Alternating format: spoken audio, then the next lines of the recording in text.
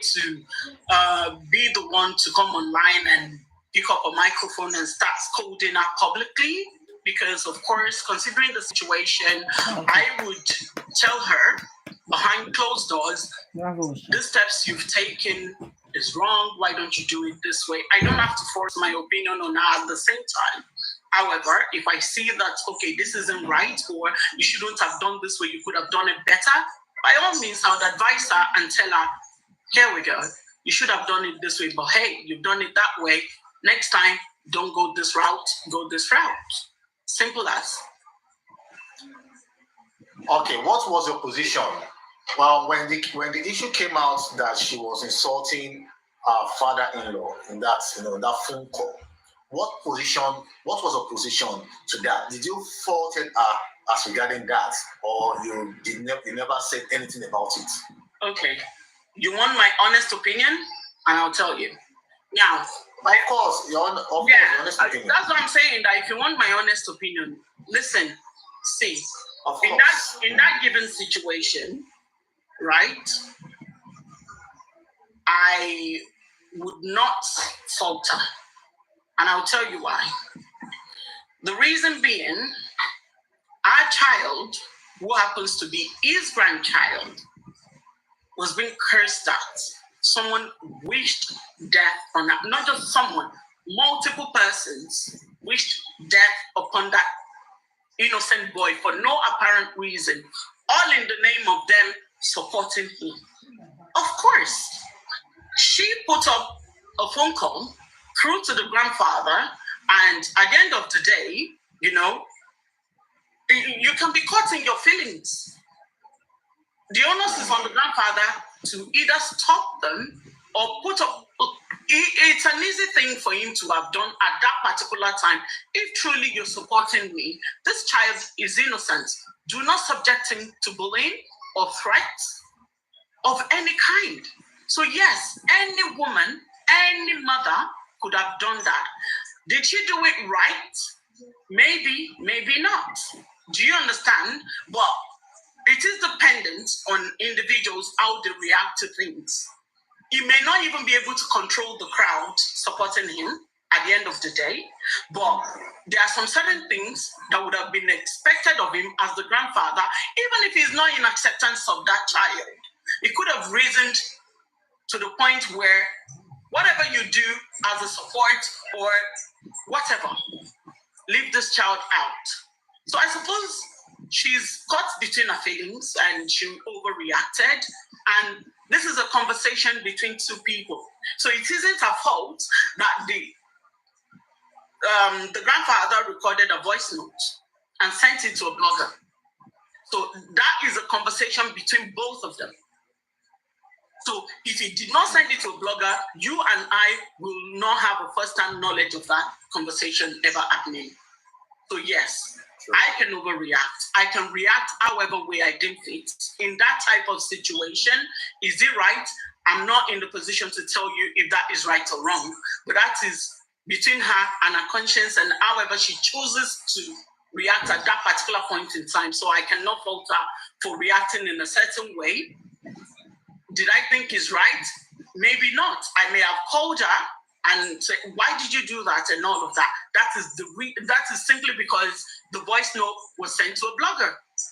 So yes, that is my opinion about that. So she reacted the way she did at that particular point in time. Okay, now looking at the morality part of that same scenario, now is it morally right for women to have done that, irrespective of the fact that you can? Yes, we are humans. We can react and we can overreact, but there are times that when we see some people as a father figure, a mother figure, or someone that is still above us, it is expected that whatever thing that we are feeling at that moment, we should have, we should be able to portray it and not overreact. It's just like, for example, being in a gathering of people. I've seen situations happen that, you can be in a gathering and somebody will just, act awkwardly by either breaking bottle or doing something that everybody will Why are you doing this in front of elderly people? You're not supposed to act like that. Now, my question is this. Now, considering the morality, do you think, since you said you cannot falter, now, the morality aspect of it, is it morally right for her to have behaved like that? So, of course, even the fact that you've said that she overreacted. No, don't misquote me. So she reacted the way she deemed fit, given the circumstances at that particular time. Those were my words. Now, yeah. So in that situation, talking about morality, first of all, I would say, was it morally right for the father-in-law to come on social media to defame my character, to address me? No, hold on. I'm trying to you're interviewing me. Let me answer you. This is how I see fit. So yeah, but it wasn't wrong for him to go online. So that would obviously trigger our annoyance in that regard. Now, so when you're talking about culturally, a daughter-in-law to a father-in-law, if they have good relationship or not, right? Ideally, you are not supposed to raise your voice, apart from them being father-in-law and daughter-in-law. But in these particular circumstances, the man has defamed her, called her names that it's unfounded, unprintable names. So in our judgment, this is now, it's done public. She's done as privately. So by moral justification, right, and by all means possible, and given every circumstances surrounding the whole issue, yes, I will not falter, and I will not say either morally right or wrong, because respect, the say, is reciprocal. If I respect you as a human being, the onus is on you to respect me. So if you do not respect me, whatever you get in return, that is on you. So next. Now, in the build up of your explanation to our reaction, you said that people were cursing us a child, which automatically is his own grandchild. That was your build up to that, and that was what you feel that would have warranted the outburst on the father. Now, and I think that is where I believe you should have picked up, your answer from, because if you start saying that the grandfather went online to say this and say that, what is different from what I said? What is different from what I said? Was it the grandfather that caused at her? No, was it the grandfather that caused at her? The daughter, the son? So that stemmed from his behavior on social media towards a person. You said cost. You said cost. No, yes, we said it's cost. from we it. said cost. It's a build-up, and you should understand that it is a build-up of different behaviors. No, so it's my answer. When you say son, listen. When you use so the it's word not an argumentation. Act. It is my answer. It is a build-up from what happened or transpired. So of course she will react such that, because on all of those platforms is granted 1 or 2 interviews, is been present on those platforms. Of course, I would, in my right mind, think that he is the one sending those people after me. If I were to be in a position, of course I will react in such manner. Of course I will call him, because they're fighting for him. They're in his defense. Every cock and bull stories is pushing all the narratives being pushed out there are through him. So, yes, it will be the right person to go to. Okay, so let's move from that. So now considering Wumi's age, how did Wumi get to know about native or traditional medicine? I mean, asking our father-in-law to take the corpse to Ekiti to invoke the spirits. Okay. Now, that is a very good question you're asking me. if you're talking about Wumi knowing about traditional stuffs, come on, she's not blind. We have culture and traditions, right? Even if if she doesn't have a first-hand experience, she must have seen it in movies. She must have heard about it. That aside, okay? Why don't you ask a question of what sort of relationship could they both have had for her requesting for the man to go traditional? They must have had some sort of relationships, right? Prompting that, okay, maybe daddy, pardon me, for those of you that don't understand Yoruba, it would have been as a result of the sort of relationship they both had. I'm not just going to wake up one day and just say, oh, let's do traditional. Because given the circumstances, it might just have come from nowhere. It might just be the first thing that comes to her mind. She might just think about it. She might not even think about it. It might just be something that just came out of nowhere, or perhaps someone said it to her. But that said, look at it either way. Either now, are you some sort of relationship, or she knowing some stuffs, or it was an idea that she got from someone, or from the movies, or from a general knowledge. So that is not a question that I would say. I spent half of my life, if not more, in Europe, so I still know about one role. So how is that a problem? Do you understand? Is it for, because if she's guilty or whatever, she will not be requesting for such in the first place. Do you get me? Logically, yeah. Okay, now you made mention of relationship, that there must have been some sort of relationship between she and the father-in-law for her to have made such statements. Right? Now, are you in a way? I gave you two logical reasons. I gave you two logical reasoning that you can weigh with your question.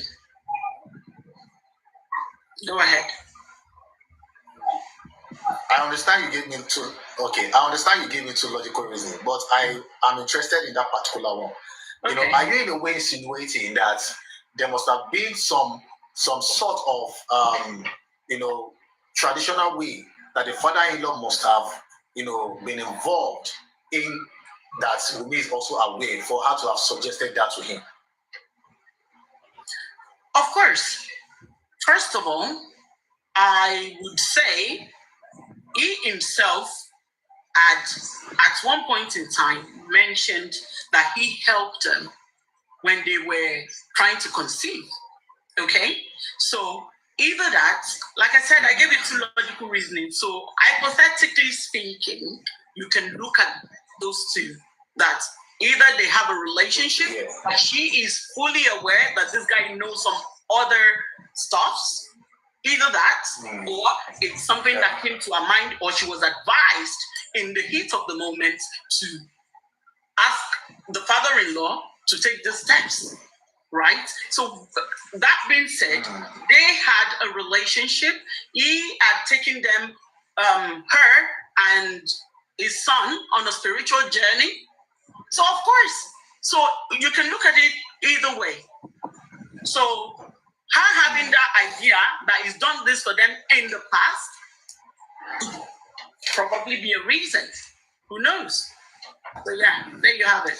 Okay, so if you are to choose, in your own opinion, which those two hypothetical thing that you have you gave me, if you were to pick, which would you run with? I have said hypothetically speaking. So if you're asking for my opinion about that, I don't have a solid opinion, because hypothetically it could be either or. So yes, I do not have an opinion. It might be that which one would you might be that's our own idea. Just run with one. I don't want to run with either because I don't want to run with either because it's an opinion.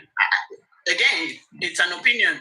I cannot say, oh, this is the situation. So no, I'm not going to stand with one.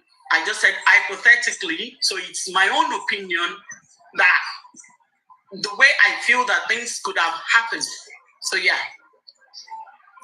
Okay, now considering this, still on this now, have you ever asked Wumi as regarding this, this invoking of the spirit? Have you ever asked her about it? Have you ever asked her about it? Why she thought about it in the first place? I don't need to ask Wumi. As a human being, I feel that, in situations, especially mysterious situations such as this, these are young couples. Like, anybody can do or say anything at the same time. And I don't think it is wrong for her because she was in a confused state. She wanted to know what tied her husband. Of course, even if they bring Ayelala, Chongo, Orunmila, at that point in time, she will go with anything because she was desperate. She wants to know what tied her husband. I will never falter, not one bit, for even suggesting it. I will never falter in a blink, never, because it was a mysterious situation. She was confused. Everything was wrong. What could have happened? Anybody in that situation, even if you are, that is dependent on how hurt you are. Irrespective, if you're a cleric, you would want to know. But, we are all wired differently. I've never asked her. I've never discussed that with her. But at the same time, as a person, I'm sorry. I'll do anything to find out. Thank you. Go ahead. Now, do you really think there is no accountability responsibility on Wumi? Sorry? Do you really think there is no accountability responsibility on Wumi? Of course, if you want to say there are some things that she might have to account for, okay? However, if you're going to ask her for accountability, what exactly is she going to be accountable for? Is the question you should ask me. What is she accountable for? And why should she be held accountable? For what reason? Do you get me? Okay, I get you. Now, but you said that there are some things that she should be accountable for. No, I said you said it just if like you're that. going to say she might be accountable for some certain things, what are the things she could be accountable for? So if you put them on the table, I will tell you X, Y, Z.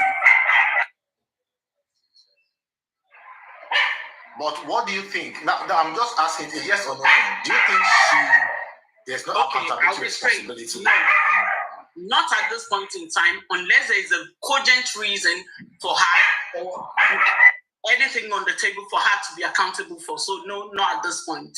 I have no answer to that, so I would say no. So you believe Wumi is the victim rather than a suspect? She is a victim. Absolutely.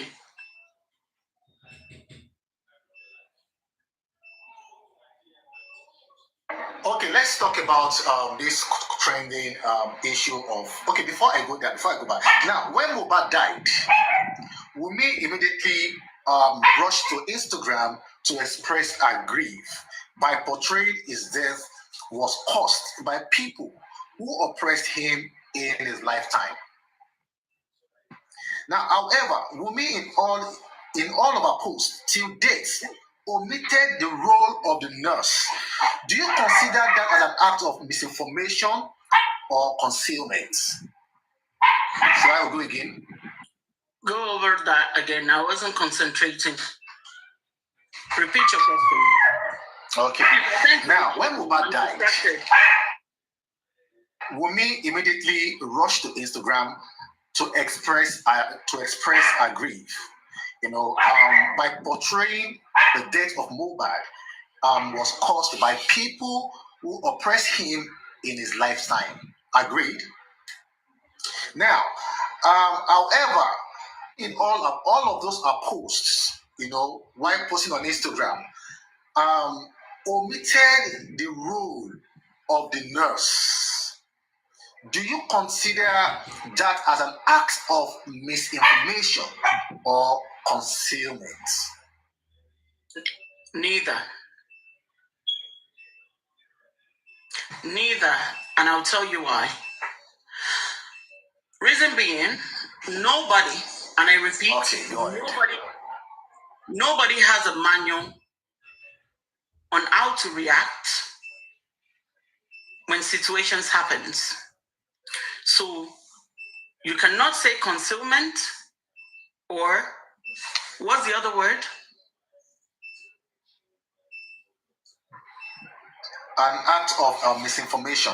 Misinformation. Pardon me. Misinformation. Misinformation, yes. Yeah. So no, you cannot say that. So she's neither misinforming the public nor concealing anything. You know why? Because neither you nor I or anyone listening to us have a manual on how to react or behave in a given situation when, especially with bereavement. We cannot. You would have, at that moment, I've suffered bereavement. I'm sure one or two people listening to us must have gone through that situation where you have adrenaline rush through your brain. You're not thinking straight. So at that particular point in time, whatever comes to your mind is what you react to, So you cannot say... You cannot say that, she's intentionally concealing information or misinforming the general public, because bearing in mind that this has been an ongoing situation in their life. When I say they, I mean Mohbad and Omoumi. So it's a build-up. Yeah. It's a build-up. So at the end of the day, irrespective of what could have caused his death at that particular point in time, first thing that will come to our mind at that point in time would be that, finally, they hiding. That would have been because it's a very terrible situation where we've all seen online and all of his experiences, him being battered and all of that. Of course. So you don't expect her to be perfect at that point in time. She's not in the right mind. This is someone that is taken by shock that the love of her life is gone. How do we expect? Because that question really, really agitates me. I must tell you, because over the course of 1 year, we have people talking about, she went online, she did this, she did that. She posted this, she said they finally fired her. How do you expect her to react in that moment? This was a 24-year-old young lady who barely has experience about life, and to now think that the person she hopes to spend the rest of her life with just suddenly dies. So the nurse would even, everything would just start rushing into her head. What do you expect? Let's be realistic with ourselves. People, people picking every single word she posted that day. Maybe it was wrong for her to even have posted. But of course, these are young Gen Zs. Everything is on social media. What I can do or can avoid doing, someone like Omoumi, someone of her age, may not, because their life majorly is focused on social media. So it is just as a result of whatever is coming through her mind. It's her own way of grieving. It's a way of saying something like it's still shocking for her that her husband is gone. So what would you expect from her at that particular point in time when she is still in disbelief that is no longer coming back? She will obviously be reminiscing over situation of things that has happened in their life, and that's as a result of the post and picking every single line, every hook, line, and sinker of whatever she said, or that is exactly how it has happened. Come on, we do not have manual on how to grieve in a given situation, especially in a shocking situation such as Mohbad's passing. I don't think anybody would have a manual on how to react in that type of situation. Thank you. All right, thanks so much for that honest opinion. So now the testimony of Wunmi at the inquest was quite lengthy. She discussed about her husband's oppression, but failed to mention a key person, and that is Sam Larry. What do you think? Why do you think she did that? K-Crown, I believe Should I go back again? I believe you were in court, and I believe all the answers she gave at the I wasn't in court. You weren't in court. I wasn't in court. On that day. On the day she gave her testimony. That first one, I wasn't in court. The very first one. Okay. So now, but you've been in court, right? I mean, you have been in court settings. You have attended court hearings. You know how questions are being asked and answered, right? So, if you ask me a particular question, of course, the answer to every single question that was asked, every single question, you have or you must have seen or at least heard about the CTC. Every questions that were asked, she answered to. So she did not deliberately omit any person's name. She answered them accordingly, and that's it. Go ahead. Okay. In a nutshell, you were saying that Sam Larry was not a question for her, so there was no need for her to mention his name. If they had asked her, I am 100% sure she will be in the position to answer correctly and accurately. So. All right, so let's move into another aspect of this whole issue. Now, what was the reason why Wunmi refused to conduct DNA in the first place, and now suddenly agreed? What do you think changed?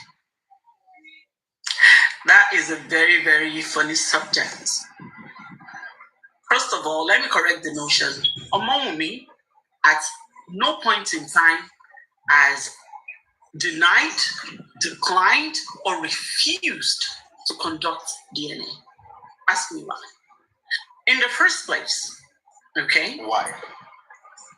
In the first place, she was not directly asked to carry out DNA. She was not approached. How was she asked? Wait, she was not approached by the person demanding for the DNA. You and I know, at least you would have heard, that some persons came on social media describing the look of the little baby and describing a situation, creating a conspiracy theory that could have potentially be the reason for Mohbad's dying, right? And this person said the wife should be questioned. As a matter of fact, he is doubting the paternity of the child. Every other person went agog about it. They went wild, talking about DNA or no DNA, right? Now, that was how DNA issues stemmed from.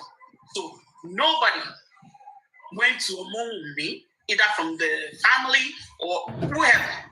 Nobody approached her that, hey, now that their son has filed, that we would be requiring you to conduct a DNA test just to authenticate or legitimize the paternity of your child.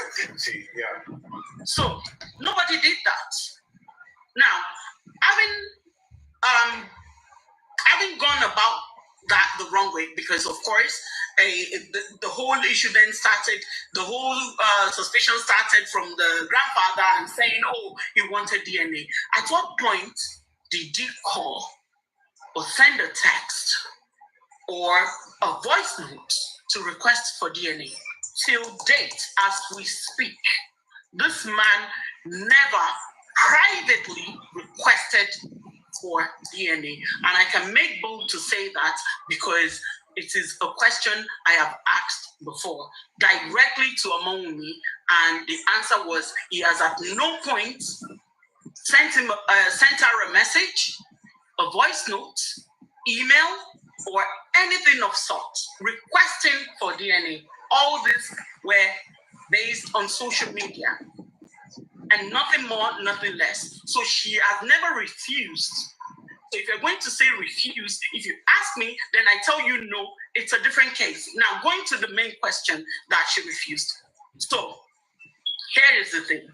When the demand was high from the public, then okay.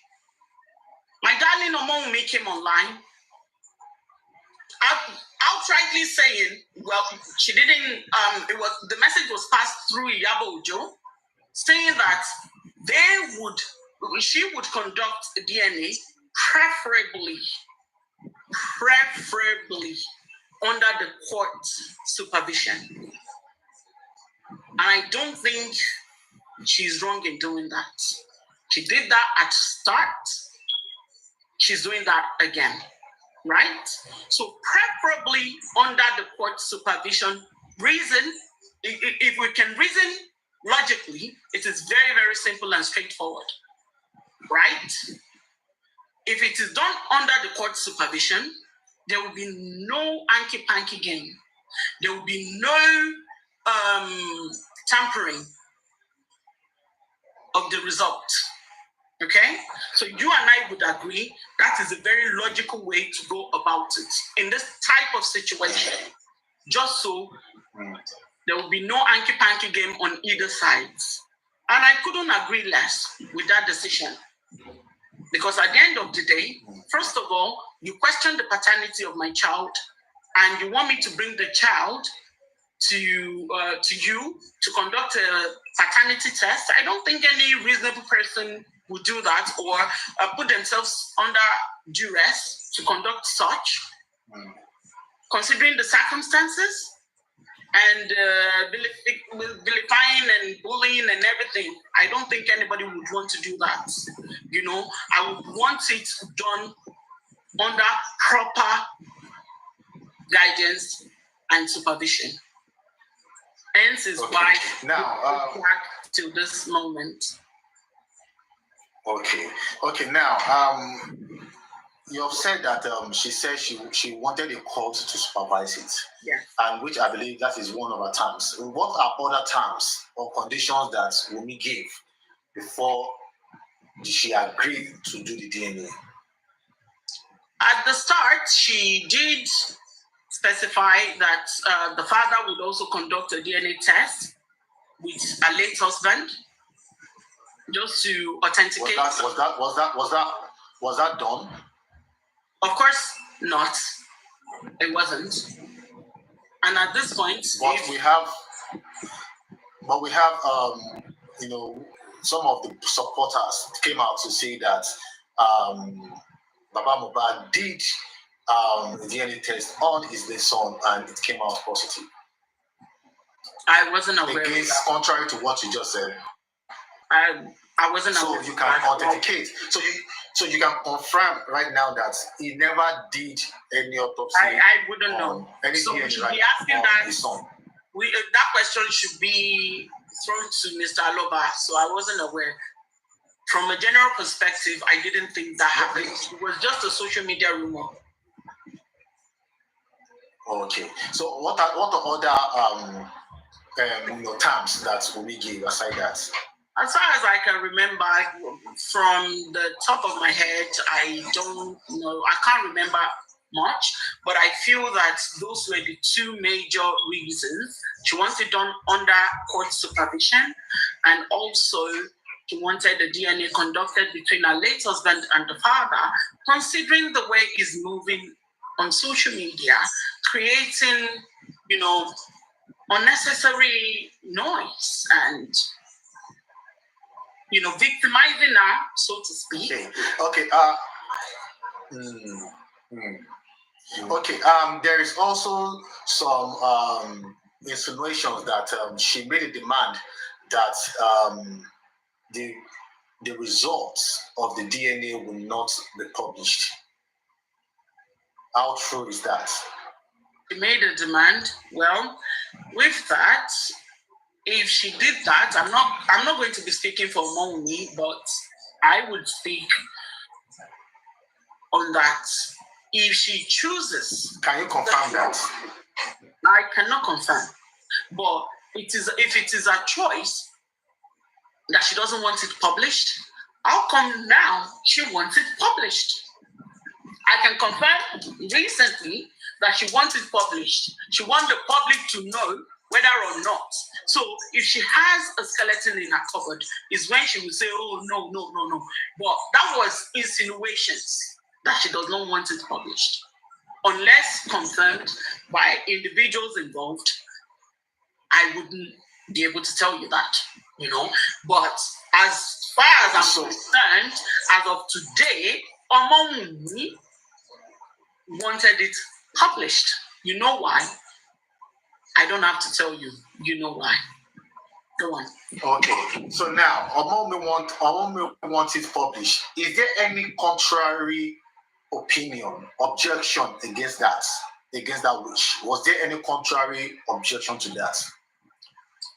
From what, like I said, what we heard, rumors, this is not coming directly from MOHB or any other person.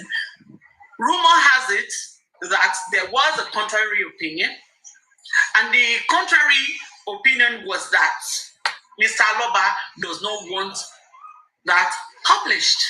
So the reverse is the case from what this is, like I said, rumors. So don't quote me for that. Yeah.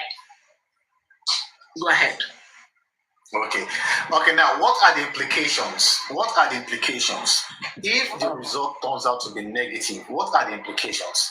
And if it turns out positive, what are the implications to Wunmi and Baba Mohbad, respectively? Respectively, on both sides. Okay. I'll take Wunmi first. Yeah, on both sides, yes. Okay. So, in my comment section, back to the previous question, apparently the lawyer confirmed that Mr. Aloba does not want it published. So that is being authenticated. So yes. So we just leave it at that. Now, Mr. Aloba doesn't want. Okay, Mr. Aloba doesn't want it published. Published, yes. Now, with regards to implications, either negative or positive. Okay. First of all, either positive or negative, Liam remains a child. And nobody can take that away from her. Okay? Positive or not, Liam, I repeat, remains Omowunmi's son. So, either we like it or not, whatever we... Of course. Yeah. So, that is on ground. It is he is her child, and no one can take that away from her. However, when we talk about, given the circumstances regarding DNA issue or no DNA issue, okay, I have no reason, right? I have no reason to think otherwise because of a fact Liam is Mohbad's child. But let's just go based on public opinion, negative, okay? Based on that, Omoumi will live a life. So the implication will remain that she was still married to Mohbad. And Mohbad, even if it comes negative, Mohbad, as at the time of his death, accepted, called that child his son as at the time of his death. So negative, positive, there's no implication. Like, I have no reason, even if you take it to the court of law, as long as he regarded that boy as his son, up until his death, he remains his father. So there's no negative impact. However, to the other side, Mr. Aloba's side, if it is positive, it's going to be a very, very complicated and long ride. Ask me why. Because of the stories, the conspiracies that has been built around the child's paternity. First of all, how do you come around if it turns out positive? How will he look at that boy or Omoumi? Are they ever going to have any relationship for future reference? I doubt that pretty much. I'm speaking from my own point of view. I don't think anything can ever happen, but you never can tell. We're all human, we learn to forgive over time. Time, they say, heals wound. So the pain that has been caused, the onus is on Omoumi to heal from that and obviously forgive and move on. That is on her. Now, if it turns out negative, of course, it will jubilate and celebrate that because, of course, it's come online, asking for people who's had or perhaps has ever had relationship with Mohbad to come forth. If he has a child, there's been public jingle and publications about that, So, yeah. Now, that would be a win for him because he never wanted that. So I would say it is the negative side of things will be a win for him. But he should be ready if it is positive because strong supporters of Omoumi may drag him by the balls. Period. Go ahead. Okay, you said there were conspiracies that were built around the paternity of the child. Please, Can you tell us those conspiracies? Oh, Lord. What are those conspiracies? Where do you want me to start from? The conspiracy surrounding the paternity that the child that Joseph Aloba made. Pardon? Go ahead. Was it Aloba that made those? Was it Mr. Aloba that made those, conspiracies? I think that's a very cheeky question you're asking me, but I'll answer you respectfully. No, he didn't start the conspiracy. Like I said, some persons, if you don't mind, I know how to name drop, so if you don't mind me dropping names, give me permission to do that. Could I name drop? Sorry? Am I okay to name drop? Am I okay? Yes. Drop? Go ahead. Mention me. Okay. So, first of all, started from Very Dark Man, right? And his online bloggers picked it up. Right. And this lady who is at the forefront, claiming to be Baba Mohbad's blogger. We have Buki Jesse. We have Kudi Alowole, popularly known as Yeye Kudi.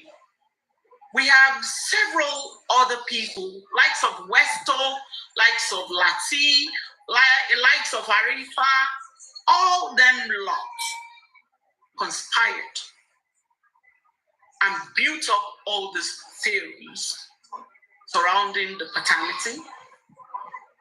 All of them. Some names I don't remember. That we have likes of Perkins, and you, as a matter of fact, has been in that boat before. So yes, you've been in that boat. I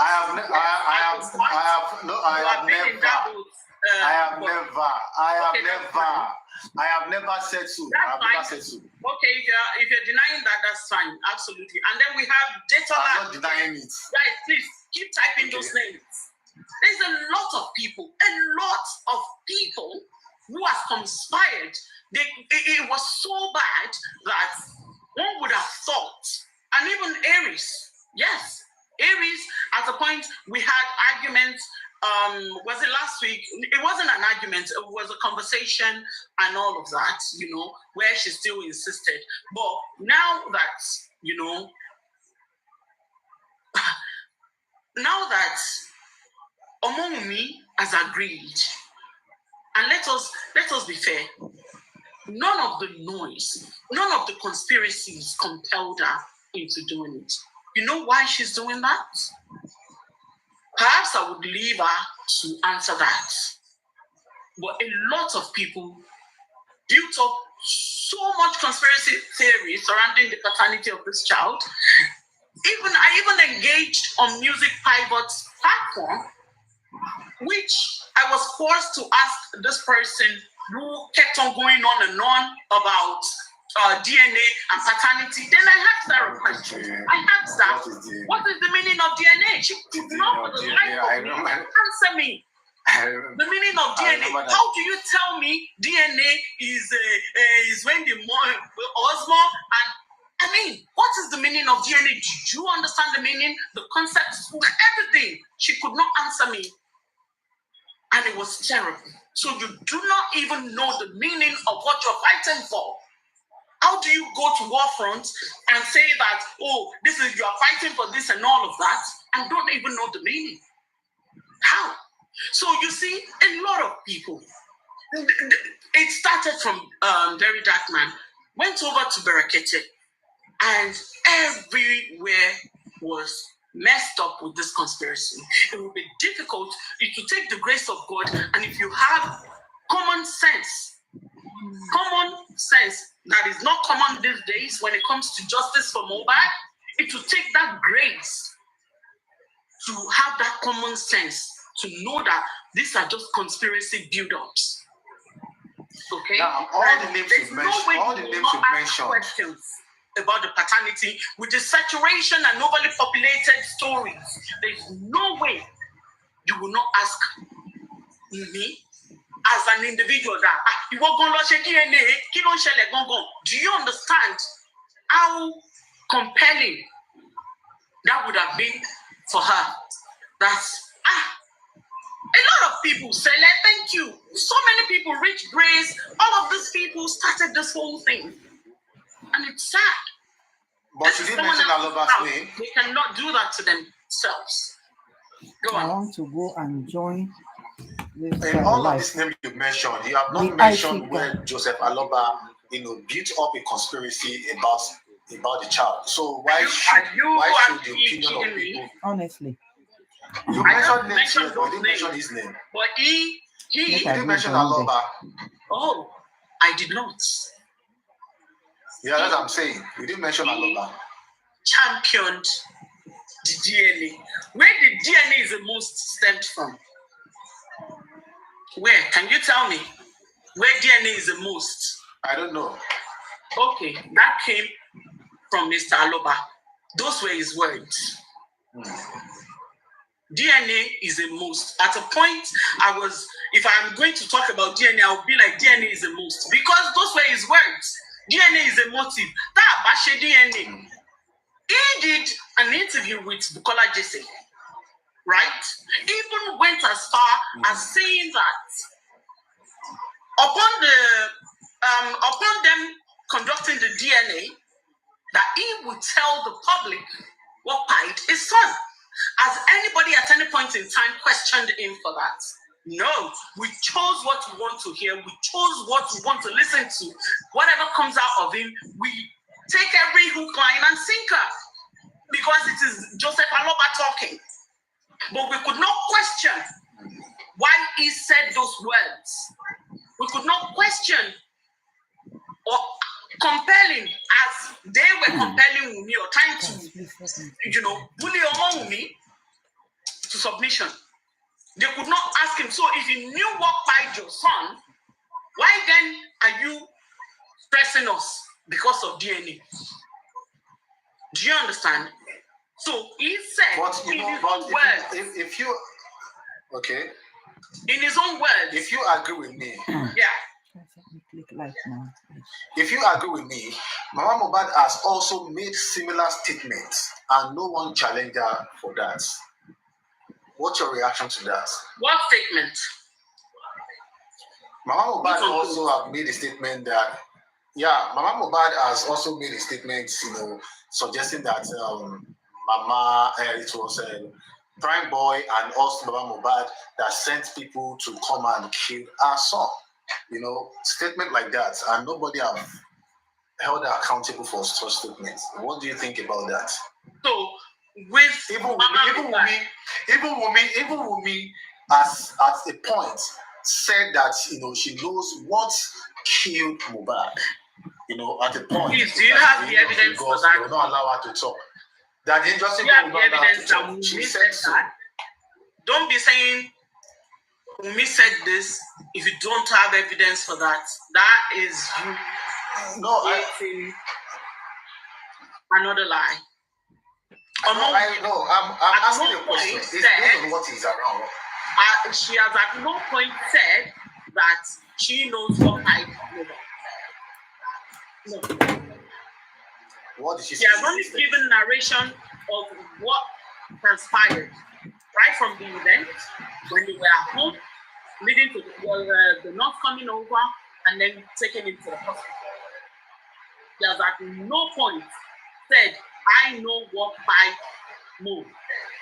But Baba Mohbad said on a live broadcast when he was talking to Bukky Jesse that upon doing DNA, he will then say what by Mohbad. There are two different things. Are we together? Okay. So now, let's move on. Yeah, let's move on a bit. Let's move on a bit from that talk. Now, I believe people, even you yourself, if you must agree with me, you would have sat down to at least try to think about, what's really happened, in the course of the death of Mohbad.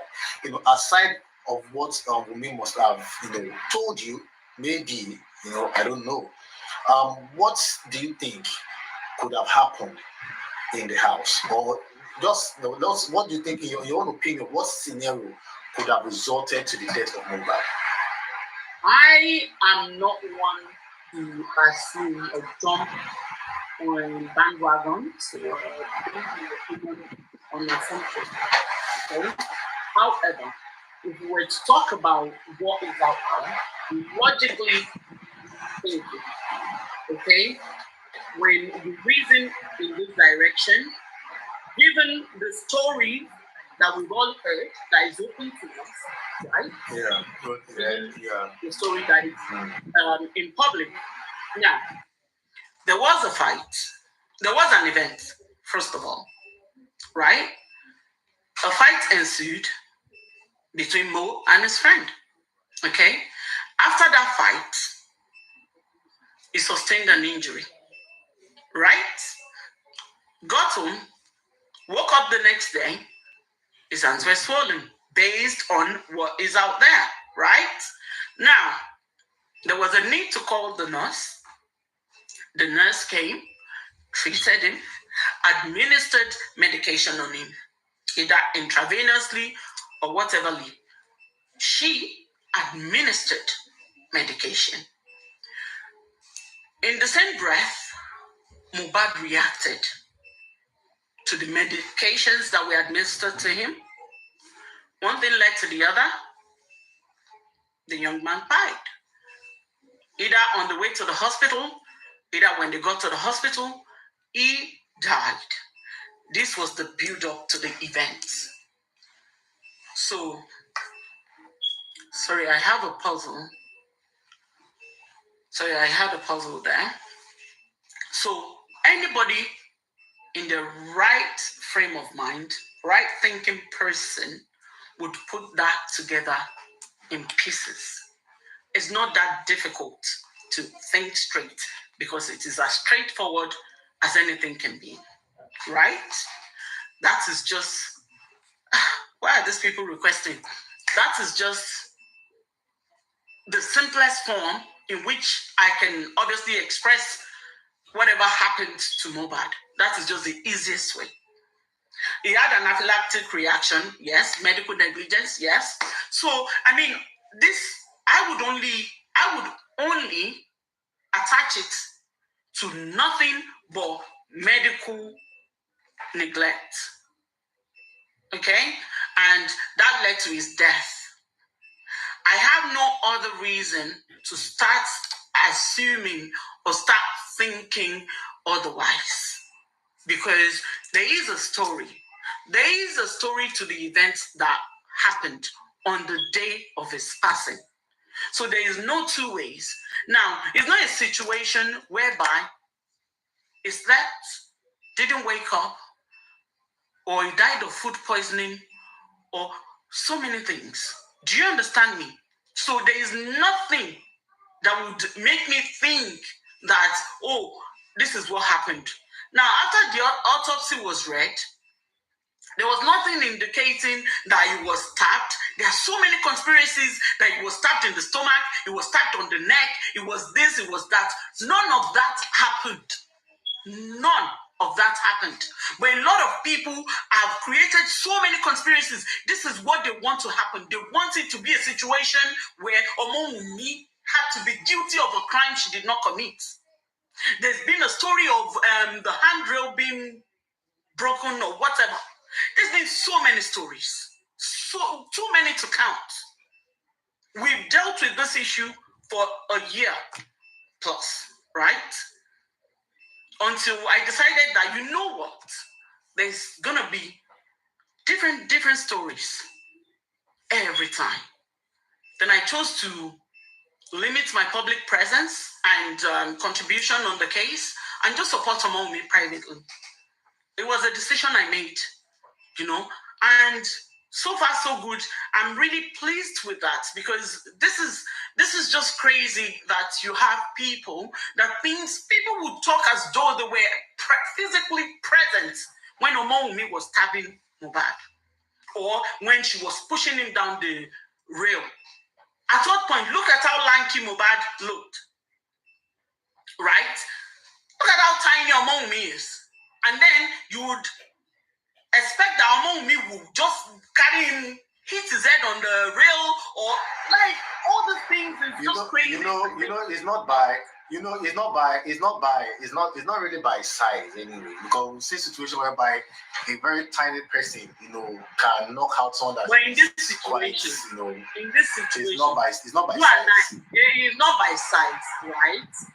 But you and I, we cannot just say because this is something someone is coming up with, as though that is what happened.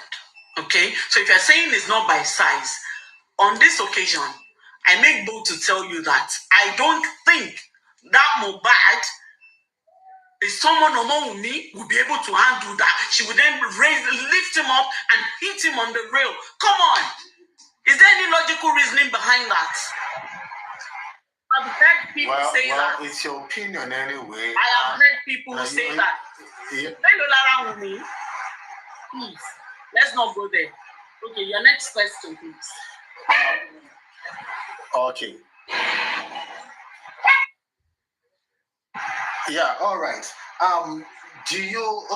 Now the autopsy was done, and now can you tell us there's something out there that Wunmi knows, has information about the private autopsy. Can you please tell us what it is? Well, that conversation we've not had, so I cannot give you any first-hand information regarding that. However, the question or should I say what I am going to say is, was it Wunmi that requested for the second autopsy? Of course, it was Baba Mohbad that requested for the second autopsy. So he requested for the second autopsy. They should be the ones. You're right. Of course, she had a pathologist present, okay, at the time in which they wanted to conduct the autopsy. However, we should be asking him the results, not Wunmi. Wunmi doesn't have to have information. What if she's not been told? So he is the one that requested for the second autopsy. He's the one that brought a pathologist from Ibarapa or wherever Ari said they came from. He is the one that requested for the he is the one that requested for autopsy. So he should be the one to give us the second result. And if it contradicts what the government has, then that means there is a conflict. So yes, Wunmi is going. So are you saying now? Are you saying?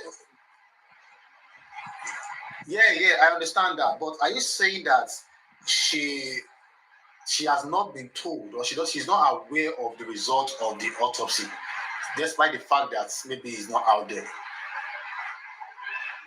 So, like I said again, she did not request for it. If she's been told, doesn't have to. Because why are they silent in the first place? Do you know how long it took? Do you know how many funds were donated?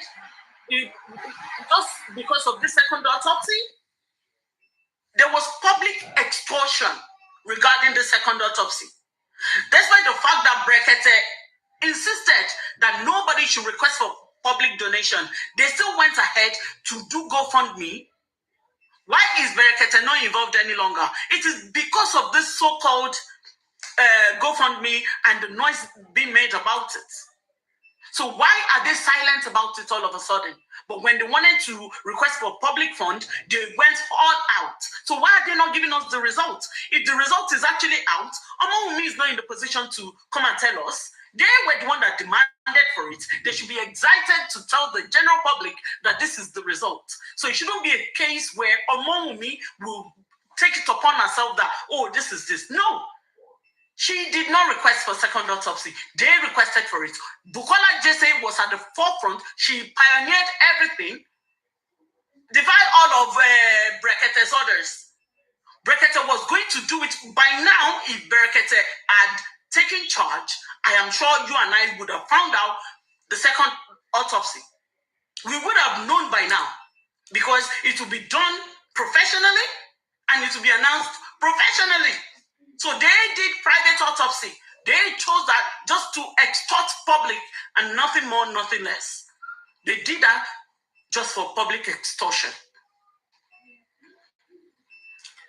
So yes, they shouldn't have been silenced about. I can't hear you. You're on mute. Do you ever think that the decision of the public has cost in this family thus far? Do you ever think of the division the public has caused the family? The decision of the public, yeah. Do you ever think the decision of the public has caused the family thus far? Of course. Do you understand? Of course. I understand the question quite clearly. Of course. And I'm not going to say on one side or that Baba Mohbad side or Kinikon. No. On both sides. It has caused a whole lot of problem on both sides. Okay? Now, public support, sometimes, and I'm not excluding myself, okay? Sometimes, we have opinion. We want our own opinion to be the real deal. We want our own opinion to be how things should be done. which in reality is wrong. And I'm sure regarding DNA, if it's not because of the way everyone went about it, things wouldn't have been taken this far. If Baba MOHB had called Omoumi, let us do it this way, traditionally, yada yada yada. Yoruba people will say, Orotutu manjo bilakmoni. Do you understand? It wouldn't have gone this far. But the public went and laid so much emphasis on it, such that if I were in Omoumi's shoes, let me make it very clear, there will never be any DNA. Now, the person will won't buy will buy. I will stand my ground all the way through. Do you understand? So that alone has caused a great division between the family. And it will take the grace, when I say the grace of God, it will take the grace of God for them to even learn to forgive each other at first. Look at the likes of Bukola Jesse. Why would Bukola Jesse be coming online, bringing curses at a 1-year-old child? Who does that? There's nobody have moral justification to curse at anybody, needless to say, a 1-year-old child. What is the offense of that child? Because the public is demanding for DNA? Hell no. You don't have right as the public to demand for DNA of my child. I don't care. Even if it's 100 men that slept with me before having that child, I do not care. You have no right to ask for the DNA of my child. Nobody has that right. Now, you are now creating a conspiracy that this child does not belong to MOHB. You can actually say that. It is okay. It is your opinion. But you do not have the right to curse on anyone's child. And that alone has caused so much. And Baba coming out to tell the public that Bukky Jesse is a blogger. Bukky Jesse is in charge of GoFundMe. Bukky Jesse is this, Bukky Jesse is that. How do you expect? And Bukky Jesse comes out day in, day out, cursing on a little child. At this point, I'm not too particular about Omoumi. My focal point is that little boy. Do you understand me? I am not too particular because Wumi is an adult. She can handle herself. Whatever comes her way, I'm sure she can handle herself because in saying that, subjecting that child to that amount of bullying by an adult who has raised a child, who has carried a child in their womb for 9 months, you dare come online? And so many other people have done that on TikTok as well. And that is the reason why you have a whole lot of us, standing firm behind Omoumi, irrespective of whatever. Let's even assume that, okay, all your conspiracy is right, everything is this, and that. What did that boy do to them? Just because you want to be right? Just because you want people to listen to your lies? You feel it's okay to do that to that little boy? No. These are the things that people should condemn in its entirety in our community. Because when you condone such behavior, you don't even know where your own child will be tomorrow. You don't know where your children will go, who they're going to meet in future. You don't even know who is going to bully them. How are you going to handle the situation at that point in time? So no. It is the issue of the DNA that has created so much hatred between the families. So what's your take on a private DNA? What's your take on a private DNA? Private DNA? I mean, there is a move for a private DNA for Baba MOHB. Elaborate your question. What's your take on that? Elaborate your question so that we have an answer to that. Yeah, like a situation whereby there's a move now that Baba MOHB wants to conduct his own personal DNA, just like that of the autopsy. What's your take on that? Again, I feel that it's another form of public extortion, and I'll tell you that. Because number one, you wanted to conduct a private autopsy. We are yet to see the results. The public, you are not informing the public about it. Neither have you informed the court about it. There's nothing. We've not heard anything about that. Now you want to go on private to do DNA tests. Why? If I were Omoumi, I would outrightly decline private DNA test for what? I would decline completely in a does he have the right? Doesn't he have the right? Doesn't Baba have the right to do his own private autopsy? Legally, why do you think it's taking so long? And why do you think the court denied them of conducting that paternity test? If Omoumi had not agreed or stand firm that she wanted that DNA test to be done, do you think the court will grant it? Only the father of a child has right to conduct paternity on that child, right? He does not have any right, absolutely, to request for the paternity of that child. But we will talk about tradition. Every little thing will go tradition, this tradition, that. No, it does not have no right to request for paternity in the first place, talk less of saying he wants to go private to conduct paternity tests. For what? Doesn't make sense.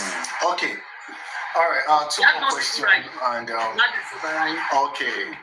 All right. Two more questions, and we'll round up this interview. So, is it? Can you confirm that Wunmi called Baba Mohbad shortly after the husband's death? How true is that statement? From what I cannot say Wunmi did or Wunmi did not, but from what we've heard, from what is out there, from what is in the public, right? Wunmi was not the one that called. It was Blessing, from what we heard, the mother, to there you have it. Okay. Now, did Baba Mohbad also called Wunmi shortly after Mohbad's death? I cannot confirm that because I don't know. I don't know what. All right. The reason why I asked you this particular question is because you were the one that made this same statement on Daddy Freeze's live. You said that Baba Mohbad called Wunmi shortly after Mohbad's death. That she called his lawyers to let him have all Mohbad had left. That's not the day now. This was after his death on Friday. No, I said Friday. He died. Shortly after. Oh, okay. It's not on the day of him. I thought you were the No, I didn't say. I said, when he no. Who announced what? Yes, it was after. It was on Friday. I even put the date to it. Mohbad died on Tuesday. On Friday, he wanted them to have a family meeting. Did he deny it? He's even said it on that radio station. He said it a couple of times. So yes, he spoke with the lawyer on Friday, the week Mohbad died. So I'm saying that affirmatively. And the conversation regarding to that call was for property. Of course. They should bring can you so that they will know how to share. I said that. Okay, all right. Okay, now the last thing I'm going to ask you is this: that Baba Mohbad also said that Baba Mohbad is not the father of Mohbad. Can you? Baba Mohbad or Mama Mohbad? Sorry, that Baba Mohbad is not the father of Mohbad. Mama Mohbad claims that Baba Mohbad is not the father of Mohbad. Can you say something about that? That thing, no, Mama I'll talk from a general perspective, okay, and as a woman, okay. Now, this woman has come out a couple of times to address the public and say, if you want to mute, because there's a background noise there. So that is honestly between the two of them as husband or exes, husband and wife or exes. Okay. Now, I'm not in the best position to say that. I didn't know when they were benching each other. I didn't know when they started, dating or anything. I have no idea about their relationship. I know nothing absolutely about them until the demise of MOHB. However, because the case is public, this woman, on a general notion, came online. She wanted the boy to be buried. They've taken the samples for the autopsy. They've done whatever that needed to be done. So why is it still laying in the morgue? Are we going to say it's okay for them to live their life? They want to move on. If someone dies, people tend to move on. Over time, memory fades. Okay? The person becomes in their memory. Like they remember him occasionally. It's not going to be an everyday thing any longer. Okay? This woman wanted them to bury the boy because he's seen enough, he's gone through enough in his lifetime. It shouldn't have to be. Fair enough, bodies don't feel any pain when they're dead. Okay? But given the circumstances surrounding the whole issue, the woman wants the boy buried. And the reaction of the father was as a result of what she said. So you cannot falter as an African mother, as an African woman, you cannot falter for saying that. Because of course, she would also want to get at him. So therefore, she would say anything. She would say anything. So we're just, judging her for whatever she must have said at that point in time. But she said what she needed to say. Perhaps that will push him to go bury the child. Okay, now that MOHB is still in the morgue, he has a live band. He's done so many things that Wunmi dare not do.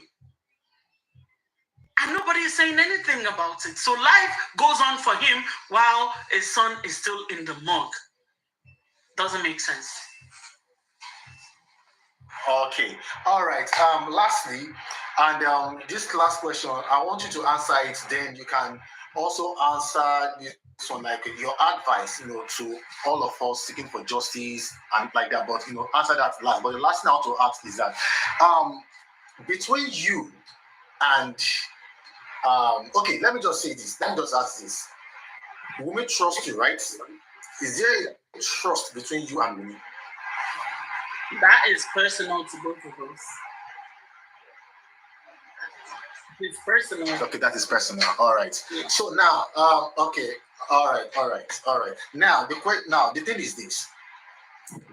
Karimot has always, we've seen Karimot, supporting Wunmi that time, and now it has, turned another thing.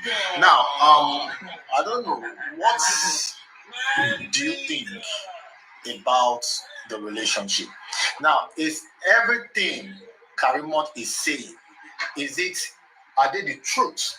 Because I believe, the reason why I asked about that trust is because I believe that there are some things that Wunmi would have confided in Karimot, being a sister, that most likely you might not be aware. Most likely, you can't see. So, should we run with what Karimot is saying, or maybe she's just saying things to discredit Wunmi based on the fact of the quarrel? And you understand what I mean? Then you can now, after answering that, you can now tell us the advice for justice seekers that you are there. Someone commented here and said, is Karimo a name of a place, animal, or thing, or something like that? That's true. I'm sorry, but truly, let me be honest with you. You see, Karimo, I find that a very funny character. That's why I never take her seriously, even if she's displaying a bunch of other. Let me just be guided with my words. But I find that funny. But from my experience with her, I see her as someone who wants her opinion to be validated. She wants to stand in the position of being at the forefront and knowing everything. Now, like the power of attorney. power of... She wants to have the power of Anthony. That was where the whole issue or misunderstanding stemmed from. You see, I can go on and on about Karimo, but I don't want this interview, I don't want it to be based on a topic or a name. So because I don't want to attach any relevance to her, but we cannot see how she has cut across. And the question I would ask is, now that she was the one that claimed to have the power of attorney, has she given you the truth you all requested? Has she given you the secret? Has she given you, you know, the truth? It just says one thing and one thing only. I'll let people search their conscience and answer it themselves. But as for Karimo, I'm not going to give her any relevance because she's not important in the scheme of things. So no, I will not delve into that. Thank you. Yeah, okay. So what advice do you have for everyone seeking for justice with the way we all are going about it with different, you must agree with me that regardless of all of this brouhaha that is happening on different platforms, a lot of us have been doing pretty well. I can mention names, and we have seen some people too use that platform for different things that don't even align with what we call justice. So, what advice do you have generally, and what is your hope in getting justice? The questions you are asking me is very, very broad, okay? But I will take it from a general perspective and how we've come thus far, okay? Sorry, I have my boys here. What do you want?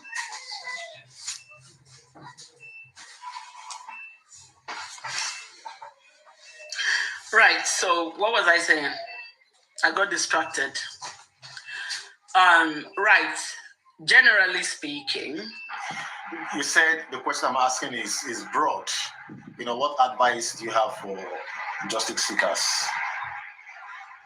If and only if they stay focused to the subject matter without creating unmerited conspiracies, if they stay focused, if truly they're seeking justice, the answer isn't far-fetched. Okay? The truth isn't far-fetched. But we arrived at this destination based on lies, based on conspiracies, and based on selfish interests. A lot of people have turned justice for MOHB to money-making venture. We have so many people. They have turned it to, and I'm not saying on one side alone, people have turned justice for MOHB to money-making avenue. That is the reason why you would have people come, go, and do so many shitty things. We have the likes of Yomi, we have the likes of Bookie J say, go fund me. We have so many people. Way too many people. Why is it all based on money, money, money? Why? Because they don't want the story to end. They want it to drag on for too long. If your attention is shifted to other things, how do you expect? You're supposed to, if truly you're looking for justice, you're supposed to ask questions. The people in authority will demand answers to this event, this, and that. We're not doing that. Our aim is to nail Wunmi to the cross. Our aim is to make Wunmi guilty. Why? You want to nail this young lady for a crime she did not commit, but based on your thoughts, based on your conspiracy theories, based on whatever it is that you have in your fucked up head, excuse my French, you just want her to be guilty of a crime she did not commit. And that's why you would have the likes of Bukky Jesse, Yeye Kudi, all of them, hammering on her day in, day out, because they want their lies to become the truth. They want their conspiracies to come to reality. And that is the reason why you will remain in perpetual circle in your quest for justice and find or have no result. It will remain in that perpetual circle. You know, when something is perpetual, it keeps going round, round, round, round.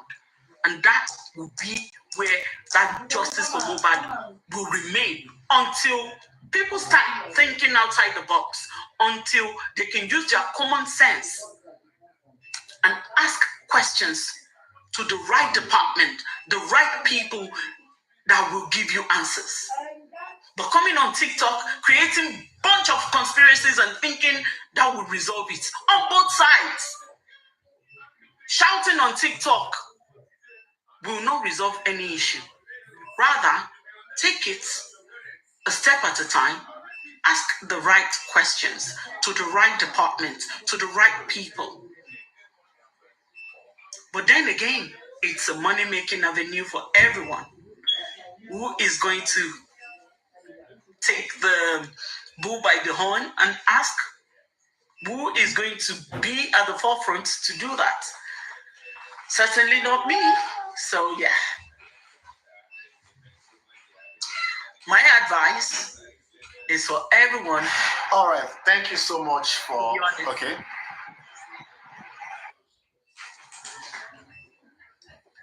So I said my advice for everyone is to be honest, stay true to themselves, and do that which is right. Life is not just about money. Truthfulness will take you far in life. Be kind. It doesn't cost anything to be kind, and do things justly. Justly. Yes. Thank you. Go ahead. Yeah, all right. Thank you so much for coming. Thanks so much for coming, and thank you so much for meeting Moloti Muti.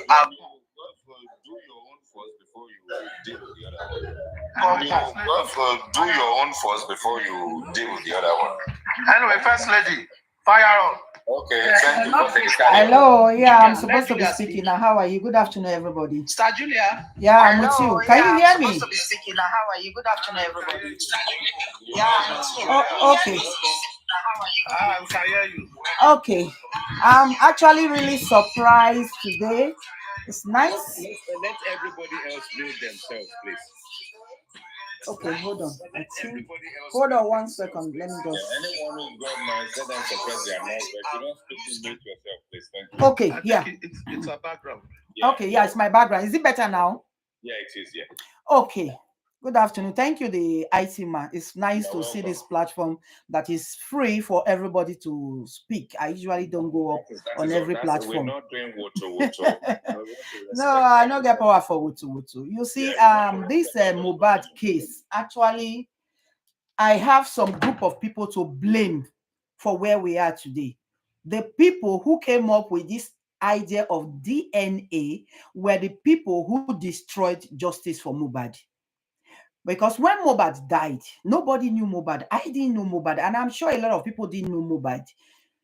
And Easter blog Niger carried it that it was ear infection. We just took it like that. I said, oh, ear infection. And I was like, common ear infection. They're not treated.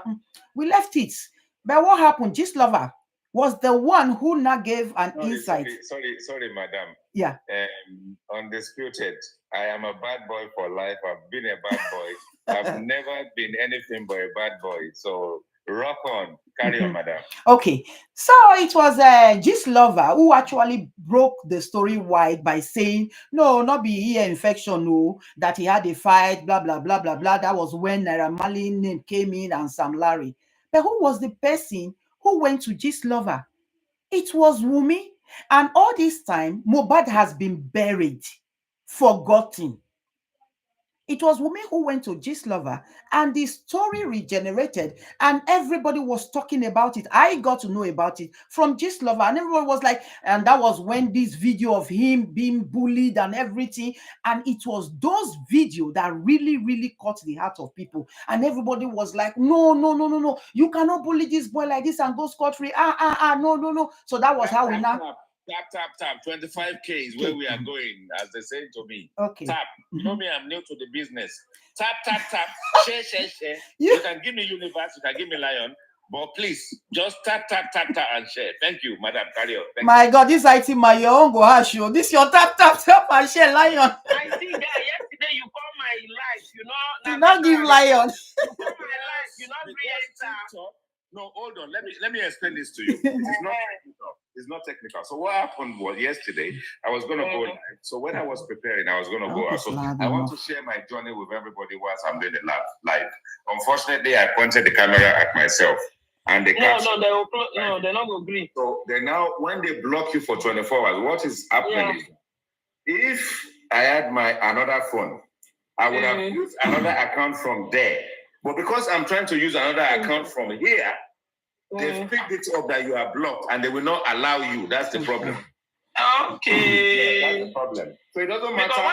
Because when they blocked me, when I was talking to Paparano, I was just wondering, I pressed, okay, because then I was going to Togo. So I wanted to show Paparano that, okay, see where I am and all that. You know me, and Nigeria, they stay now. Now they stay abroad now.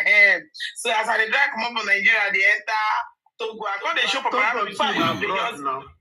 Togo no be abroad. I don't start. Because even the self big persons. So please, can I continue? Can I continue? Yeah, so that I can drop. So I go on video. Let her express herself. Carry on. No, I just want to complete my statement. So I just okay, as I just enter Cotonou like this, like I don't enter Togo, I can't tell Paparano. See the road though, you can see that their road are good. Before I look the thing just go off. They don't block you. So you are right. That's in there. Paparano was not calling me, no way. I just go off till the next day again. Because all the attempts was being done through the same phone. Okay. Anywhere you turn, you will still tell you are blocked until this time. Okay. So unless I have another phone, then I will go through that phone.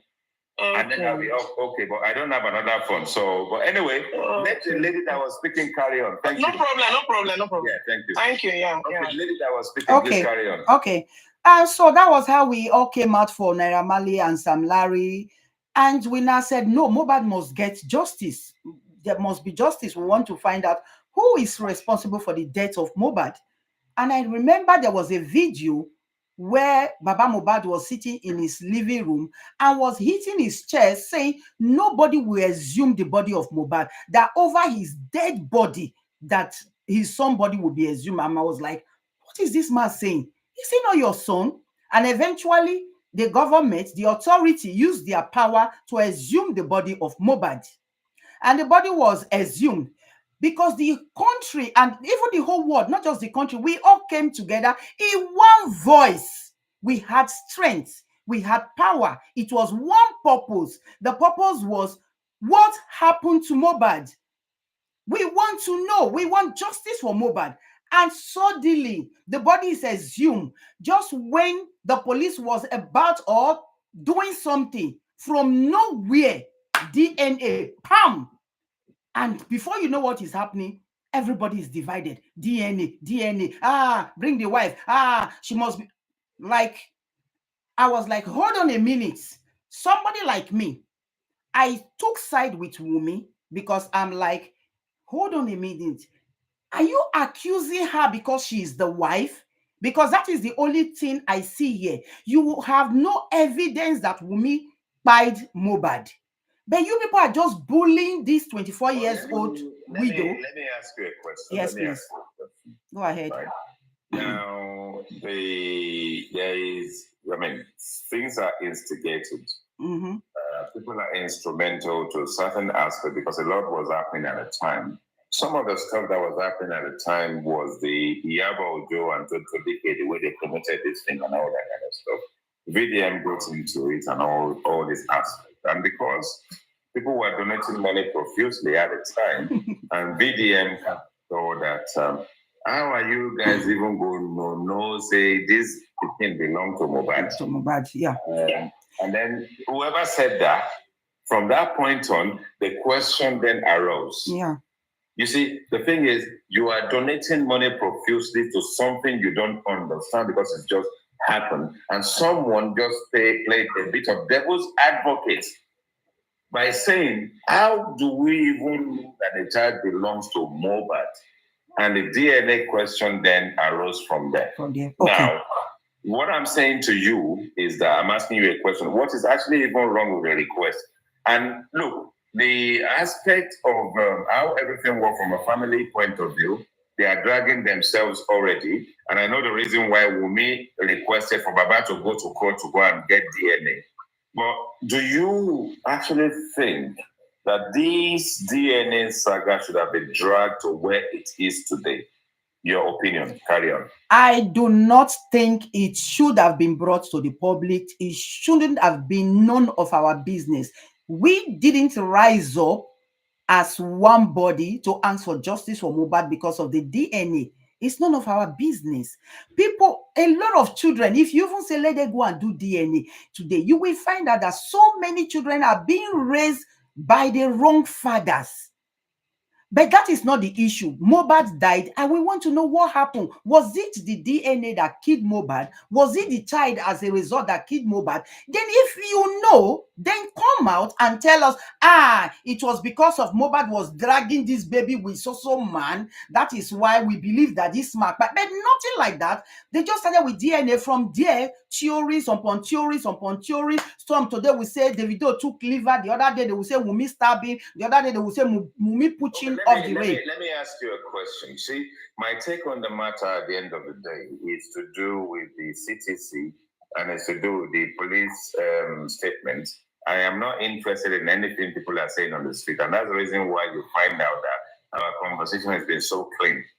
I don't really give a fuck whether Baba. Yeah, but IT man, it's recently. Your theory right now is recently. If you people, you aristocrat, Papariano, you people have had an open-minded that the way you talk now, you people have been speaking like this, it would have been better. You people had a voice. You people have a way of motivating people. People believed in you. Let me engage with you. Listen to me. I think I want to answer. Okay. I don't want that. I'm addressing this process. Now, let me answer your question. Let me enlighten myself and everybody. Okay. We talk about the street language, we talk about the Amazon language, we talk about colloquials, we talk about things that is common to the process and words that we use. Let me buttress you. Let me do this. Let me do that and all that kind of. So we are used to that. So the situation is that people will take the matters to the gutter. There's no two ways about it. Now, let me I will let you speak. Hold on, listen to me. I don't want to speak. If Bibi is not talking, you can drop him and bring someone else up. That's what No, don't drop anybody. Don't drop anybody. Let's just try and put on the science. So that can come up. Oh no, hold on. Okay, so what's happening now is that we will engage, we will take matters to the gutter, we dissect matters.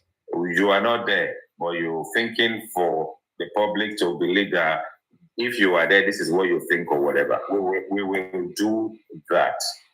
Now, this conversation that we're having right now, as far as I'm concerned, let's keep it clean. Let's take out the pluses and minuses of what is not part of the case that we are thinking out of it. You understand? When we go to Paparano's platform, it's also open for all, but it's a different platform because that's where we all started from the inception, right? So the platform is growing in popularity, and the platform then allow what you have just said right now, rightfully so, because I will be there and I will be speaking in tongues in that direction. And I will be saying things that is not justified.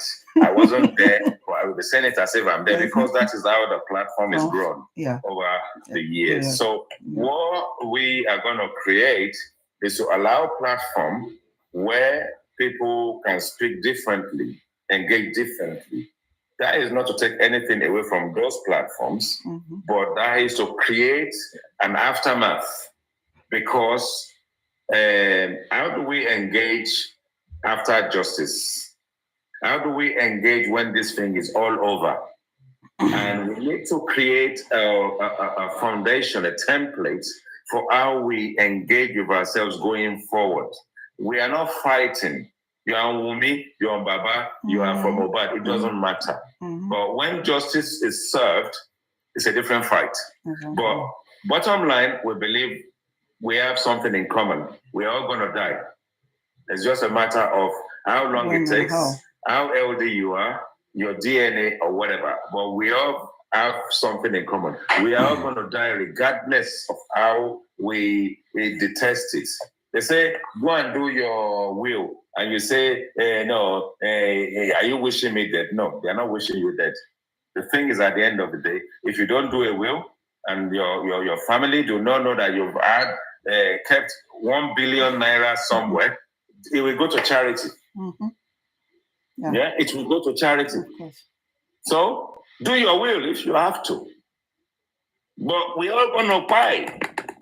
Whether they pay us, whether we pay ourselves, whether they collude and pay us, we are going to pay. Exactly. So that is why I don't like it when we, especially some people on TikTok, they play the role of God. They think they are God. Like, we will drag you, we will take you here, we will do this. When we come and tell us for 1 year. For 1 year, you come for Baba, I will come for you. No, how are you going to come for the person? What is it? You are just going to be fighting with your keypad. There are some people, words don't get to them. Yeah, like me. I will tell you. Comfy, where are you today? Comfy, I will come. Yeah. Joseph Alaba is my father. Your father is either alive or dead. Joseph Alaba is not your father. Carry on. I will tell you, I am supporting Wumi, but even if you are insulting Wumi, it will not kill me. Neither will it take anything from me. So I will not tell you, if you come for Wumi, I will come for you. No.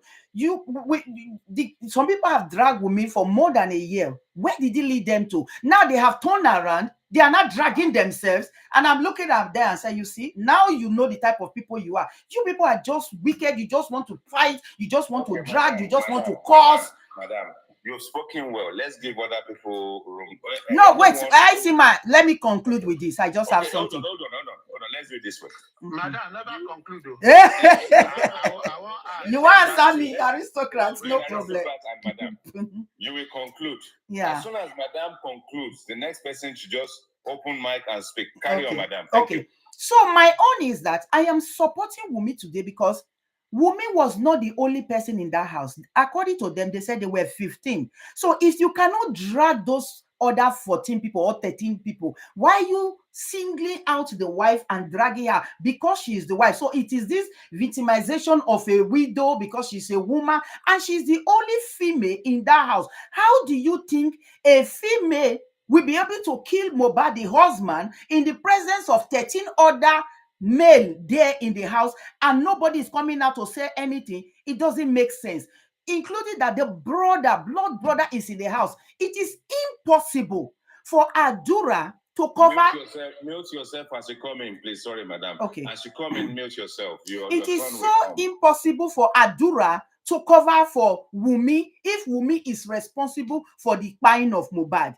But if you come out and tell me Wumi is covering for Adura, that Adura buy MOHB, I might even want to say, it's possible. Why are we not even looking at it that way? Say, it's possible that the whole family is even covering for Adura. It makes more sense than you saying the wife buy MOHB, so the papa will cover for her, the mama will cover for him, the cousin, the brother, the worker, the dancer. These people are working under MOHB.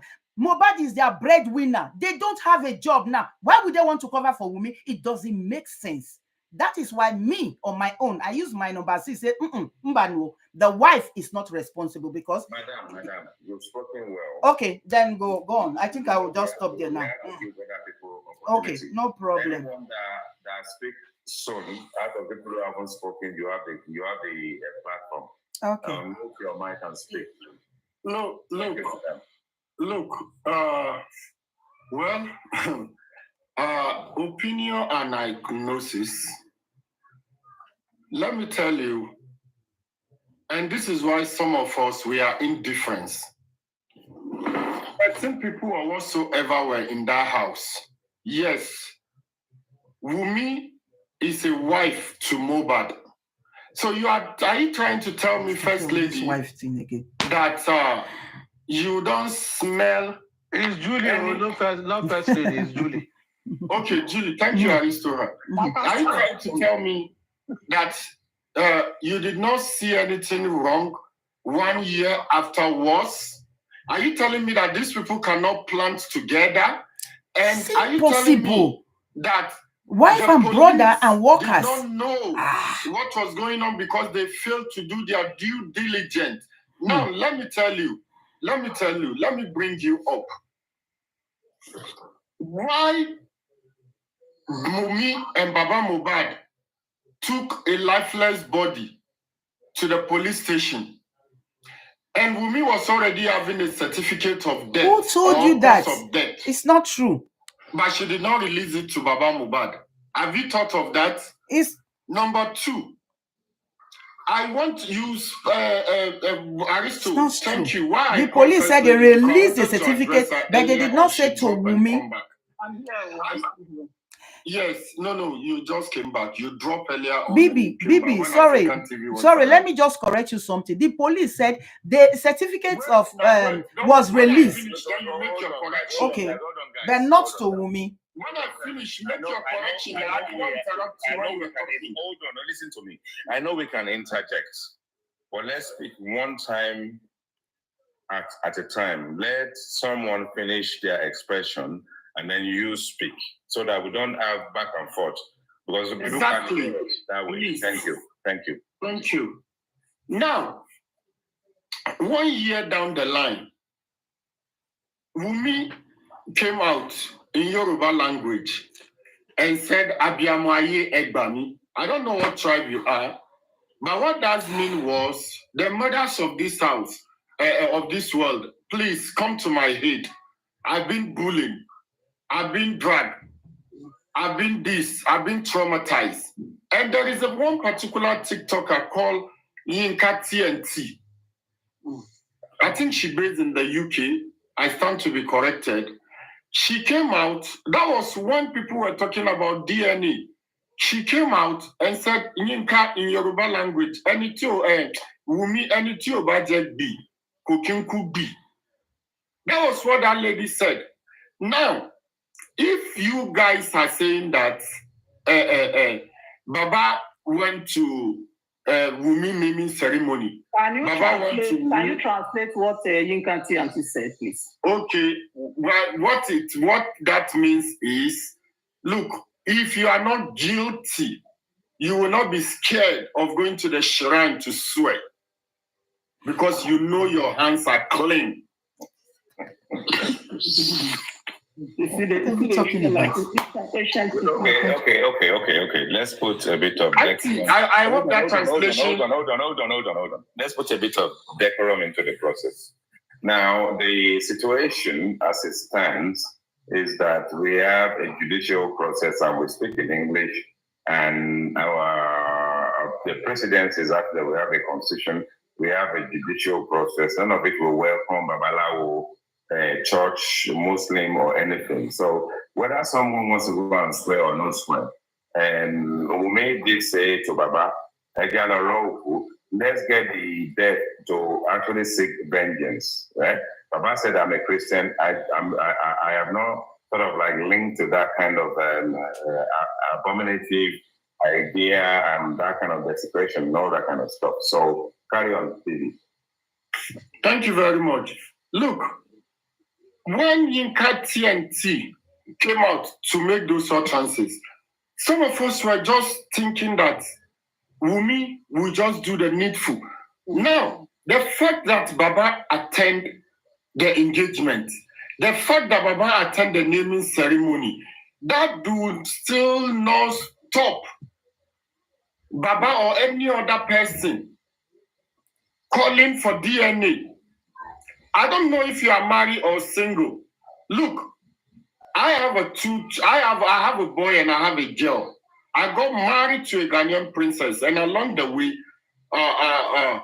we departed ways. Anyone that knows Ghana very well, and I believe Aristo will attest to this, the law works in Ghana, not unlike Nigeria.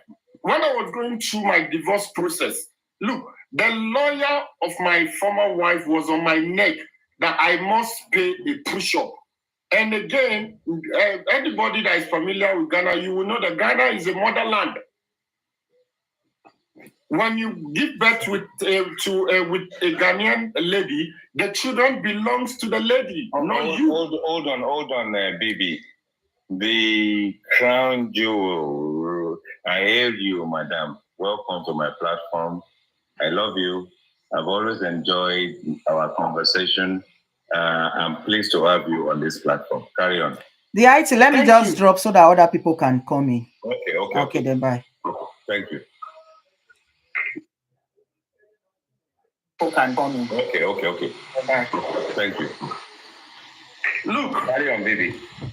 Look, when you see my girl, she's just like a carbon copy of me. Now, Baba Loba is saying that in our family, we don't have a bow leg. I forget the how they call it in Yoruba language. But the point is one of those aspects of life where it depends on your religion, whether you are what they call them. They call them the Adventists and the different religion. Actually goes as far as the south. Hold on. The northern part of Nigeria. So there is one aspect where people don't believe in Oyibo's medicine. So they will do that. But if it comes up and there's rickets and there's deficiency, when you engage and the doctors sort of do all their job, they will know which vitamin or which revitalization process that ricket and that bow leg. Sometimes if it's addressed very early on, it gets corrected. As if you are nonchalant and you leave it and you are careless, then it gets worse. So there is nothing. The thing is, they will say in our family, nobody is ever glasses. But at the end of the day, the myopic element of our human nature, your eyes cannot be 20/20 all your life.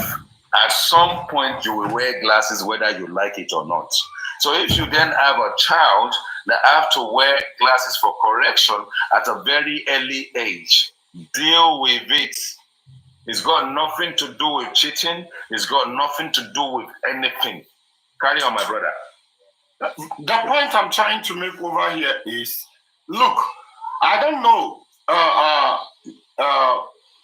First Lady, if you are married or not, but with the greatest of respect, I don't need to. Hold on. Let's correct something, baby. Don't put a leading statement that can bring about woto. So no. Hold on. Listen to me. The way we address ourselves, we need to be judicious and very, very careful. Okay, I understand you. Let me change the narrative. Let me finish. Don't put a leading statement that can bring about woto. All you need to say collectively is that I believe most people here have got children. So you don't direct it at somebody and it will bring about a fight. Carry on. Thank you very much. Okay, look. If you have a misunderstanding, any one of us here, I believe you are parents and that we all have children. And at the point time we brought it up and said, oh, honey, or dear, can we do DNA test? If you have nothing to hide, you should be the first person to be in the diagnosis center, waiting for the sample to be taken. How difficult is it for Wumi to accept to do DNA to the extent that they have to be placing or posting court process in front of the gate of a house where she lives. And that is why I said she brought up all this ridicule. She brought it up to herself. Because if I am to be in Wumi's shoe and Baba called for DNA, if I know my hands are clean, if I know I have nothing to hide, there is nothing stop me from going to do that DNA test. Bibi. Okay, can I speak? Hold on. Bibi, let's do something. Is Flora here? Flora? I think Flora is requested, but I want the jewel lady to speak. I want the jewel. Hold on. We're not going to overflog what has been said already. I want the jewel lady to speak now. No, you need clarity on that because I already addressed that. Hold on. Let the jewel lady. I think top movie is here. Yeah, no. We will bring everybody up. Hold on a minute. I want the jewel lady to speak now. Everybody mute yourself. My lady, please speak. Then he called my name now. Let me answer him now. No. Okay. Wrap it up and allow the lady to speak. Okay, you carry on. Wrap it up. Bibi, you didn't join when I addressed the issue of DNA from the beginning. I already addressed that. And I said, if my husband wakes up one morning and requested for the DNA of our children, first, he will have to explain to me why he needs the DNA.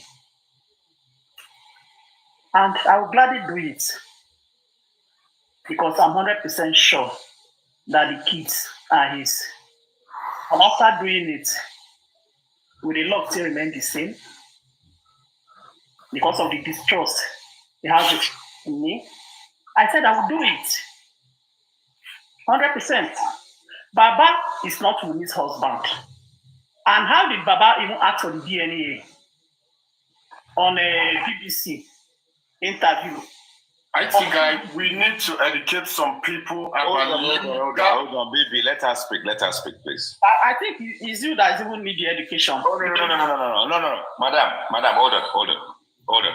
I don't want any back and forth. Bibi, mute yourself. I don't want any back and forth. This is not a platform for us to come and settle scores. I don't care how anybody feels about the other person.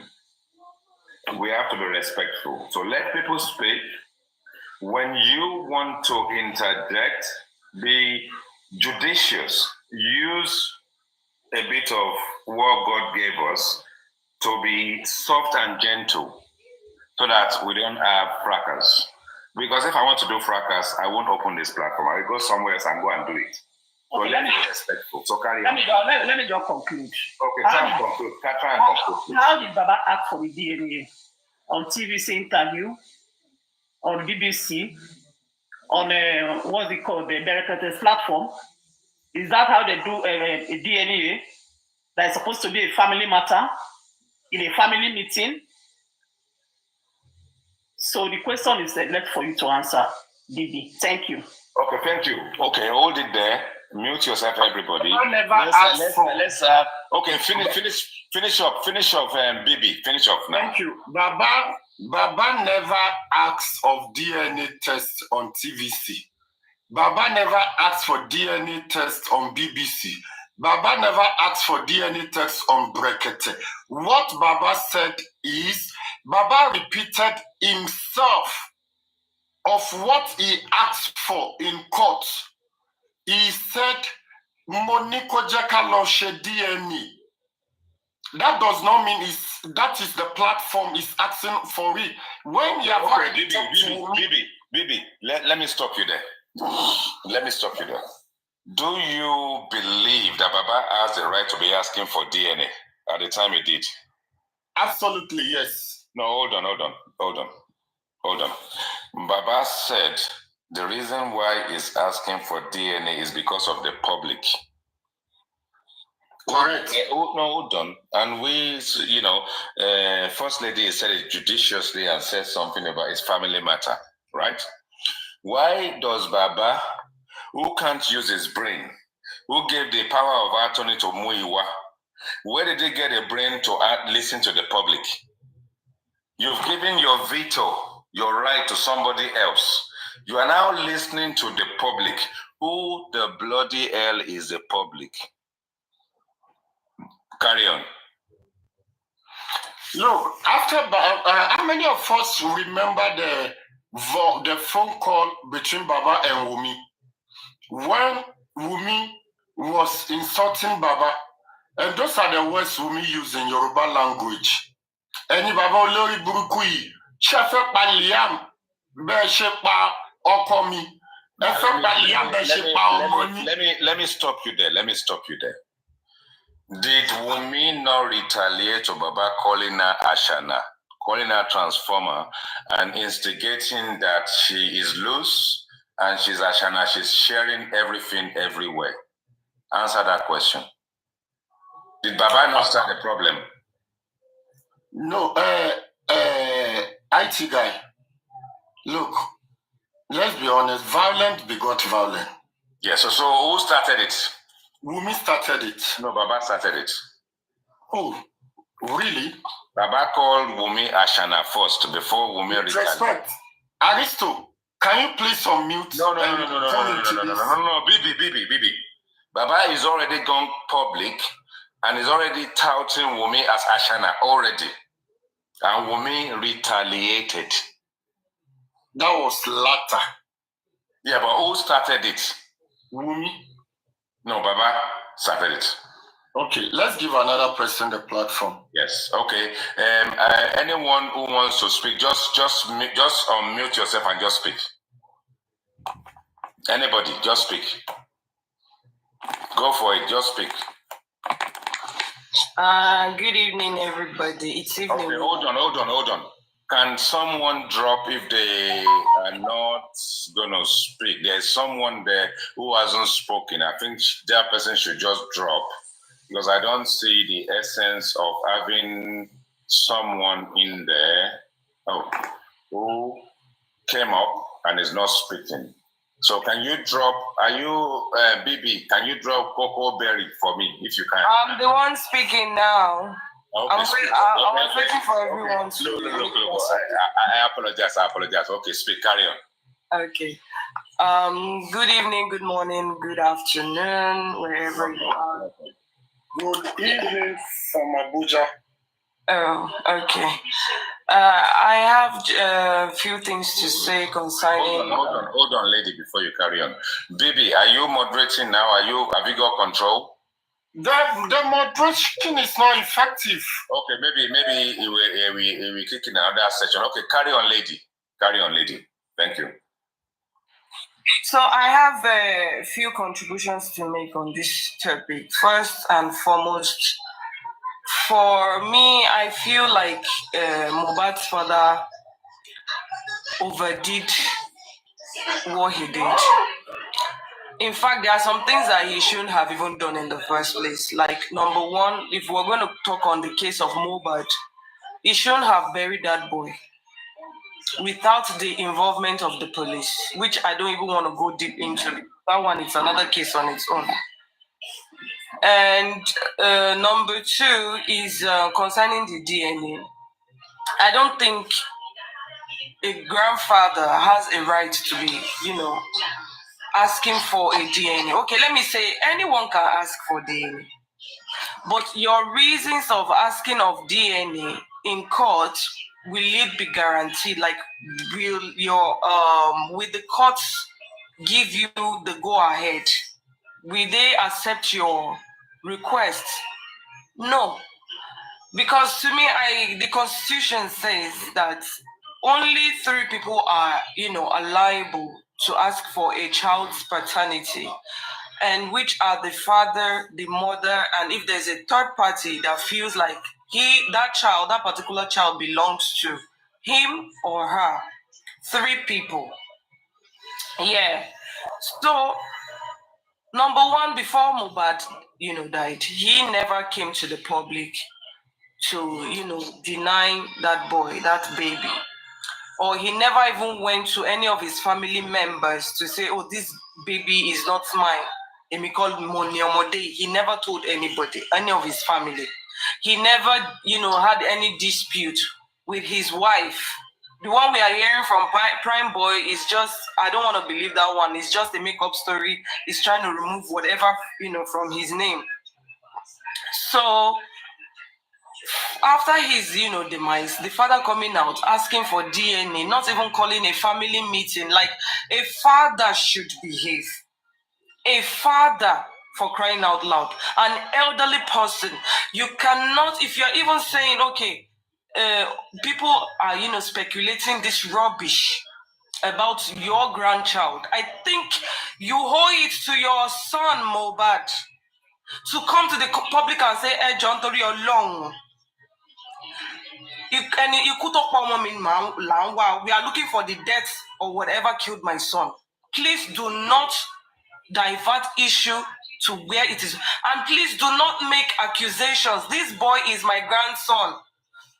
Hold it there. Put a full stop to it." But what did he do? He even played along. He called his daughter-in-law a whole lot of names.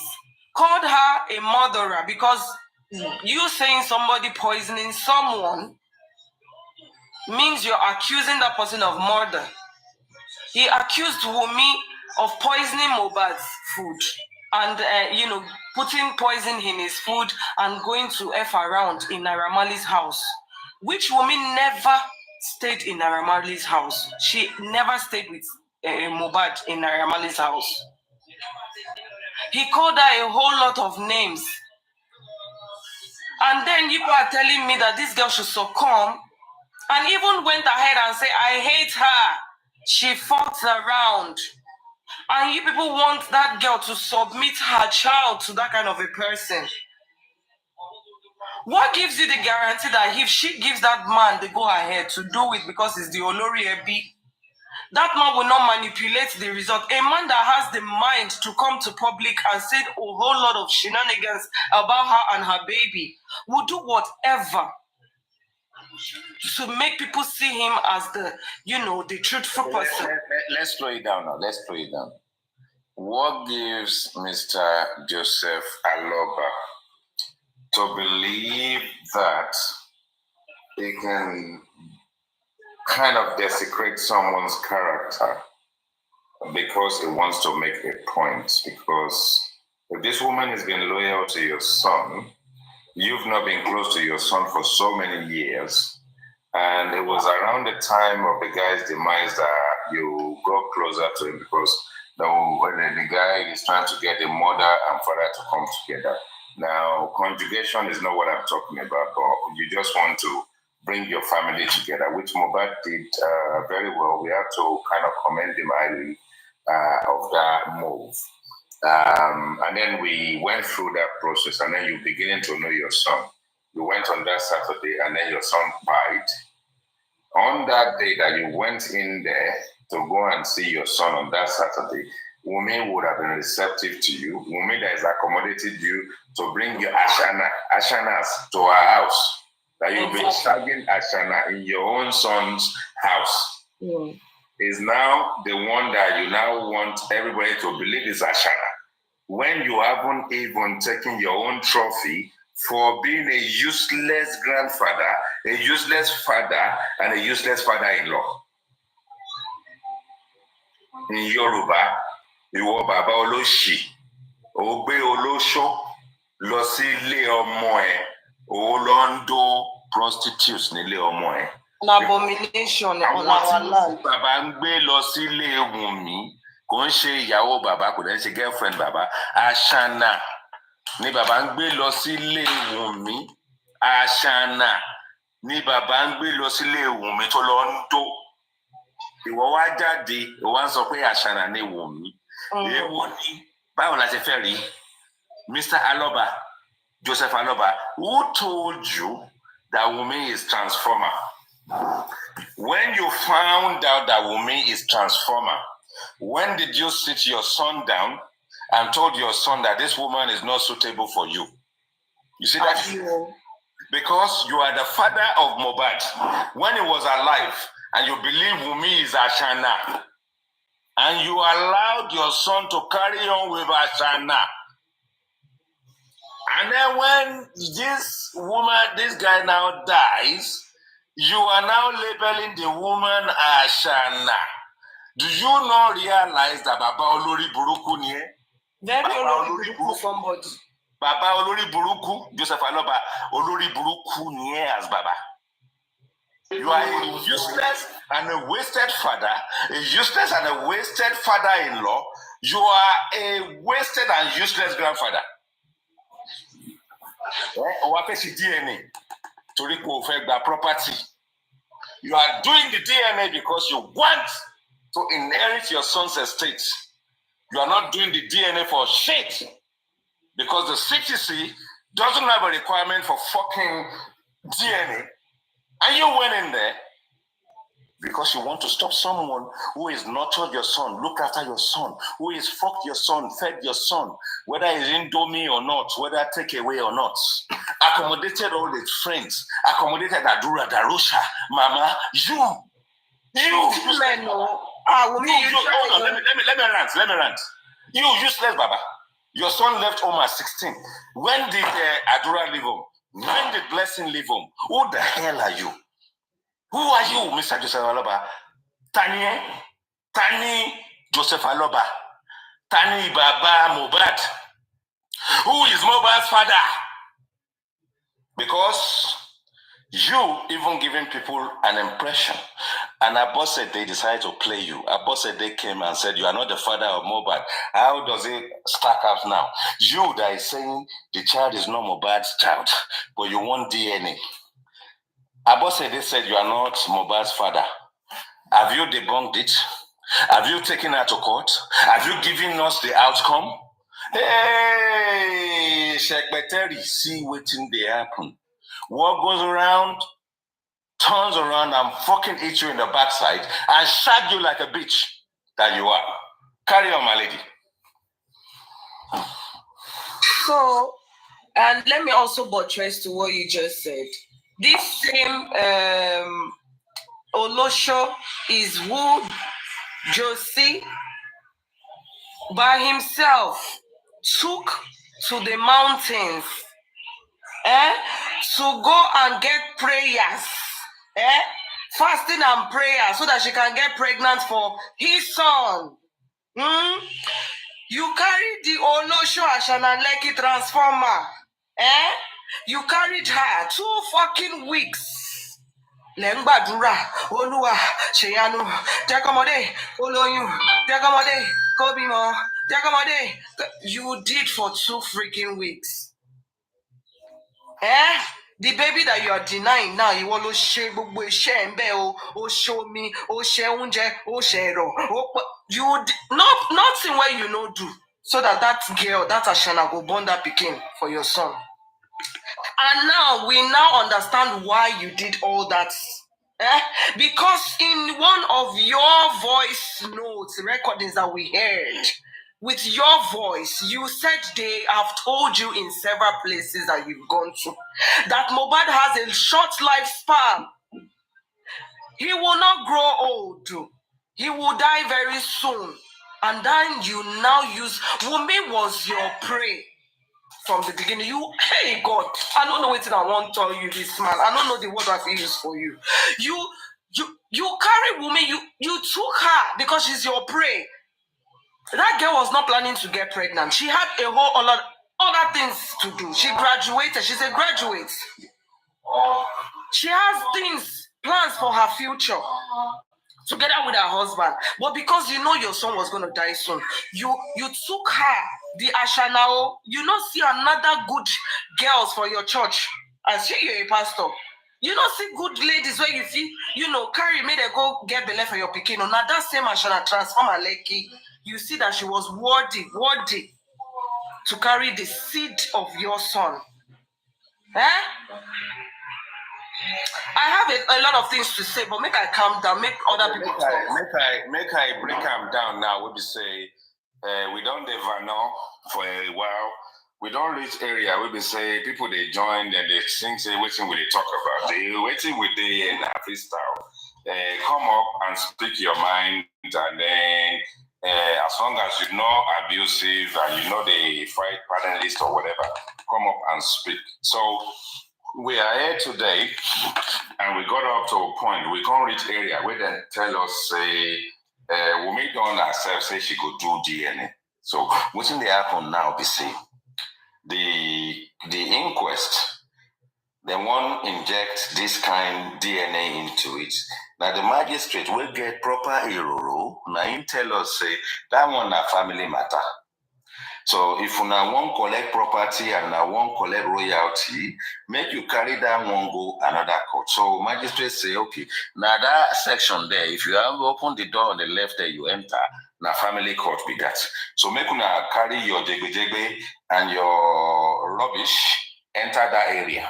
So Baba, when he say come take him about a year, about 13 months for Baba to come and they say Baba talk say because we be family, we not go petition ourselves. But Mumi don't tell Baba long so take time. Say if you want DNA, go court. Baba sits on his laurel. You can't reach 12 months, maybe a year later, or maybe even 10 months or 9 months. Baba come say, okay, in they go petition for DNA. So they don't carry and go family court. So family court as he enters, so if you no agree on certain dates, magistrates and the adjudicator go say, this is my ruling. The ruling of the crown of the state, if he get K-leg, if he get what we say, there's no we not fit hide them. So that's how we go do them. So Wumi in people or Wumi then see say if magistrate say it, then go do it that way. So we won't do family way and we gonna engage. Now then Wumi lawyer come talk say make we forget about the case, make we agree. Wumi don't they ready to do DNA. So make we go back to the matter. When the matter happened, Mr. Joseph Aloba's Iroro wasn't thinking about the DNA. Baba, where una they call Baba, talk say, na the public. Baba we no get sense. Don't sell him brain to Muyiwa. He come they tell us, na public want DNA. Baba, what thing you want? You are a useless fake key. You know what that is? You are useless. You can't think for yourself. Now, public now tell you, make you go get Ashana where you lay below. Where marry your son, where you go there, go collect paper, exchange pleasantries. You don't label that woman as Ashana. You now collect, enter. Now public. Who be public? Are they there? You there? It concern you. Who be public, Baba? Who be your public? Na VDM. Abina Tonto Diki. Abina Iyabo. Or Iyabo, whatever. That one, they use your brain, then they massage them like this, then put black soap, then wash them. You can't sell your brain to Muyiwa. We can't enter gutter. You come ask for DNA. Now DNA don't come. So now when you get opportunity for DNA, I want to make the public, make we patient small. Make we patient. Allow the courts to do what they want to. If we don't like them, we go fight. You see, as in tell you now for inquest, then talk say inconclusive. He bled profusely. What can we do? They don't put him there. He bled profusely. They don't say now your wife buy him. They don't say buy himself. They say that nurse took him. The person we call nurse and the person we they say he fight him. We don't see fights. We don't see evidence say fights day. We don't see black eye. We don't see blood. But then talk say crime boy fight him, he reach house, spending, call nurse choke him, and he died. He died. So that's where we come enter that area. Now, where we did so, Joseph Aloba, your supporters. If you come for Baba, I will come for you. Me, comfy, you can't come for me. You are too little. But I left you 24 hours to run before I blocked you. Namely, you are inconsequential. I even gave you a week before I blocked you. Forever. And because I've blocked your destiny, Comfy and Naimuli, your destiny is suppressed into the abysmal pit of where the devil resides. So let's forget about that individual rant. So, Mr. Joseph Aloba, the question where I want to ask you and Gorexi and Muiwa and people in your camp say, okay, DNA not a lie. 98%, 99% not a lie. Okay. Well, how you won't play this game? If to say the baby na Mohbad son, waiting be your script. If to say the baby no be Mohbad son, waiting be your script. But the hala advice where I fit give you be say, make you distance yourself with dignity, come out for the market of Wumi and the boy, make you know say, when the Wumi marry your son, and they don't take, you don't have a stake. There is no, it's a nucleus family, it's no extended family. The extension of the family, you don't finish. You, now you go engage, where you wear a shrebi, where you give waiting. The cultural thing for our jurisdiction, whether they register them or they don't register them, Wumi, don't marry your son. You don't allow your son to marry Wumi. Baba, you don't collect money for access. Please mute yourself. Anyone is there, mute yourself. You don't collect. If you don't mute yourself, I will block you. Please, you are making noise. You don't collect money for access. You don't collect. I think I'm going to drop this person. Who is it? Hold on. Yeah, who is that? Okay, I will mute you. I won't drop you because I think that you might not even know what's going on. Okay. So, we don't enter area now where we date. We go talk this one proper. We know for fact. If you date him, Wumi, you date him, Baba, or you are like me that want justice, I want to be transparent and accountability. We give you access and women, make you carry and go. We give you GoFundMe, make you take your retirement. But the same way we dey talk, we say, if he come, we be say, na Mohbad in son or not being son, wetin come concern you for inside this matter? Papa send you go school. If we find out the Mohbad that was noble and useful to things about Papa send me go poly. If we research him, you don't send them go poly. Baba just respects you, just they say he send me go poly. You know, want to make Mohbad do music. Mohbad don't do music finish. He don't excel in life. You say, see your life is the money you are looking for that killed you. But the money where you don't make on top this matter, you don't get iroro, you don't get sense. You think say we dey stupid. When you detect African TV and the public, you know, say public, let me say you are public, they work. When African TV decided to do what they call is tribute, everybody that champions African TV's idea is the public because they are supporting African television. The entire Nigerian population can side with the Punch article and side with the state.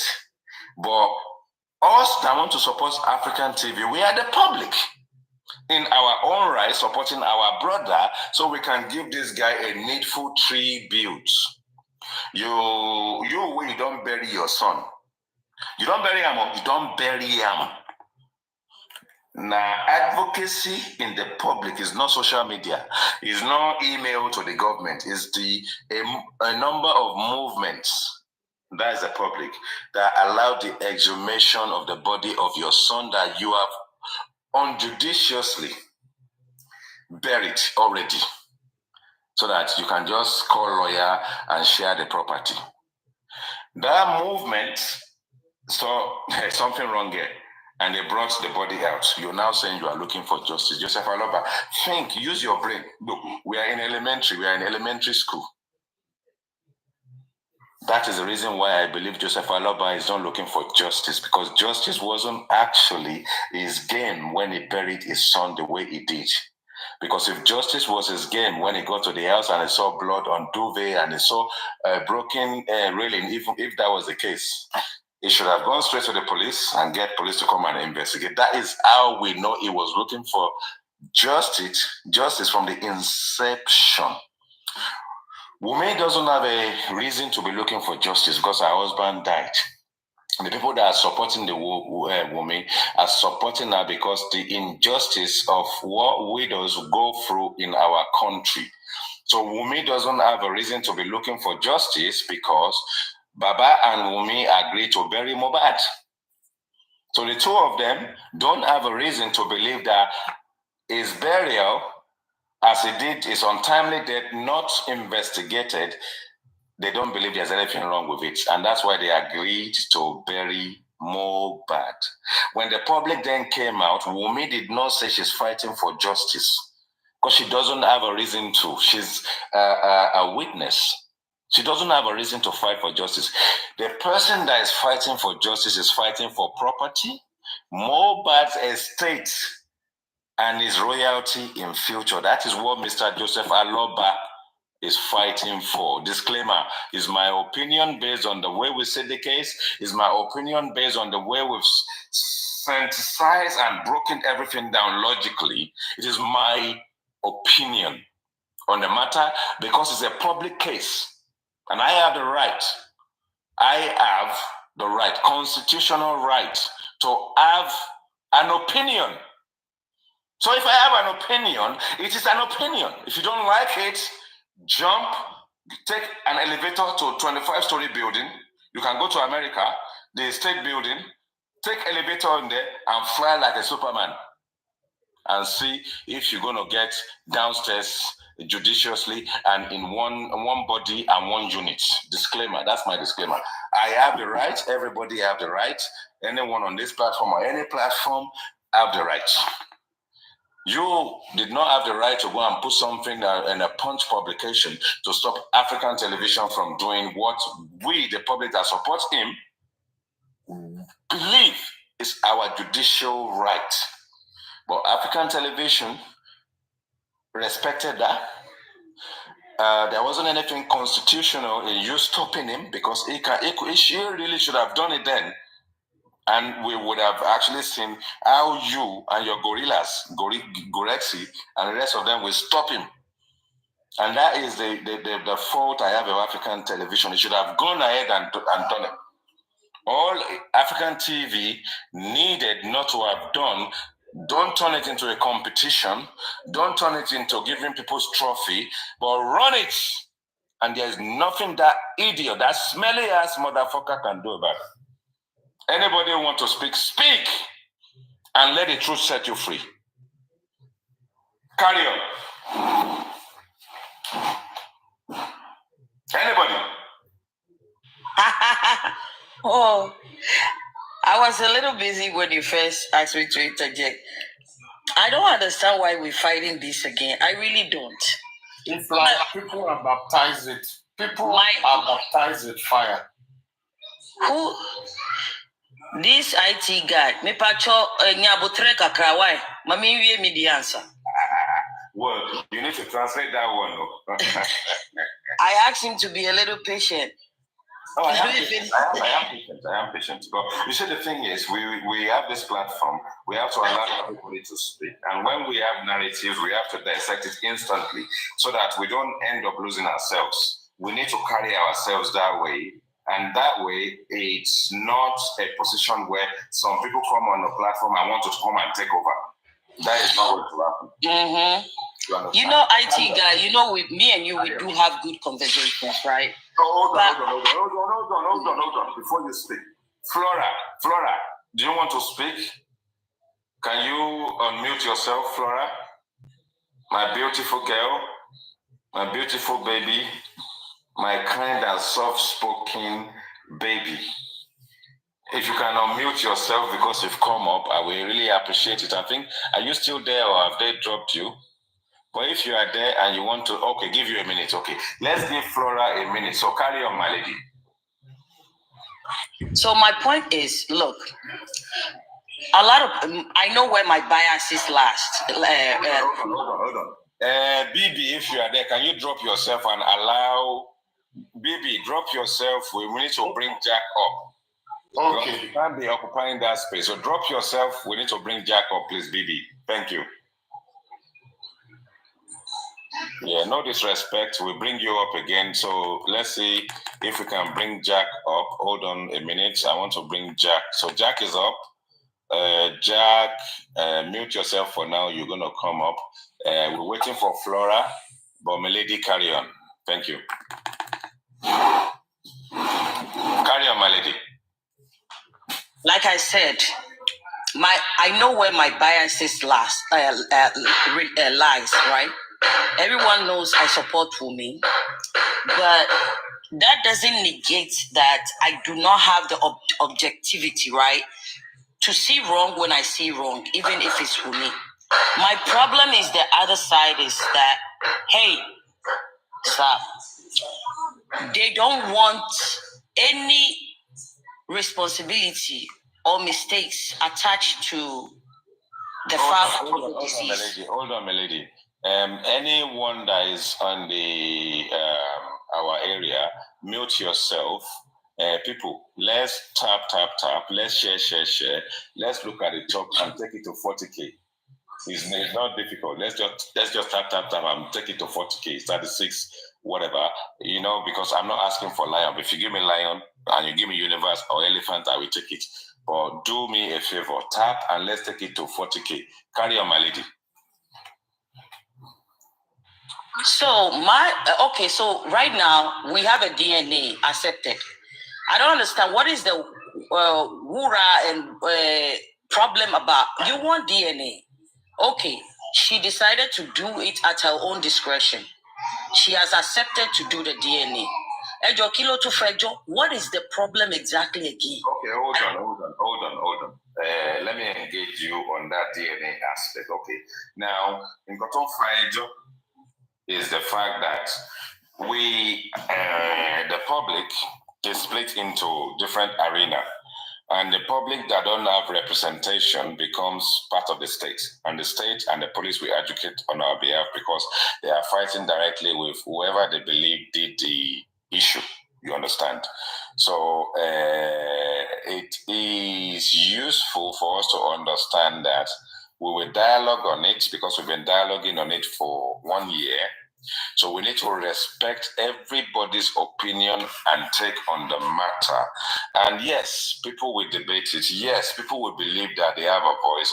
And yet, members of Nigerian public that doesn't understand what the public signifies in any case, no matter how troublesome and how explosive it is, I am the public if I support a movement that have a voice.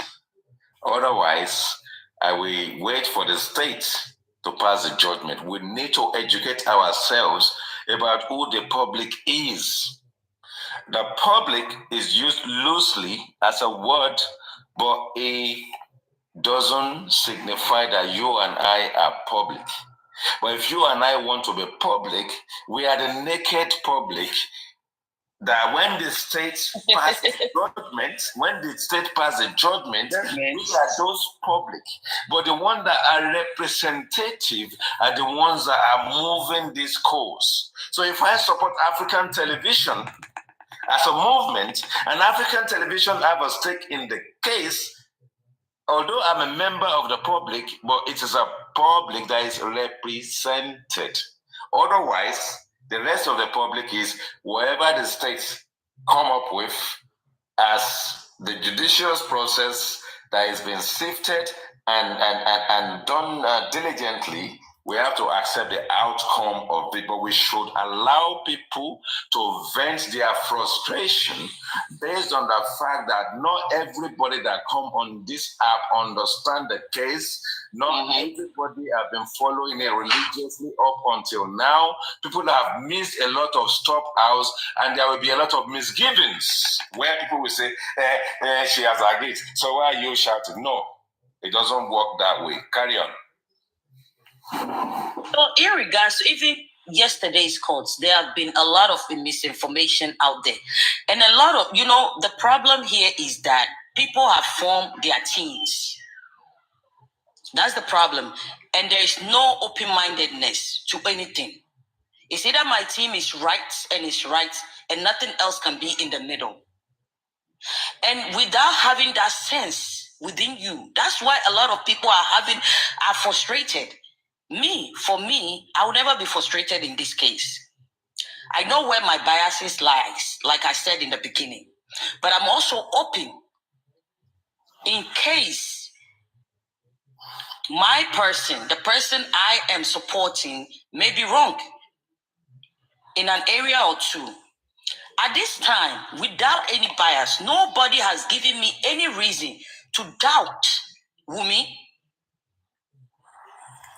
The reason why we're here, if you follow this case closely, I was not with you guys, but they said great minds think alike. If you follow this case closely, you will know that the reason why we are here is because of property, and nothing else. If Liam is not in the picture, Wumi would have been kicked out, and she would have been gone with her life already. There will be no justice for Mohbad. Benny, if Liam was not in the picture, there will be no justice for Mohbad. And this DNA is an issue right now because of Liam in the picture. My lady, let me even add more to it and buttress your comment. If the public have not requested for the exhumation of the body, no justice for Mohbad. This guy was buried right away. No, if there was a foul play, it did not come to Baba. I'm gonna be the devil's advocate. My son died. I went into the room. There was a pool of blood with a soak cloth. My first thing is to call the police. Second is to make sure that weapon, which is the cloth, is intact. No one is moving it. Thirdly, but let me bring Nigerian this thing and allow Nigeria to play here. Owole, you are in a room. You found your son dead in a pool of blood, as they stated. You didn't call the police. Fine, I'm not going to say, okay, he's not in the right sense, mental capacity to do that right away. I'll give him that. But Imbonia Shonyewa, where is that cloth? Not only that, I don't mean to stop you. You kind of got to carry on. Not only that, when someone mentioned that when they left the show and they got home, his shirt has got blood on it, and one of the friends went to wash the cloth. Why? Carry on. Why would the friend go and wash it? Why are they not questioning that friend? Why would they not question that friend? Look, if you're smart, sorry, let me say something. Sorry. Okay. I could invite the guy that washed the clothes. Is that the West, right? Oh, hold on. It's not an invitation. We are not coming here to do judiciary or magistrate or anything. Speak what you know. Thank you. Okay, the clothes the guy washed, according to him, he said that he washed the clothes because he... Wait, give me... Let Flora speak. Flora, maybe you've got disturbance in your background, but collect yourself and speak, please. Okay, let anybody want to speak. Just wait. No, not bring interest. Carry on. He talked about the clothes. So according to him, he said like there was no blood on the shirt. It was just a little blood that he washed it because he wanted to take the clothes. Like, because obviously when Mo was fighting, he just like pulled the clothes and threw it away. Did you get? So he wanted to like. Flora, hold on, slow down a bit. Why would someone exclusively wash a shirt? Why did the guy not take off his trousers and his underpants and wash everything? Why the shirt? Carry on. That's what I'm saying now. He said he washed the shirt because he wanted to like take the shirts, like he wanted to take the shirt. So when he washed the clothes, then Siwana told him that she wants the shirt, so he gave the shirt to her. So he said there was not like blood in the shirt. So that's why I'm trying to correct her when she said Baba Mohbad saw a shirt soaked with blood. So it was a duvet. No. It's not her that said it. She's talking about the duvet. I was the one that mentioned the shirt. You see, the point I'm trying to make. Okay. Yeah, I was the one that mentioned the shirt. But the point I'm trying to make at the end of the day is actually that you see, you get up to a state in your life where you can throw a shirt away because it doesn't mean anything. If I have an accident and I have blood all over my shirt, my wife can decide to put it in the bin because I've got shirts and I will buy more shirts. That's no big deal. You understand what I'm saying? But for someone to exclusively decide that the key is to wash a shirt, there's just something about it that doesn't really, maybe you can enlighten me a bit on that one. I'm not getting it. I mean, that's what he said. He washed the shirts. And he said when he was washing the shirts, like I asked him, was it like blood on the shirt? It was just like no, there was blood, but like it wasn't like much. Flora, let me tell you something. You are a beautiful woman. You are a knowledgeable woman. People don't give you the chance. You are an intelligent woman. And the intelligence we have is the one that we say for someone to exclusively just decide that it's a shirt they want to wash when they could have taken his trousers off and his underpants off and washed everything. And then he then got a point, as you said. Wumi then said, I want to keep the shirt. But why wash that shirt when you could have put it in the bin? The shirt wasn't torn out. If it was torn, it would have been in the bin, because it wasn't torn. I want to ask you a question. What is your take at this point in time? I'm very appreciative to have you on board on my platform. I really sort of appreciate you coming. So, so we are now in a situation whereby Wumi is now said she's now agreed to do the DNA. It doesn't matter how, but we know DNA is going to happen. Now, what is your take on few matters? One is that a DNA is going to be done, right? The result is either going to be left or right. No, it's going to be public. Either the child is MOHB or not. What is your take on the outcome? How do you perceive it, and what do you think will ensue? I already know the outcome. The outcome is obviously positive, and she's going to put it to the media herself. So that one is for sure. Whoever is saying that she's going to hide the result, that's a lie. It's going to be on the media, and everybody's going to see it the same way they read the autopsy. So that's what's going to happen. So we are sure about that. So there's no anything to say about that. I love that, because you see, the thing is that we can't argue about what we don't know. We can't argue about things that we don't know. How they're going to set the precedents, and like a friend of mine would say, the preambles. I mean, when he was talking to me about preamble, I said preamble before the ambush. So like a preamble before the ambush, because the people that want to ambush Wumi, they are waiting for it to be negative. So that but don't wait there now. Don't wait there. As much as they want to, is a preamble before the ambush. Carry on, my lady. IT guy, Flora, please, just a second. I want to bring something in. Just 1 second. Flora. Thank you. Don't go anywhere, Flora. So, the IT guy, so remember, before all this, in the whole family, Wumi and Baba were very close. People forget that aspect. And all of a sudden, they were close. And this is why Mohbad's mom has some friction with Wumi because of what Baba has fed this girl.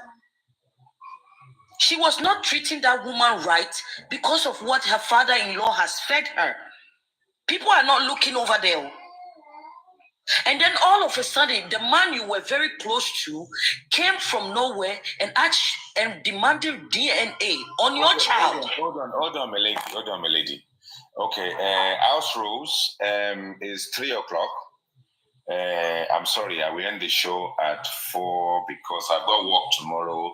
I have to sleep early. I wake up early at 3 o'clock and leave home and drive 2.5 hours today. But that's where I am for the week. And nevertheless, tap, share. But I just don't want the thing to come to closure abruptly. But in order for us to keep it live, the tap thing is useful. If you give me universe, I will take it. If you give me elephant, I will take it. If you give me lion, if you give me gorilla, I will take it. If you give me baba, I will take it. Give me mama, gorexi, muiwa, and you give me who is that one? The Arosha, Adura. Which one is my own? But please tap and share. Carry on, my lady. Let me wrap this up because a lot of people want to talk. Don't be in a hurry and in a haste. Yeah. Okay. What I'm trying to say is that I will end this show in an hour's time. Okay. Feel free to express yourself without any prejudice or without any pressure. Thank you. So what I'm trying to say is that a lot of people are not analyzing this situation from all angles. They just come to TikTok, pick few points from TikTok street, and they start spreading misinformation. And then the gullible ones are among us who cannot read, right? They just pick it up. Hold on. Let me just put a final one. If you don't see me on the screen, it's because I've got a life. So if you don't see me, I've got other things I'm doing in the background. So carry on. Yeah. And then they come around and pick anything and they start shouting around.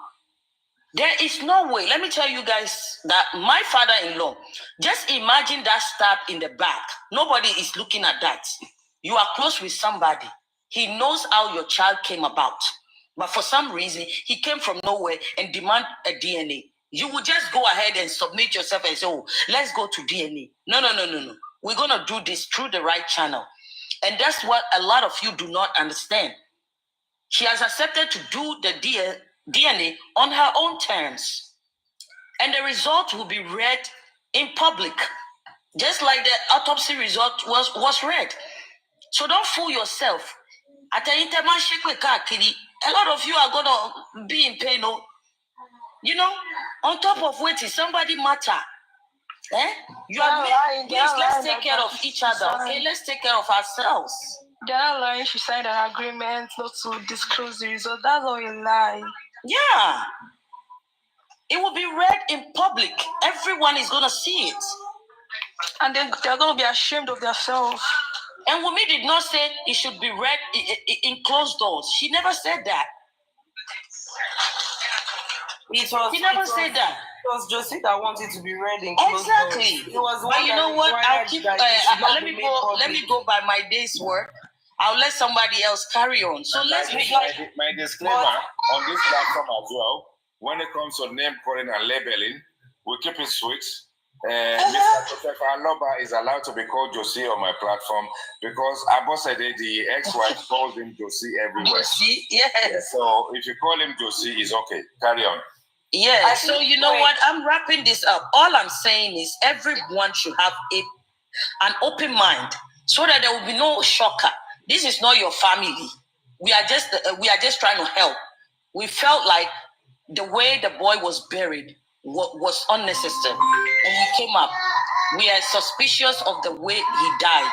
Fine, but please take care of yourselves in this thing, because at the end of the day, Josie will live his life. He doesn't give a damn about you or I. Okay? All right, that's my submission for the day. My lady. Now, anyone who wants to speak should speak. And anyone who don't have anything to say, they can just drop. Okay, let's have Jack. Jack, I'm sorry, you've been there for a while. Let everybody mute. Oh, who is there? Hold on. Who wants to speak before Jack? If you IT guy. I'm sorry, Precious. 1 minute. Okay. You were saying a few minutes ago that Mr. Aloba wanted DNA because the public requested for it. But did you know that? No. He said it. That's what I'm saying, that you were, translating it to people. Yes. But did you know that in this recent court case of the DNA, that one of his conditions was that when the results is finally out, that it shouldn't be read to the public. It should be read privately, just within the court and the family. Hold on. We've heard that before. The point of conversation was pointing at Wumi. That is Wumi that said that she doesn't want it to be public, and that's the reason why it's taking this now. So you are telling me Mr. Joseph Aloba doesn't want it to be public. Where did you get that information from? We got it from Wumi's lawyer. From Wumi's lawyer. And not just only that, he also said that if the result comes out to be positive, that Wumi should not, sue him. Sue him for what? He's trying to... for defamation of character, blah, blah, blah. She F's around. It doesn't really matter. You say he's trying to take her right of, No. Listen. This is my take on this, right? If the paternity test that they're doing turns out that Wumi is right all along, and that child is Mohbad's child, Wumi swallows everything of the child. That is it. Joseph Aloba carry on with Wema Bank and Access Bank. He set up his band. He should be playing his band to the dead at night and carry his GoFundMe and go into retirement. Carry on. No, what I'm saying is, that's just my take. That's just my take on the matter. So carry on.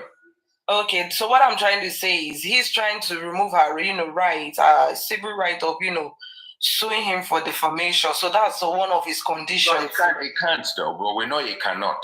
Yeah, exactly. Because this has become a public matter, and intellectually, Mohbad's estate, Mohbad's royalty is become an intellectual property that belongs to him, modernization. In conjunction with spending or whoever it is that is a co-owner of the organization, and Wumi and the child should inherit that, and Joseph Aloba should just get a life. Carry on. Exactly. So I think I'll leave someone else to talk since we have little time. Okay, let's have Jack now. Jack, let's have you. Jack, are you there? Precious wanted to speak. Precious. No, hold on. Okay, Jack, we know you are there, so you will come up. So Precious, speak. Yeah, because I can see he unmuted and so Precious is gone? No, I'm here. Okay, speak and make it short so that Jack can come up, please. Carry on. So I'm actually going to summarize. Carry on, you just carry on. I'm actually going to summarize all of this justice for Mohbad into 3 phases. And that was what the lawyer said, Sanchito. He established that there was a fight, right?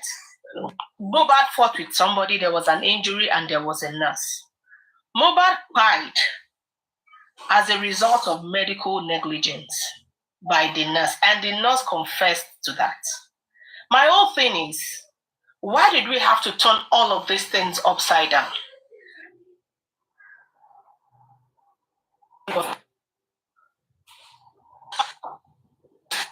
Well, you're having network problem, but I will leave you to come back. Hopefully you will speak. But if you have a network problem that you later come up to, the moment Jack starts speaking, you have to wait your turn. Jack, let's have you. Thank you. Yeah, good afternoon, the IT guy. You're welcome to my platform. The thing is, I feel excited that I'm actually saying that you're welcome to my platform. Jack, you are welcome to my platform. Carry on. To be honest, it's I'm actually happy that you're doing this as well because thank you very much. Yeah. Good afternoon, everyone on the panel. Yeah. What I'm gonna say here, I think I'm just gonna take us back to to the beginning, where it all started. Now, and let us bear in mind. Sorry, Jack. For you, Kemi, I would love to have you. We're going to find a slot for you, so don't get frustrated. Let me drop for Feikemi. Let me drop. Thank you very much. Yeah, I love my guy. He's my friend. I just love this guy because Feikemi. Okay, thank you, my brother, for joining. Jack, carry on. Thank you. Okay, yeah. While I want to work us through this whole thing as it starts, let us keep an open mind. I do not. Okay, let's put a disclaimer in place, Jack. Okay. I want you to use 5 minutes. I don't want to time you. Okay. But I just want you to use 5 minutes so that we can, because I want to wrap up at 4 o'clock because my team is playing. Arsenal is playing Liverpool, and then my neighbor that I go and watch the football with is a Liverpool fan, I'm an Arsenal fan, and I will just relax for the rest of the day. So I will warn people when the time is up at 4 o'clock. Guys, please tap, please share. And Feikemi will speak, but Jack, please keep it 5 minutes, and then we can still come back to you, but let's just make it robust. Thank you. Time myself then. Yeah, thank you. No, yeah, time yourself. Yeah. I don't want to have to micromanage any process here. I just want hands free. See me. I don't even have a moderator, so carry on. Thank you. Okay, that's good. Yeah. Okay. Let me make it brief then. Yes. You see, there's an homicide case. We should all keep an open mind. Mohbad died. Where did he die? He died in his house. Okay, let's put something in perspective. It is a case that the police believe is an homicide case. They are investigating a possible or a probable homicide case. So it's not been declared as homicide yet, but they are investigating it. Maybe we should use that. I don't know. You can correct me, but carry on. Okay, yeah. You see, the IT guy. What I'm just gonna say first to what you have said now is it's all about when you have a very bad system. You know, when a system is a complete failure, this is what happens. Because why wouldn't you declare this case a full homicide case? Because a guy died in his own house and people were there. People were present there. This is not some kind of agenda, some kind of bodies that were found on the road. Somebody died and people were there. How did he die? And did he die natural death? There was blood. Police and Lagos State government, they tried to lie to us to say it was on the road that he sustained injury, where he started bleeding profusely. We know that there was profusion of blood. But where did this profusion of blood, where did it occur? It was right there in his own house, a man's house. And you're saying you don't even know whether to declare an homicide or what? We are dealing with mad people, mad government, mad society. And all of the madness, insanity that we are witnessing in this justice for Mohbad, it is a reflection of that society. You won't see any foreigner. You won't see people like Salzo, Thunderfire, Phoenix, all of these people that are not even Nigerians. You won't see them. You won't see them bringing politics, bringing madness, bringing their emotional situation. Okay, Jack, let me engage with you. We're working alongside ourselves. Let me engage with you. Okay, so under normal condition, you would have actually thought that when Joseph Aloba got to the house and they found that things are not quite as it seems. I'm not saying anything, but I would have actually thought that if he had invited the police to the house they would have picked up immediately that there is a need for an investigation and a form of criminality has happened, something has gone wrong, and then it would be a situation where instead of doing autopsy, we're using a postmortem. That postmortem would then tell us time of death, yeah, and then we carry on to the next one, which at that point in time, it would have actually been clear to the police that something fishy is happened here. And then a criminal investigation then starts. Then the homicide case kicks off because the evidences are there and the evidence is there. The evidence, because people say evidences, but in English it's evidence, it's not evidences. There's no such thing as evidences. It's evidence. And that's why in court they say evidence. So stop using evidences and confusing yourself. There's no such thing as evidences. Now, the evidence is sort of like marked into places. And then you will have cases where they have, what's that thing called again? The instrument that may have been used. And then they will label it and say, this one is 1, this one is 2, this one is... Well, that's what we thought would have been used for the process of criminality. When they do the dust on the rails and they can say some DNAs on top of it is broken, we believe something has happened there, they will take the rail out. They will nylon it. They will put everybody's fingerprint and they will look at anybody's fingerprint that is on that railing. Yeah, they will remove the rail. It's up to the landlord because it is a site that someone is buying. Yeah. They will remove that. It's up to the owner of the house to do his own. If he's not going to give them deposits, that's okay. And then we then have evidence 1, evidence 2, item 3. In this case, we have nothing because the opportunity we had for that to have happened, Mr. Joseph Aloba decided to move the body, distracted the police by going to the police. You know, when you have stolen and you see police coming, you go to the police and say, policeman, what's the time? When you're asking policeman for the time, it's giving you the opportunity to just walk past the policeman and you are gone.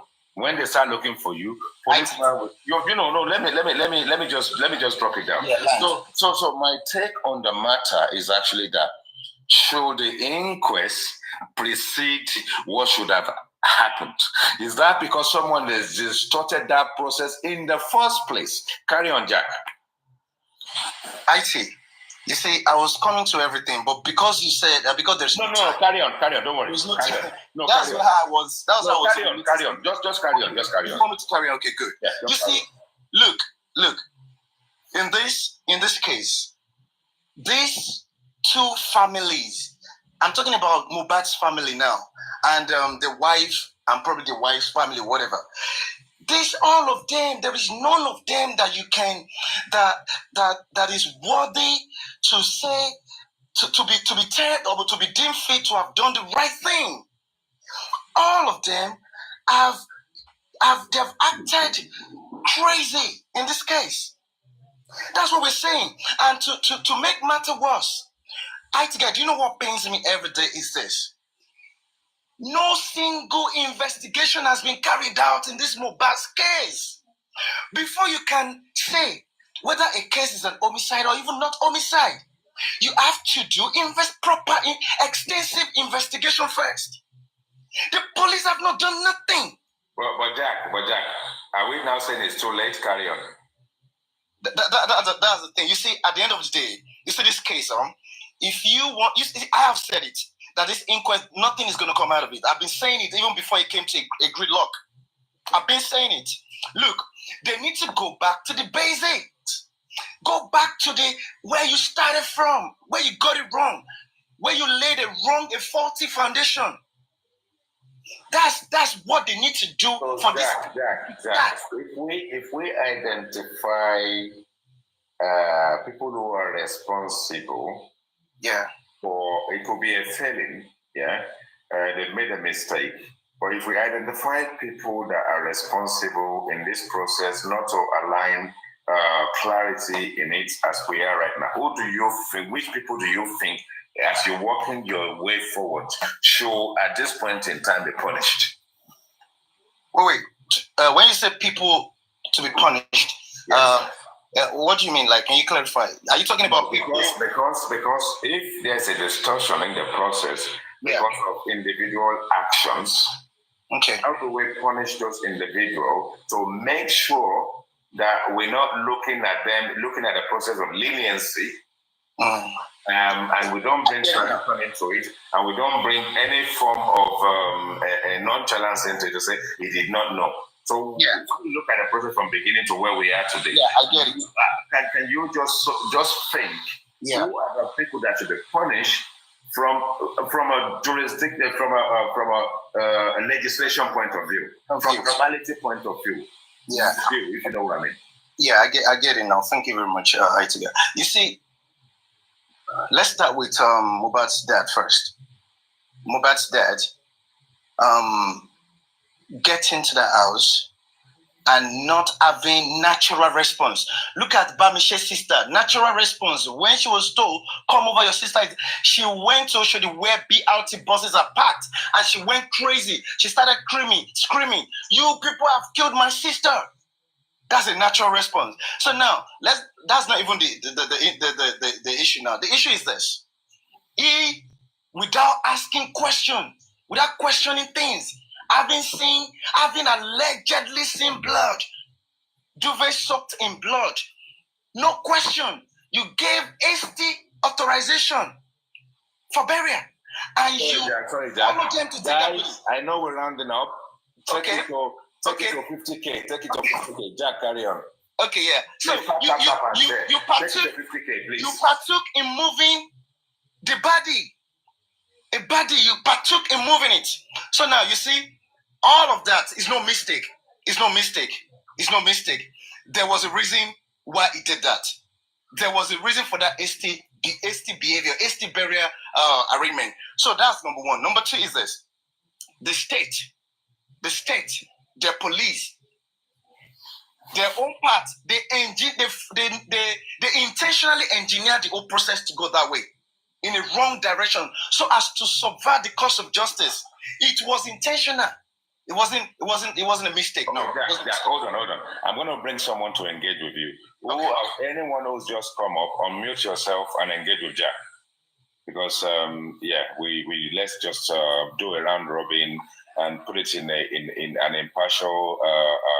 Let's make it a dialogue. So okay. Whoever it is, speak now and engage with Jack, please. Thank you. Okay, so Jack, let me start from you saying that. I'm going to start from the lawyer's point of view. Before you start, I'm going to close this session at 4. I will do, but I want you to kind of keep it down. And you know the engagement. If you speak for 1 minute or 2 minutes, allow Jack so that we bounce it that way, and we'll bring another person in. Then it will be from 2 to 3. Okay. Thank you. Carry on. Thank you. Thank you. Okay, so Jack, I'm going to point out 3 things. Let's start from the basis of this case, right? Sanshitu identified 3 things in this case, which is there was a fight, he had an injury. Thank you, Otumba. I think I saw Otumba. You're welcome to my platform. Unfortunately, I'm not going to be here for the rest of the day or whatever. You will come, I will champion. If I can find a slot for you, I'll bring it in. I'm wrapping up. I will be finishing at 4, but welcome to my platform. Really appreciate your presence. Thank you. Carry on, madam. I think can I have my 5 minutes now? So you can... Hold on. No, okay. Let's do it this way.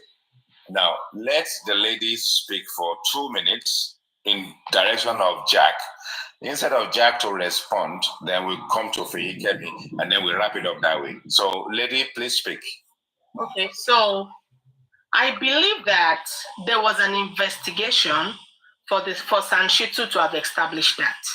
So I'm going to say that, Jack, you cannot, I don't know where you are, but you cannot outrightly come out and say there was no investigation by the police and by the government. The truth is, Mohbad is not and I'm sorry to say, Mohbad is not the only person that have died after September 12, 2023. The state government's got a lot of things to do. You cannot outrightly come out and say there was no investigation. If you feel that there was no investigation, you can as well, come down to Nigeria. You get what I'm saying? But you coming out boldly to say it, I see, like you mean it, like you truly know that there was no investigation, is just out of place. So that's one thing. And another thing as well too, you also said that MOHB bled profusely. We keep using that English, and I feel that English is complicating, kind of. If you truly know what bleeding profusely means, when a woman gives birth, or when a woman goes through, CS session, when they open a woman up, that is what it means to bleed profusely. Or there was an accident. MOHB wouldn't have sustained an injury where it sustained the injury and it must have bled profusely. I put it to you to say today that if truly Josie saw the blanket with full of blood, like you profess to, like you're saying, I know that Josie would have held on to that cloth. He would have taken that cloth to the police station. Reading the CTC, reading from the police, Josie, and even what Darusha said, Josie didn't go to the police station to go report the incident. He only wanted, and I'm so sure that the reason why they stopped at the police station was because the driver of the ambulance must have requested for a report so that he'll be able to take MOHB down to Ikorodu. Josie didn't go there to go report that his child died. And if you had listened to what the police said, they said, don't take the body away. Probably because they wanted to commence investigation immediately. Right? Okay. Let's try and put something together now. Let's do a short summary. So, Jack said there wasn't police investigation. So the police did an initial assessment and they went to the house to go and collect the syringes. Right? When the police got there, if the railing was broken, if there is blood on the wall, police wasn't interested in that. Police was interested in the syringes because they believed they found the culprit. So someone who is culpable that we could just slap the table on them. Now, Jack is right to an extent, and he is not wrong, and you are not wrong either. The moment the inquest kicks in, police investigation ceases.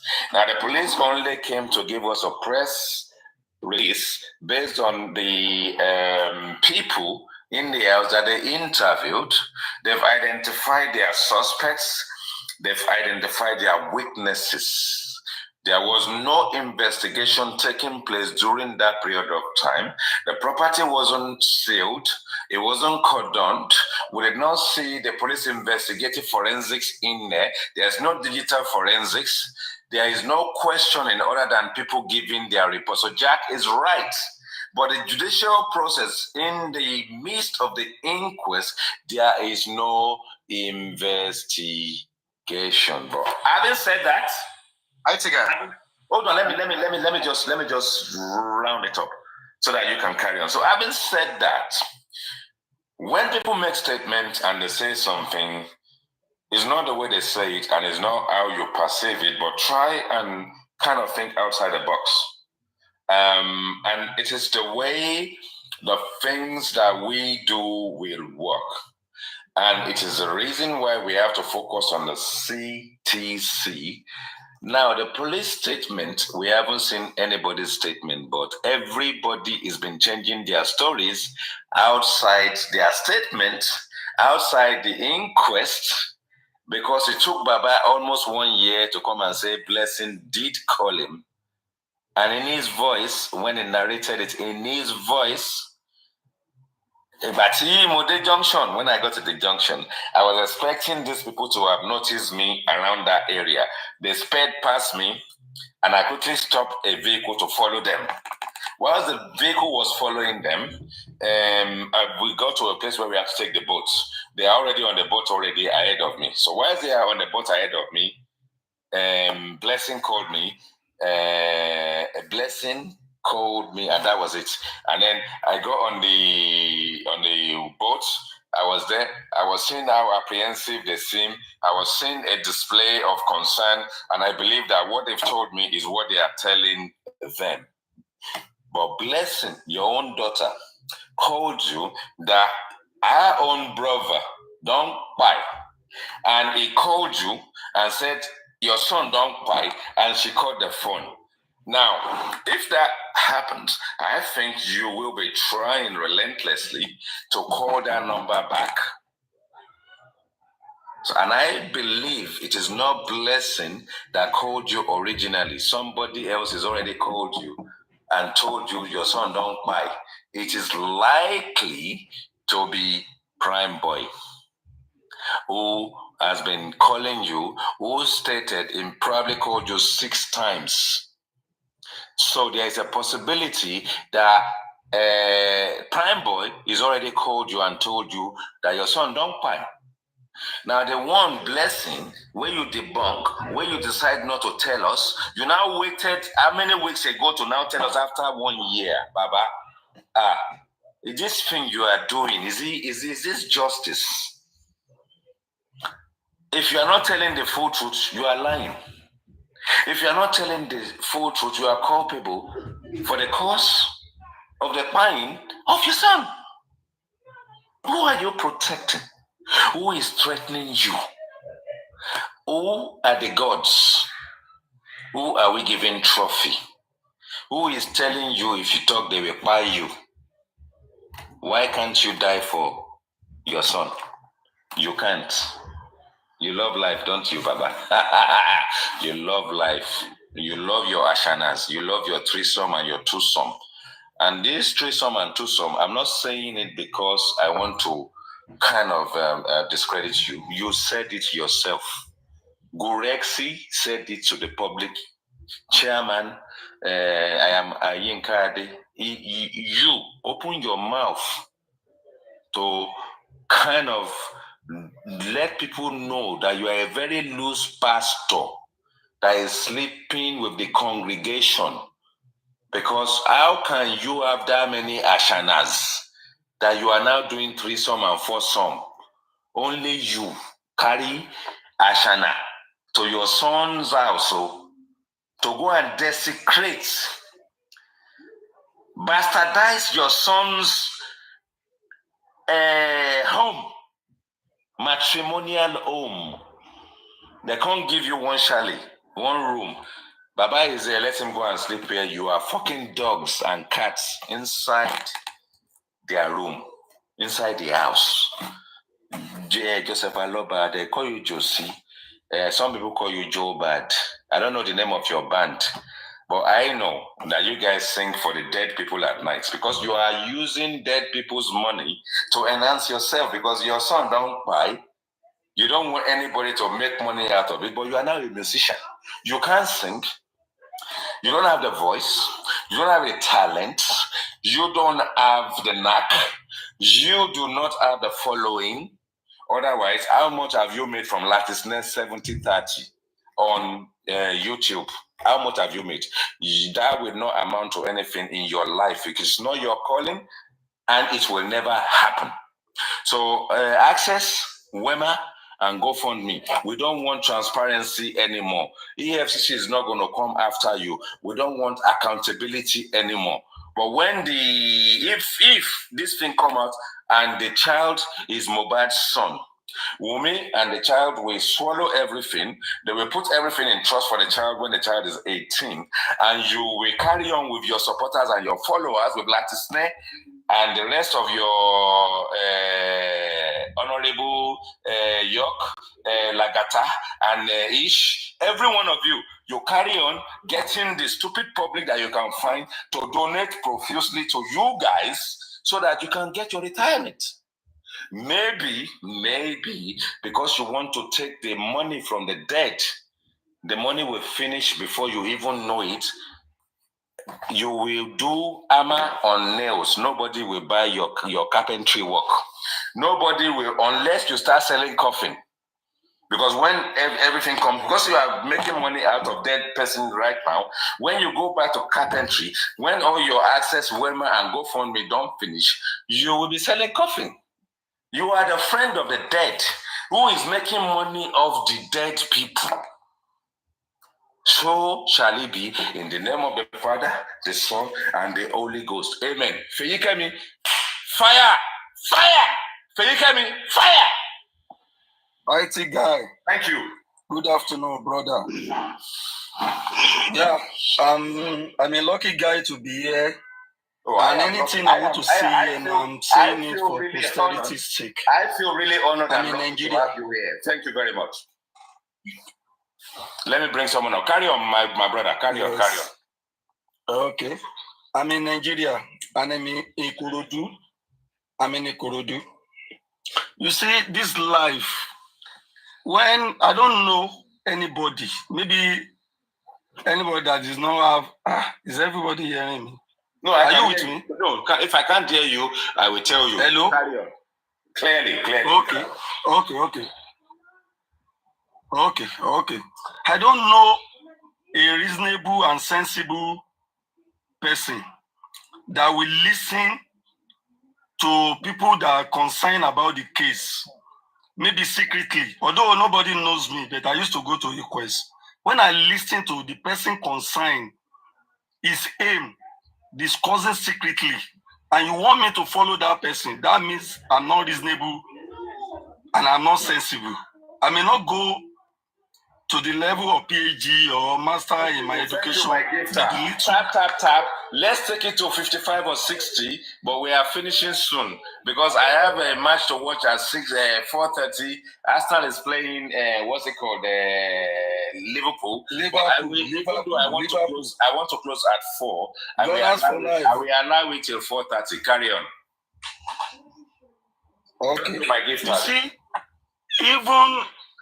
even when Jack is talking, somebody like me that does not go to school very well, I do my research and I ask questions.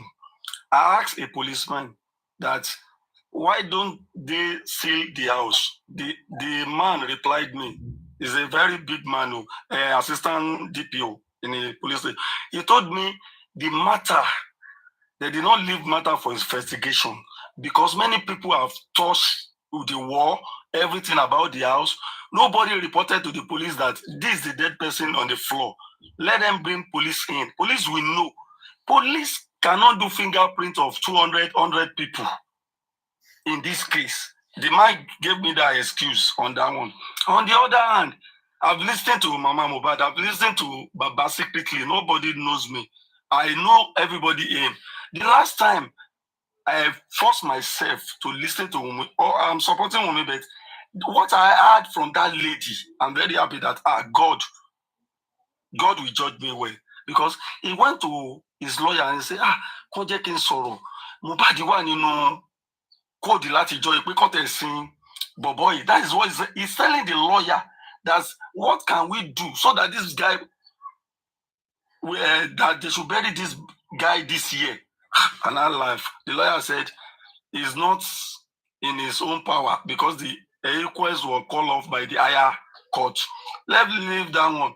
When we are talking about this DNA, when I had the result of everything, and I now reverse back to what I listened to her, we all know how DNA matter will go. If Wunmi did not come out and agree to do the DNA, there will be a postponement for the DNA. And nothing will happen in this case. Baba have told us we should be happy about this DNA, that after DNA, it will tell us who killed Mohbad. That is my own happiness. We should all sit down and be happy that DNA is coming soon, maybe 2 weeks, 1 week. Baba will tell us after the DNA that so person killed my son. Let's correct something because I listened to that recently. He's not saying the result of the DNA we identify or will allow him to think who did, but he said it will shed a light, it will give an idea. Do you understand what I'm talking about? Well, I want to ask you a question. Now that I have you, that when we talking about DNA or no DNA, and we're talking about this whole process, and you are on Wunmi's camp, it doesn't matter where we are, we're looking for the same process at the end of the day. Now, my question to you now will be, is DNA necessary? And we always meet up Paparano. My take on it is that if DNA is necessary in this case, it will be for further investigation. My happiness again, because we do argue, we that go around to many platforms that Umi will not do DNA. The question I'm asking people, and that I love, this case of third party requesting for DNA and getting court order for DNA, it did not happen in this case again, because this DNA issue will not be using for precedents in any case. Because the fear of it is that if this one should escape through, we will have a problem in our judiciary. Every Dick and Harry, father-in-law, brother-in-law, sister-in-law will be coming out to ask for DNA once there is a disagreement between them. That is why I love the way the lady took the matter and everybody. And I know once this DNA has been done and be read, that is the final. Somebody objecting to DNA because it's not court wish. It's somebody wish that have the right, and they have the right on the boy that concerned said, I want to do this thing. And I know why women agree to do this DNA. Let me tell you, I know, I read their mind. The reason is that Bama Mohbad and Wunmi, they want Mohbad to be buried this year. And in their right sense, they thought this DNA is the one delaying it. And even me, I understand. I don't see Baba coming out again after the DNA result that they will not bury Mohbad. The lady needs to move on. Okay, you need to move on. Let me. Hold on.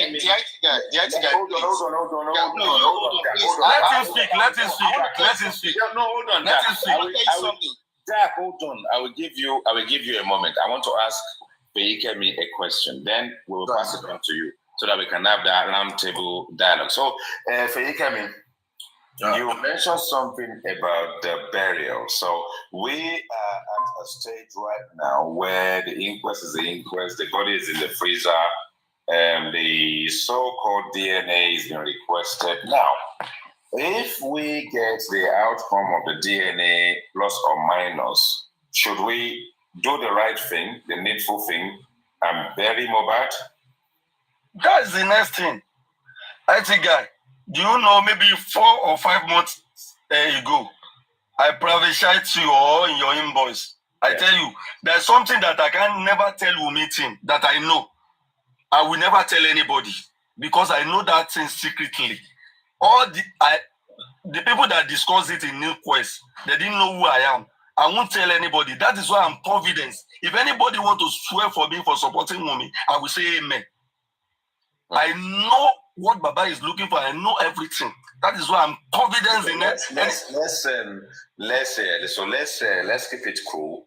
Let's engage. So Jack, carry on. Sorry if you came in. Let Jack speak for a few minutes. Jack, please. I will appreciate if you just allow me to talk for a while because no, Jack.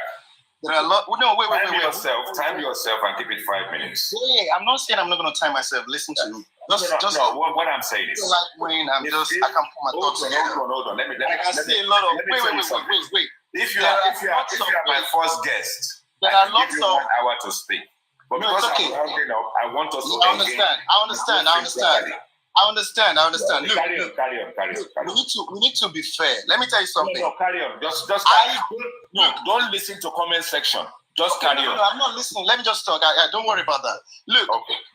You know, anybody that knows me, you know that when I talk, I do not support anybody. Stop looking at the comment section, Jack. No. Forget about that. I don't care about them. I don't give a shit about anybody. The comment section. Carry on. Look, I do not support anybody. All I support is justice for Mohbad. So when anybody comes around, you need to keep an open mind. But the moment you belong to the camp of Baba or the camp of Wunmi, there is no way you're going to keep an open mind. You need to remove yourself from these two families. When they go for trial, you're not going to be in the box with them.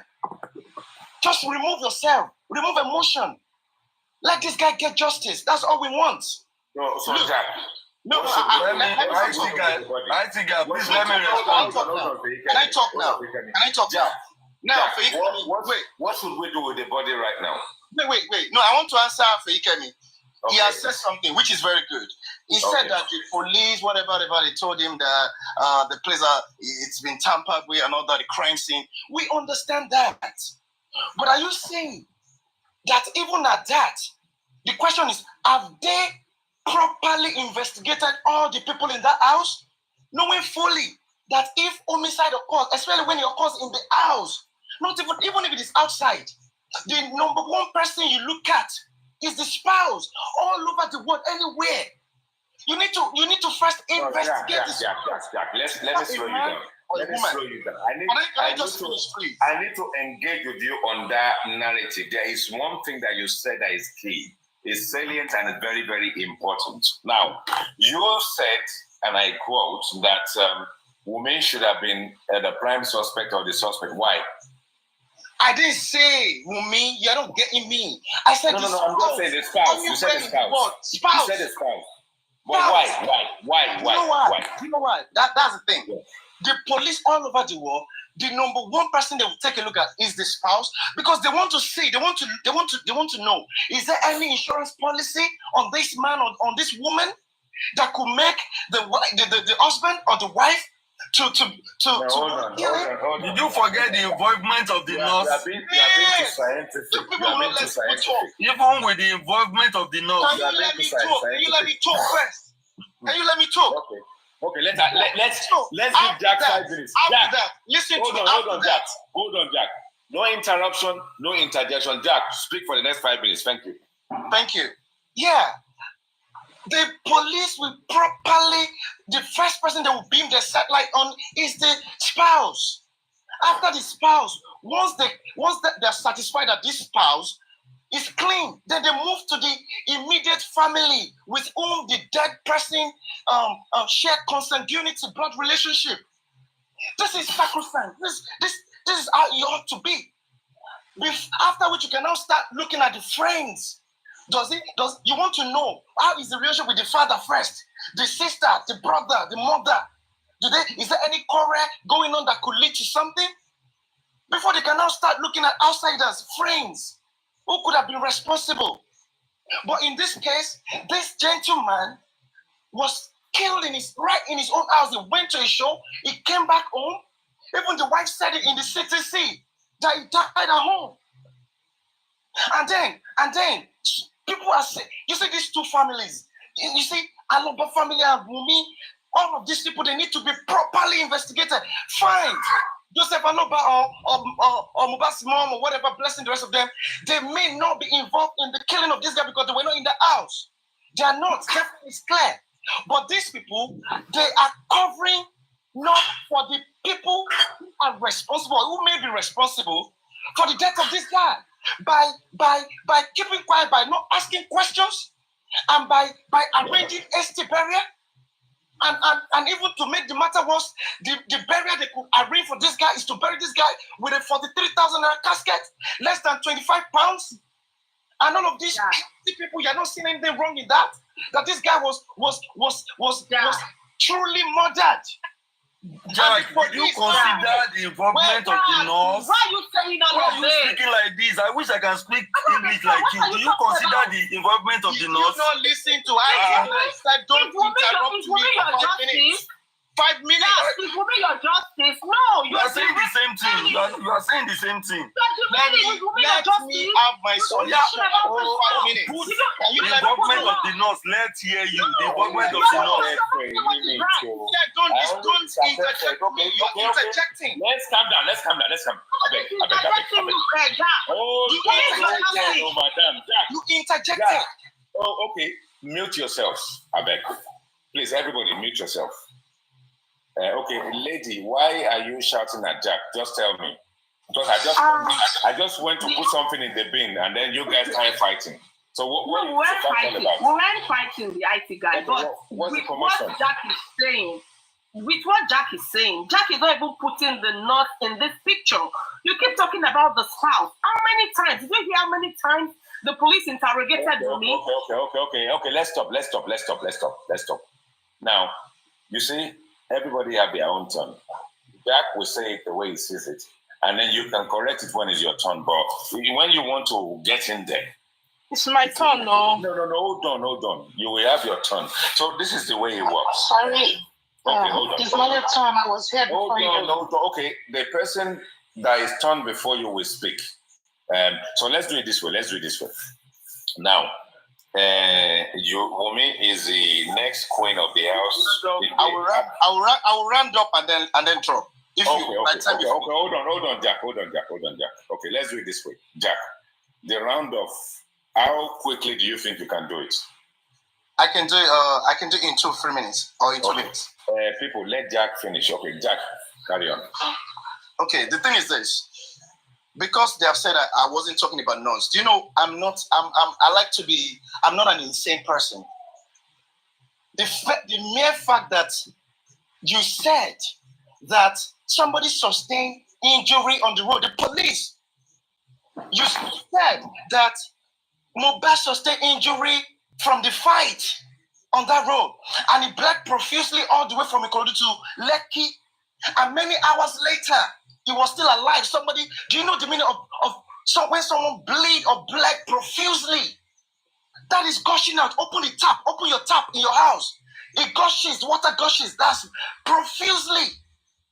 So now, you're telling me that person was okay for even many hours, and you all you could do as a wife and friends and those people in that house, all they could do was to wait for a nurse who was in another country at that point in time to come and treat this person.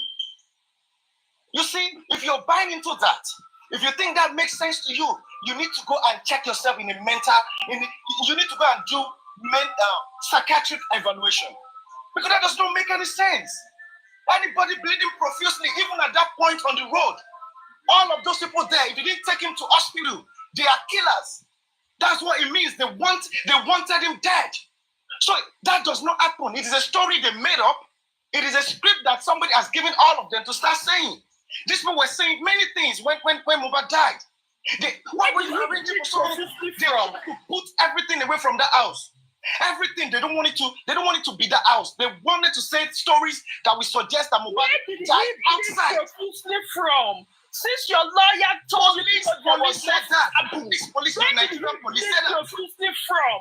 At least there should be a place he bled profusely from. So your lawyer told you people here was so happy. So where did he bleed profusely from? You think about it. That where did he bleed profusely from? That is what we are saying. Your police said that he bled profusely from Ikorodu. Was the police there when he bled profusely? So now your police are no longer correct. They don't know what they're doing anymore. You blame police first now. Yeah, he bled profusely from. Okay, do you agree with me? Will you agree with me that the police have done a very bad job? Will you agree with me that they didn't do any investigation? I don't believe you. Do you know why I don't believe you? Because you have to believe everything. Let me talk for 1 minute. I want to go. Different people. And different people believe that police they are wrong by using different misuse of English. You believe they are wrong. That means their own investigation is wrong. If you want to believe that bleeding. Look, you can't use that. And read from the dictionary to know what you're talking about. They went with interrogation. I'm asking you a question. I'm asking you a simple question. Auntie guy, let's talk. Let them speak. Please, sir. We don't have time. Profusely, is it wrong? Let them speak. I will give you. There was no blood coming from profusely. He never bled coming profusely. That means you are faulting police investigation, right? No, I am not faulting. They are faulting the right that was used. Interrogation. It goes with the preliminary submission. That is not the final. Misuse of English. That means Nigerian police they do not understand the meaning of profusely. That's what you're saying. That is it. That you can take it up with the police then. Even if when you read the citizen, you can say Jijabemi saying he saw blood in MOHB's hand. So when you are telling the police like that, they will think that it was massive blood. We are both saying the for 3 hours and still be alive. I'm telling you, the police are not carrying out the investigation. Okay. Thank you, Jack. Thank you, my lady. Okay, now let's mute. With due respect, let's mute. Because we don't welcome Woto here, but it's good for people to get it out of their system. I really champion and welcome the outburst because it's useful. We are human beings. This is not a place where we suppress people from expressing themselves. Okay. So the situation is not simple. I'm not a doctor, I'm not a pathologist, I'm not a chemicologist, I'm not a tribaye on the area of injecting and profusely and all that kind of stuff. So, you see, the narratives that we have on the ground, on the streets at this point in time is actually that whether we've been misled and whether we've been misguided by what, whether colloquials have been used, which is street language or jungle language, whether profusely means something to you or doesn't mean anything to you. It doesn't matter what the dictionary say to you about profusely, it still doesn't really matter because profusely is it's debatable. It's debatable. You open a tap and it's running relentlessly. It's profusely. But you see, where you have that profuseness, if it's in a dictionary, and let me break it down. Profusion. I was just trying to borrow you the word. Yeah.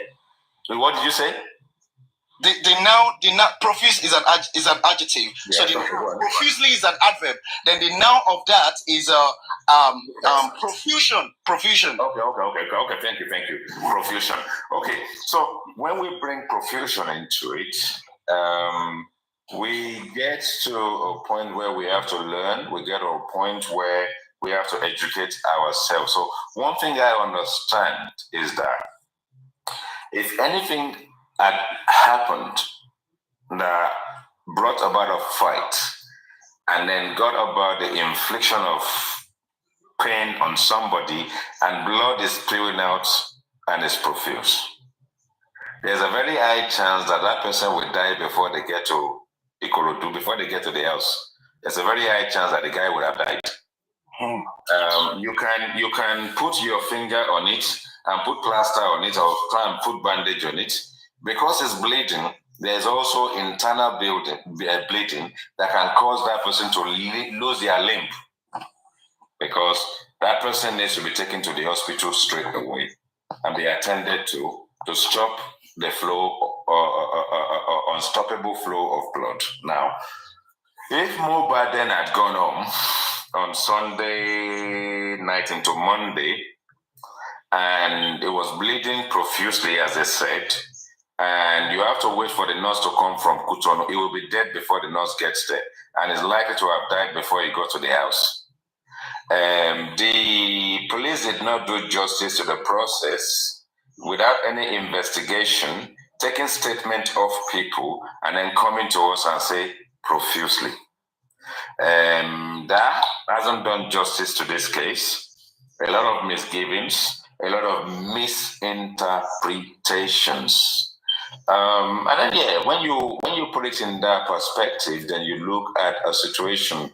Let's not fight ourselves about this profusely thing.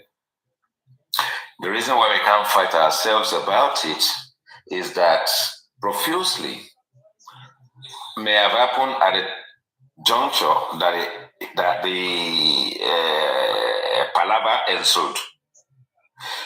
They may have clinically suppressed it, clinically stopped it to take the guy home. When the guy then got home, he wasn't bleeding profusely because when they showed a picture of his arm, even if he was dead, we ain't seen any blood profusing out of the video they sent to the nurse. So let's learn ourselves a little bit of Iroro and take profusely out of our conversation.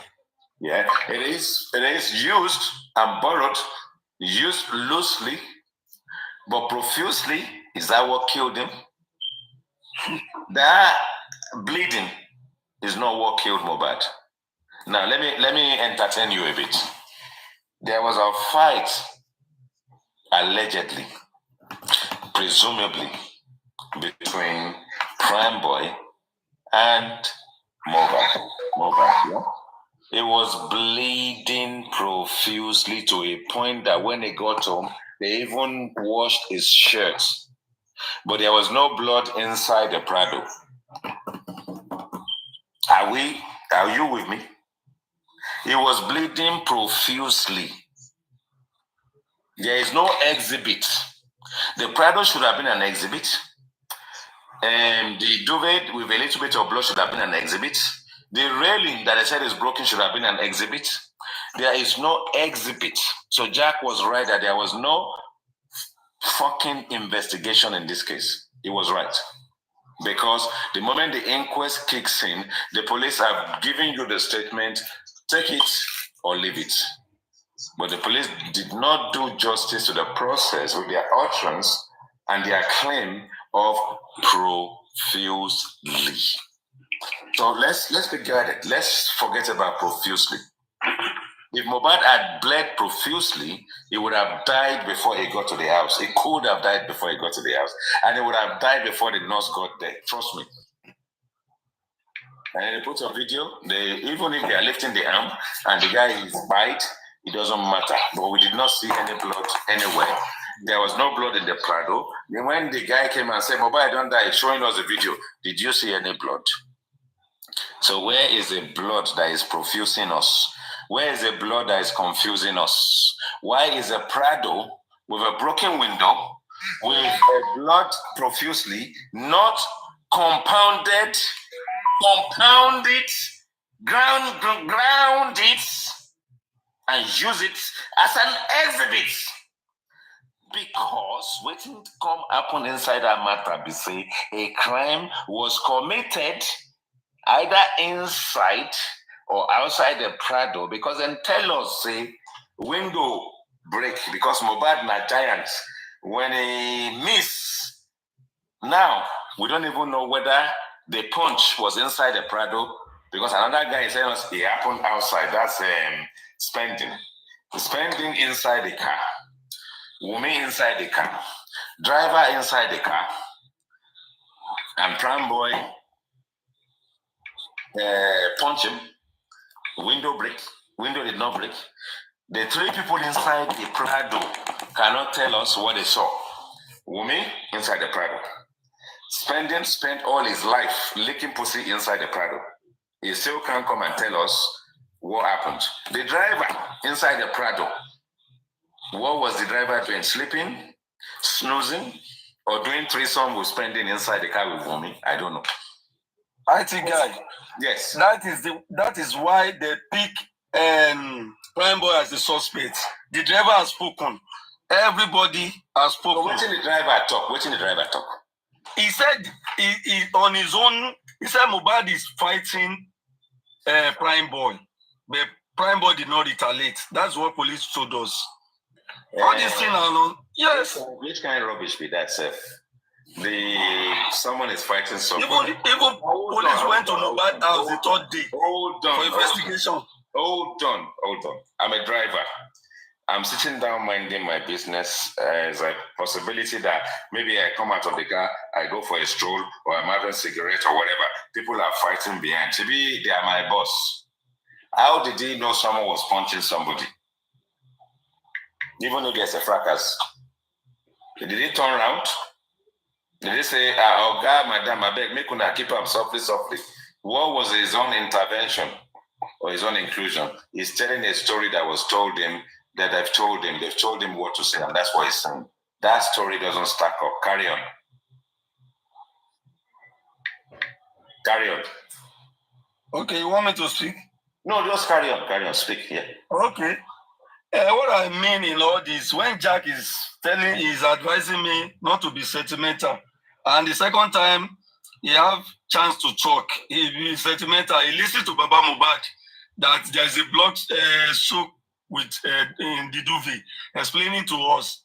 You see, as a learned person, Baba Mohbad did not say something like that in his CTC, that he saw blood soaked with every one of them. What made him say that in public then? Yes, that maybe Jack will ask Baba Mohbad. Every one of them. Hold on. Let's be respectful. Now, what I'm trying to say to you is simple, right? Baba obviously would have gone out to go and say things unjudicious. He has said things outside the whole shenanigan that is not on a CTC. You understand what I'm trying to say? But he's making those claims outside and causing more confusion within us that are talking about the matter. That is a problem. That is a problem I have with this whole situation. You've gone to the police, you've given your statement, you've gone to the inquest, and you've done your CTC. Why the extras outside? Carry on. Okay. What I'm trying to say, because he said maybe police did not do investigation, but when Darosha was talking in inquest, he let us to know that he went to the police station after the burial the third day. He reported the case. After he reported the case, police came to Mohbad house and search everywhere, do some things, collect phone, do this, do that, and doing his own testimony. Police need to invite the nurse, Prime Boy, and Spendy to the station. That's why they arrest 3 of them, because of everybody testimony. That's what I want to say on it. Let me allow my lawyer friend that just joined. Can I quickly respond? No, Jack, before you respond, I need this my guy here to speak. My lawyer guy that just brought up now. Please speak. What's his name? Let me see if I can find his name. Hey. Rotimi. Yeah, Rotimi. Yeah, please speak. Thank you. The IT guy, good afternoon. Good afternoon. Good afternoon, everyone. Mark, well done. Truth be told, let's be factual and let's be straightforward. I love one thing. Hold on, Rotimi. The same thing when Wumi called Mohbad by nigger. It's the same reason why I'm calling Rotimi a lawyer. I'm not telling you he's a lawyer, but he's my lawyer friend. Carry on, Rotimi. Thank you, the IT guy. That wine that day, you have not yet sent that wine to me. I'm still waiting for that one. You remind. Oh, you did it for UK? No, I did Niger. I did Delta. Okay. I will try and send the wine. I will find a way of sending the wine to out. Okay. I swear to God Almighty. DM. Hold on. Do me a favor. I love this. DM me directly. Yeah, and give me the address you want me to send the thing to. I will surprise you, and you will come back and testify with your testimony that I did my deed as a guy. But I will do that. But DM me with where you want the thing to be sent to, in the name you want it, and I will make sure it happens. No problem. Thanks, man. Carry on.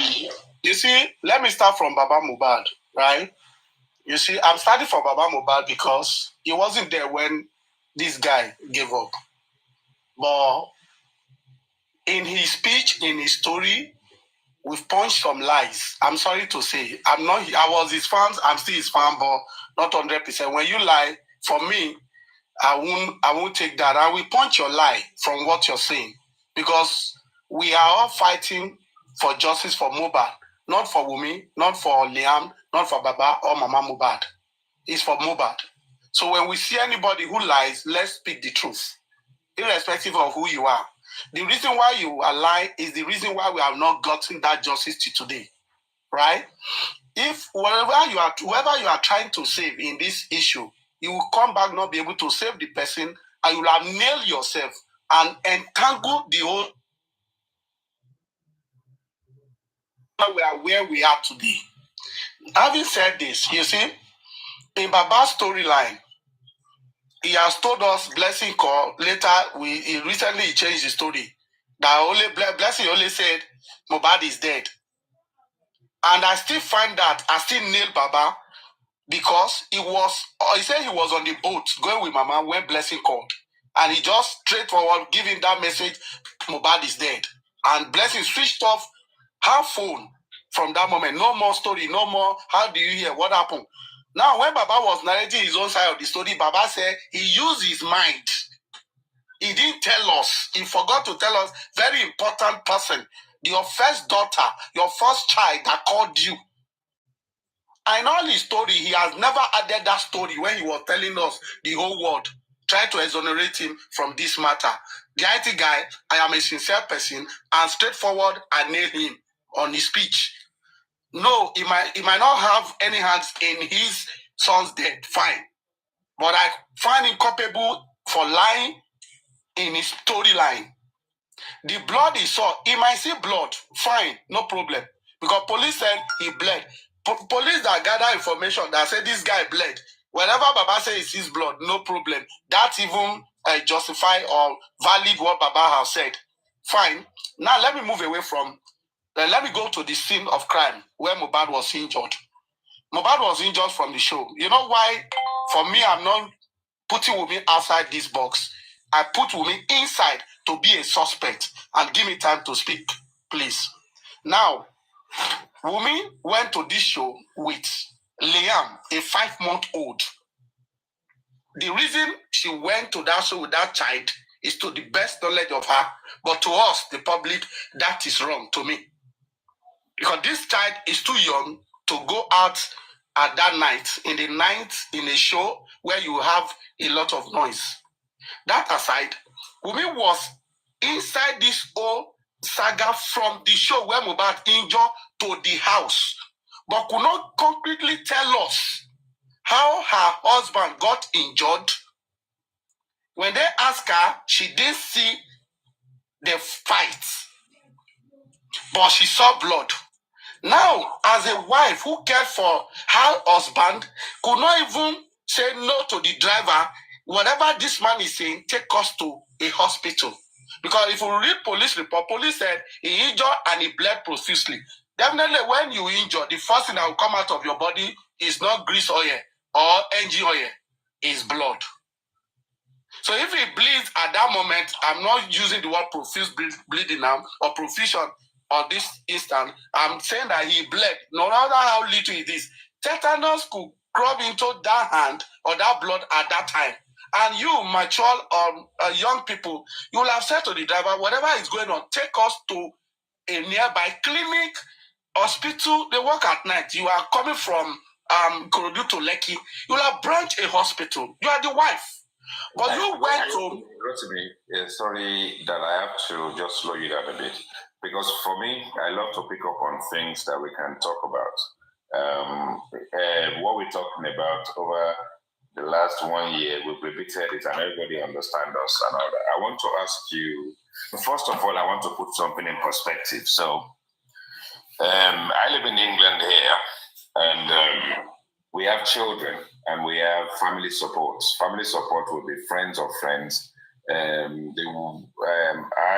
was so responsible to a point in my life where when my wife, my sister-in-laws, and all their friends are going out, they bring all their children to our house, and I will look after all the children, their food, their dietary needs, changing their pampers, making sure they wee, making sure they feed, look after them. When the women then finish their parties, they then come in the morning and pick up their children.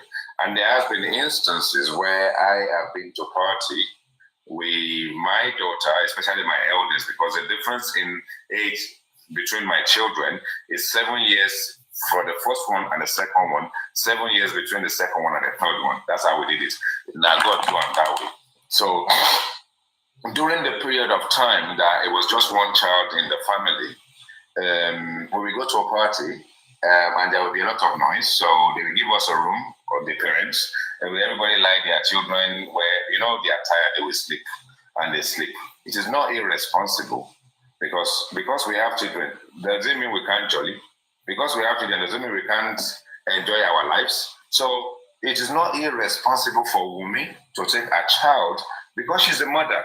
She hasn't put the child in someone else's care. So I don't think it's irresponsible for her to be where she wants to be, because she has a life.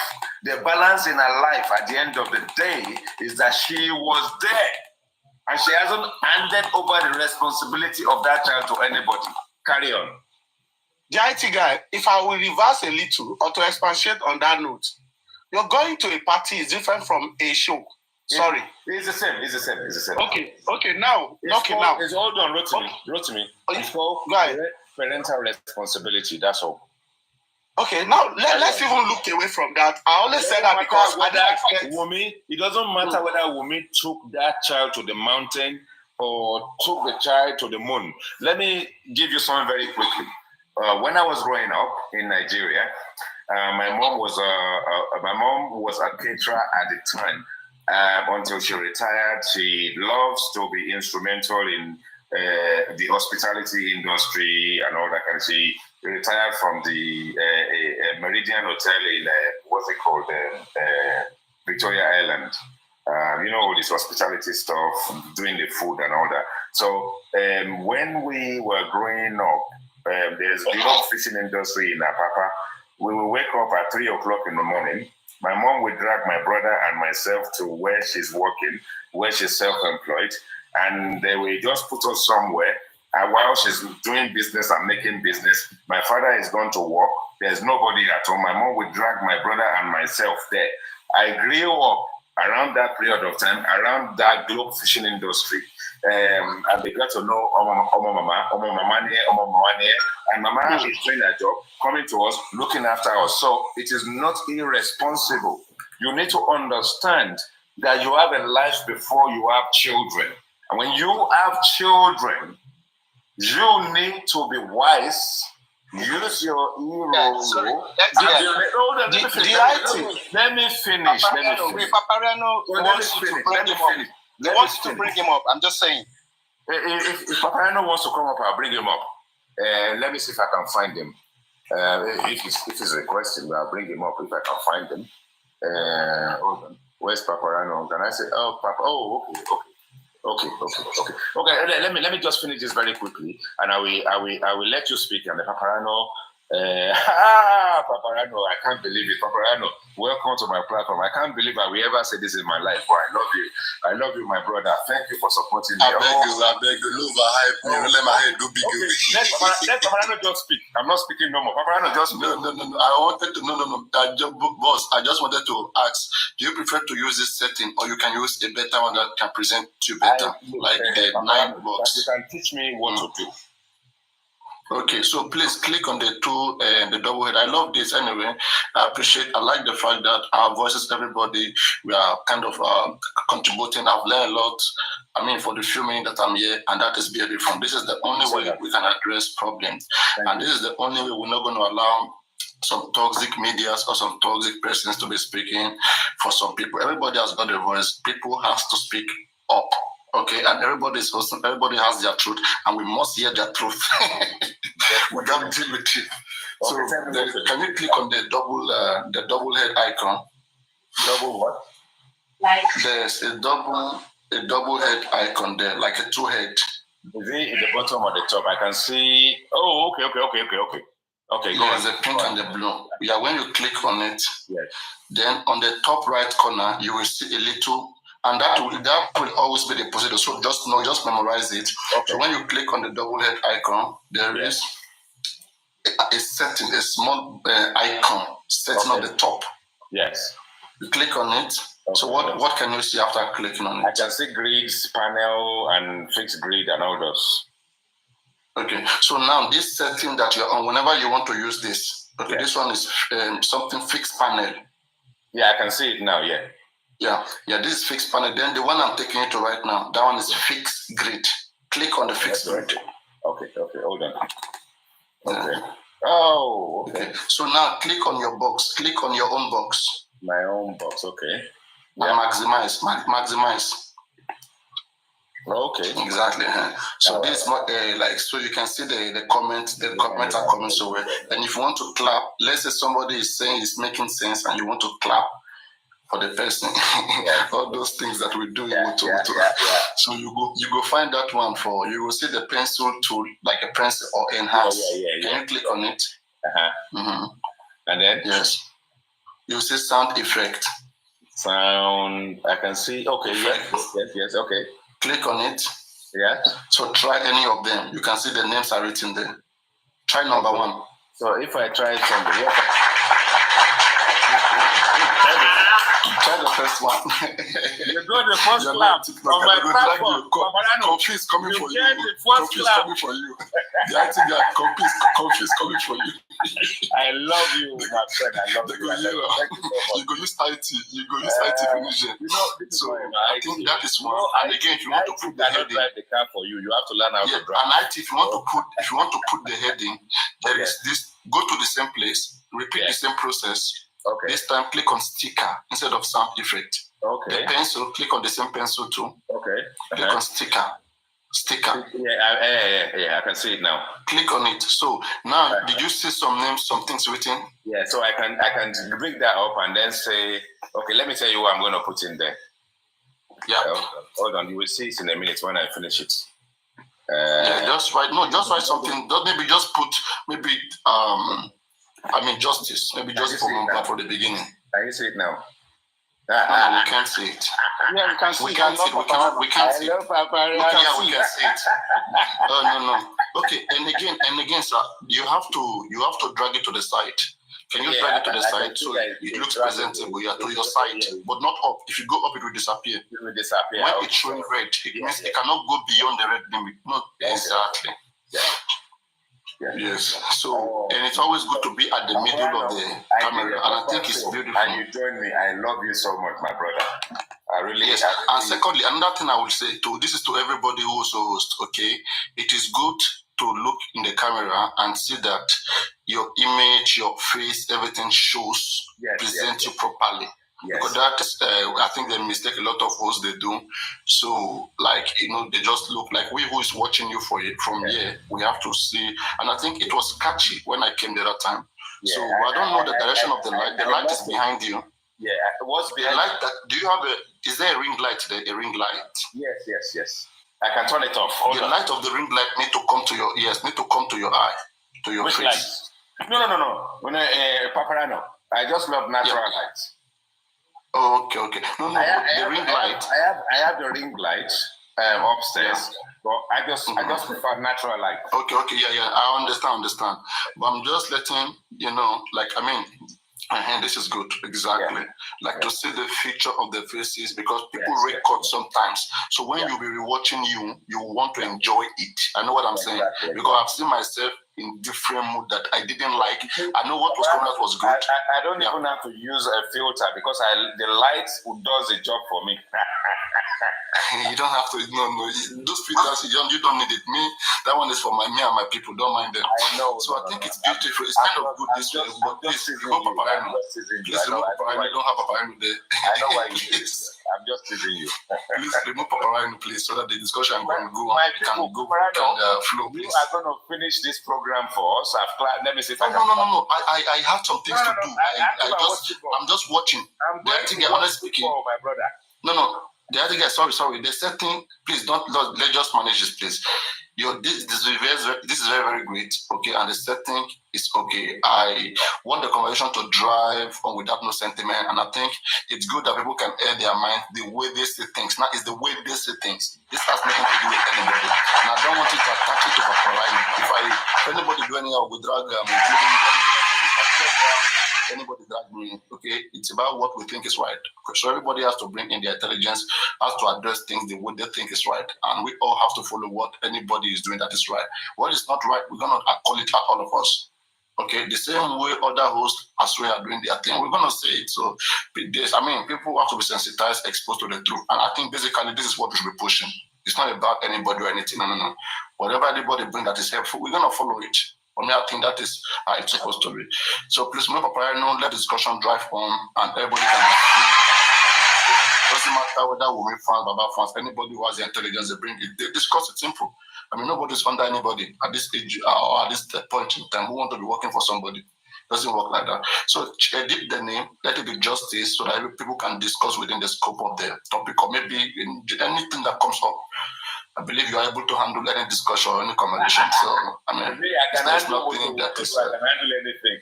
No. Don't start with that, please. I will not. I did not. So change the topic, and I'm gonna be leaving now. Change the heading. I'm gonna be leaving, please, because that heading is not gonna let two people come here. Please, just change it. Okay. Click the enhance. No. It's there. Don't worry. Yeah, there are some people who hate me, so let them be at home. Let them feel like they're on a different space. I don't have any connection to the IT guy is doing his thing. Brian also has his doing his thing. So it is the way it is. I love your idea and respect your idea. So. Exactly. This was, this was what I told Lady Harris that time when she was being bullied. I told Lady Harris the other time when she was being bullied in another platform, I told her, come, this thing that people are hosting, it's not like you cannot host. Stop allowing people bully you and all of this stuff. But later to find out that she herself, she has power, she does bully sometimes. But anyway, everybody's going to learn the hard way and get to say things for themselves. But I know it's not always going to say everything. So it doesn't look like we're judgmental, but it is the way it is. People should respect themselves when they're pushing out power. Don't overuse it because you don't know where you may be tomorrow. You may be under someone's mercy tomorrow. It is the way it is. Anyway, see you guys later. Okay, bye. Thank you, my brother. Love you. As you heard, at the end of the day, I had a discussion on a number of platforms over the last week, and it's one of those where we discussed. I was with Vegetable Island, and she wanted to learn a lot because she's half Zimbabwean and half South African, and she wanted to learn about our culture and all that kind of stuff. And I said to her, look, the problem we have is not to do with power. And the little power you give people sometimes, they take it to the next level. And they forget about how they get to the power in the first place, because you have to climb the ladder in life. You say for you, please mute yourself, please. So when they vote for you now, mute yourself. Everybody, please. Please. Whoever it is, okay, let me see. We need to. I'm coming. When you come up with yourself into your lung, on this level. So anyway, never mind. No disrespect. I'm just joking. So at the end of the day, we have a process, and we know that there has been different personalities in this process. So people will say, we've been there before. African Television was there. Gurexi was there. Supreme Iron Lady was there. Susie for Justice was there. Crunch Queen was there. Yes. But when power goes into your head at the end of the day, what people fighting for is recognition. What people fighting for, sometimes, I'm not labeling these people to discuss them, but sometimes people want kudos and they want to play all this power game. I was there before you and all that. So I was there before you. It was me that said it. It's the problem we have in the public domain. You see, the thing is, these people don't speak for me. They don't speak for us. They don't have a movement. They don't have anything credible that they can put out there to champion the public. But yet they speak for themselves, and then we follow people individually, and we end up with confusion. And power and the chip, those chips that they put on this shoulder, diamond, gold, emerald, it is another problem. Because people want one thing, they want to be reckoned with. They want to be the one to have the last word. They want to be the one to jump in and just take control and just start shouting. And we haven't done that. We haven't done that today. I was going to come up yesterday, and when I go into my car and I was driving and I pointed the camera at myself at the block for 24 hours, in the middle of the night, I woke up because my family have gone on holiday. Me, the worker that is paying for their holiday, I'm at home on my own. And I thought, let me engage with these people. The Sakuma tried everything they can, but it wasn't technical other than because I'm trying to engineer the process from the same phone. Anyway, they blocked me. Luckily for me, the clock in England went back 1 hour. So I quickly used that opportunity to come up. I have so much that I've planned for this show. When I was at work during the week, Let me count how many pages of paper. Let me count. 1, 2, 3, 4, 5, 6, 7, 8. 8 pages. Now, these 8 pages, I haven't used any of it at all. I did not even refer to it. At some point, I went into my car to bring it, but I decided to just use freestyle. And freestyle means, Paparano has corrected me. Yeah, we put a topic in there. For me, it's justice for MOHB and nothing more than that. Whether we are talking about DNA, we're talking about, if that one remains there as justice for MOHB, me, I'm happy with it. So, who have we got on board? Where's the sniper? The sniper, why don't you want to come up? The sniper request so that I can bring you up. What's wrong? Hello, the IT guy. Hold on, my lady. Before you do, let me look if I can find the sniper. I've invited you, sniper. Come up and stop being a baby. Carry on, my lady. This the IT. Can I finish my line of thought quickly, please? Hold on. So we got up to a point, and your line of thought. How many minutes is your line of thought? Just 2 minutes. I'm done. Okay, hold on. Jack, are you there? Yes, I'm here. Okay, Jack, unmute yourself. Rotimi is there. Whilst Rotimi is giving a submission, engage with him. Everybody else, please mute yourself. Jack and Rotimi, round up this session for us. Thank you. Quickly, Jack, let me go first. Now, what I'm saying is that let's say they got home from on Tuesday, from Monday morning till on Tuesday when MOHB was declared dead, nobody spoke to MOHB through his cell phone. I found that suspicious from everyone living in that house. Whoever had MOHB phone in his or her possession is guilty, because there is no way MOHB will not speak truth to the mother, to the father, to friends. Hold on, Rotimi. Look, it's unfortunate that I cannot sit there all day. My football match that I want to go and watch is started already. I was going to end the live at 4 o'clock, and I still accommodate. So if I'm saying something because you are late to the party, I've already said I'm going to close it at 4, but I'm allowing it to go on a bit. So bear with me. There will be other times. Maybe I go and watch my football, and Arsenal wins, and I come back and I feel really good, and I open the platform again. Then you have your opportunity and all that kind of stuff. But I'm sorry you came at the wrong time, but we can make amends. So carry on, Rotimi. Yeah, I can equally come back, but I see Arsenal playing draw. No, you carry on. So now, what I'm saying is this. Let's say nobody spoke with this guy. I found that suspicious for everyone in that house. That is one point. Now, the mother said he called several times. The wife picked the call and he said he's fine, he's sleeping and all of that. But he never told the mother the whole story. Now, I found that her act also suspicious. Again, the last one where I will rest is, what did you throw inside his grave? Simple. Thank you. Thank you, Jack. Jack? Let me quickly just say, first of all, I want to say I do not understand the reason why all of these people that support either Joseph Aloba or Wumi, right or wrong, I do not see any I do not understand why they always get the women seem to get orgasm and the men seem to get they seem to get erection immediately Joseph Aloba's name is mentioned, or you try to say something about Wumi. They need to stop that madness. So now, this is what I'm going to say.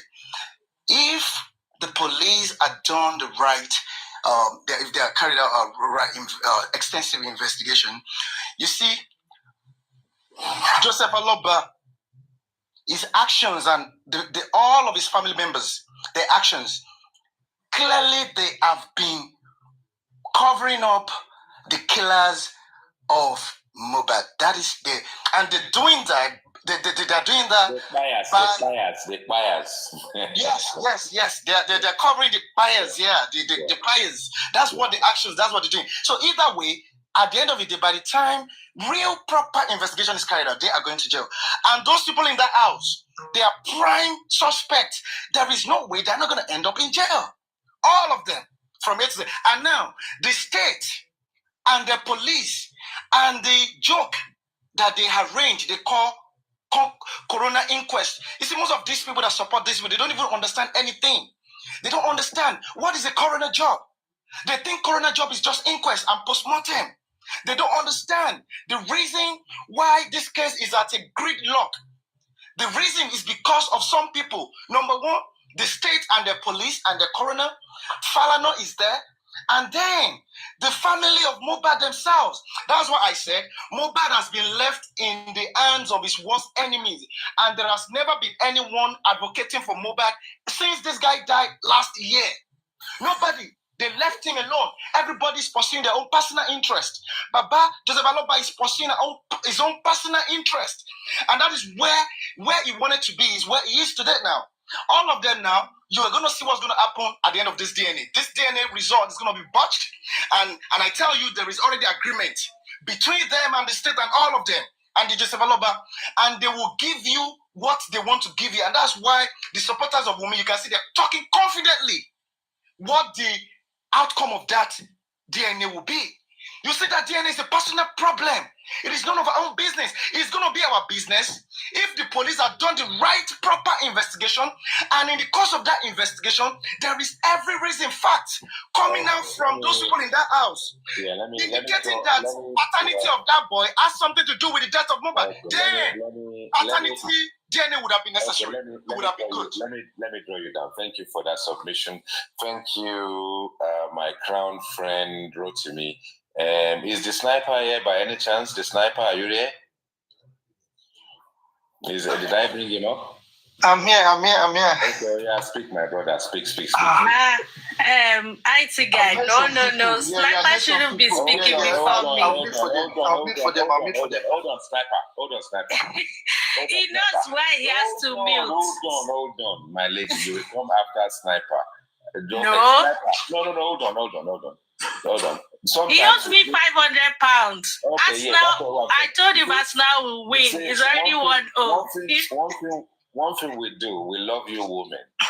There are times when we also have to give the guys the whatever. But okay, the sniper will join the queue. We will jump the queue, but we will give you the next one. So the sniper, come on, speak. Thank you. Hi, good afternoon, everyone. First, let me congratulate you, my brother, my dad, my uncle.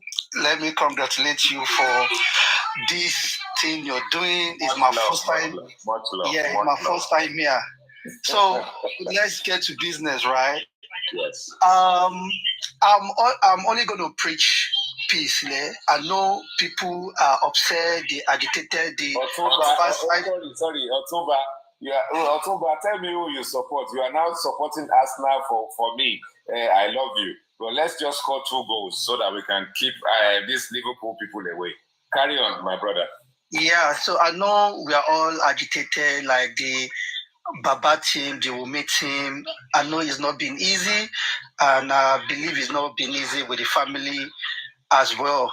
So if we want this justice that we're all seeking for, I believe we should all remove this for this and for that, because at the moment the only person that can't really speak is Mohbad. Every other person can defend themselves if it gets too odd. Say for example, they all end up in court, they can open their mouth and say whatever it is they know regarding this issue. So I'll go to because I'm more for Baba, even though I give Mohbad 80%, 20 for Baba, nothing for Wunmi. This is my reason. Because I spoke to someone from the other team that they were meeting a couple of days ago, and I told her why I'm upset with Wunmi, and she asked me why, and I said the way she handled this whole thing. If you're saying Mohbad has been scared from the get-go, there were people bullying him, there were people working for Naira Marley, and one of these people live in your house. I said in the CTC, I will still go back to Ade West. You're saying Ade West has got this affiliate with Naira Marley. This same person went with your husband to buy a car. This same person followed you lot to the show. This same person followed you back home. At the very last minute when Mohbad you left this boy with the same Ade West. Why? Hold on, the sniper. Was it Ade West that washed Mohbad's shirt? Yes. You see, people, hold on, the sniper. You guys can understand what is going on. This sniper is that's why I love to bring people up who, especially, everybody have different area, different understanding. And the sniper is actually digested the CTC, chewed it. And the reason why I love to listen from him, he quotes all this stuff directly from the CTC. So who is Ade West? Why was he there? What work did he went there to do? Why did he take off the shirt and wash it? Why not Mohbad's trousers? Why not the underwear? Why not even take Mohbad into the shower and bathe him? Why was he interested in washing the shirt? And when she washed the shirt, and Wumi doesn't see a problem with it, where is the shirt right now? Wumi collected it, they hid it somewhere, they burnt it, they discarded of it. Who is Ade West? Why did he wash Mohbad's shirt?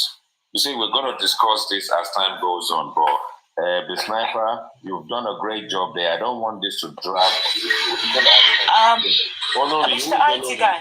Hold on. I just want to tell you something. I'm not talking. I just want to add something. We speak now.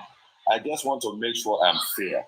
So, the lady that interjected when I was bringing the sniper up, did you come first or did Olori come first? Well, I can't remember, but I just wanted to play you a short clip. Okay, I'm not hold on. for anything serious. Let Olori speak first.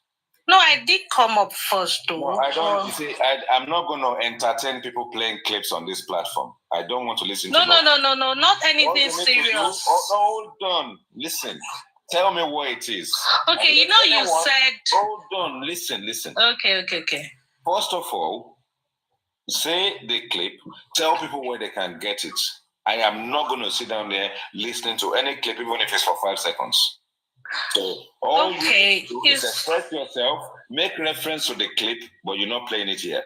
Thank you. Oh, okay. I was just, you were talking about Baba Mohbad's interpretation of what will happen when Wumi does the DNA.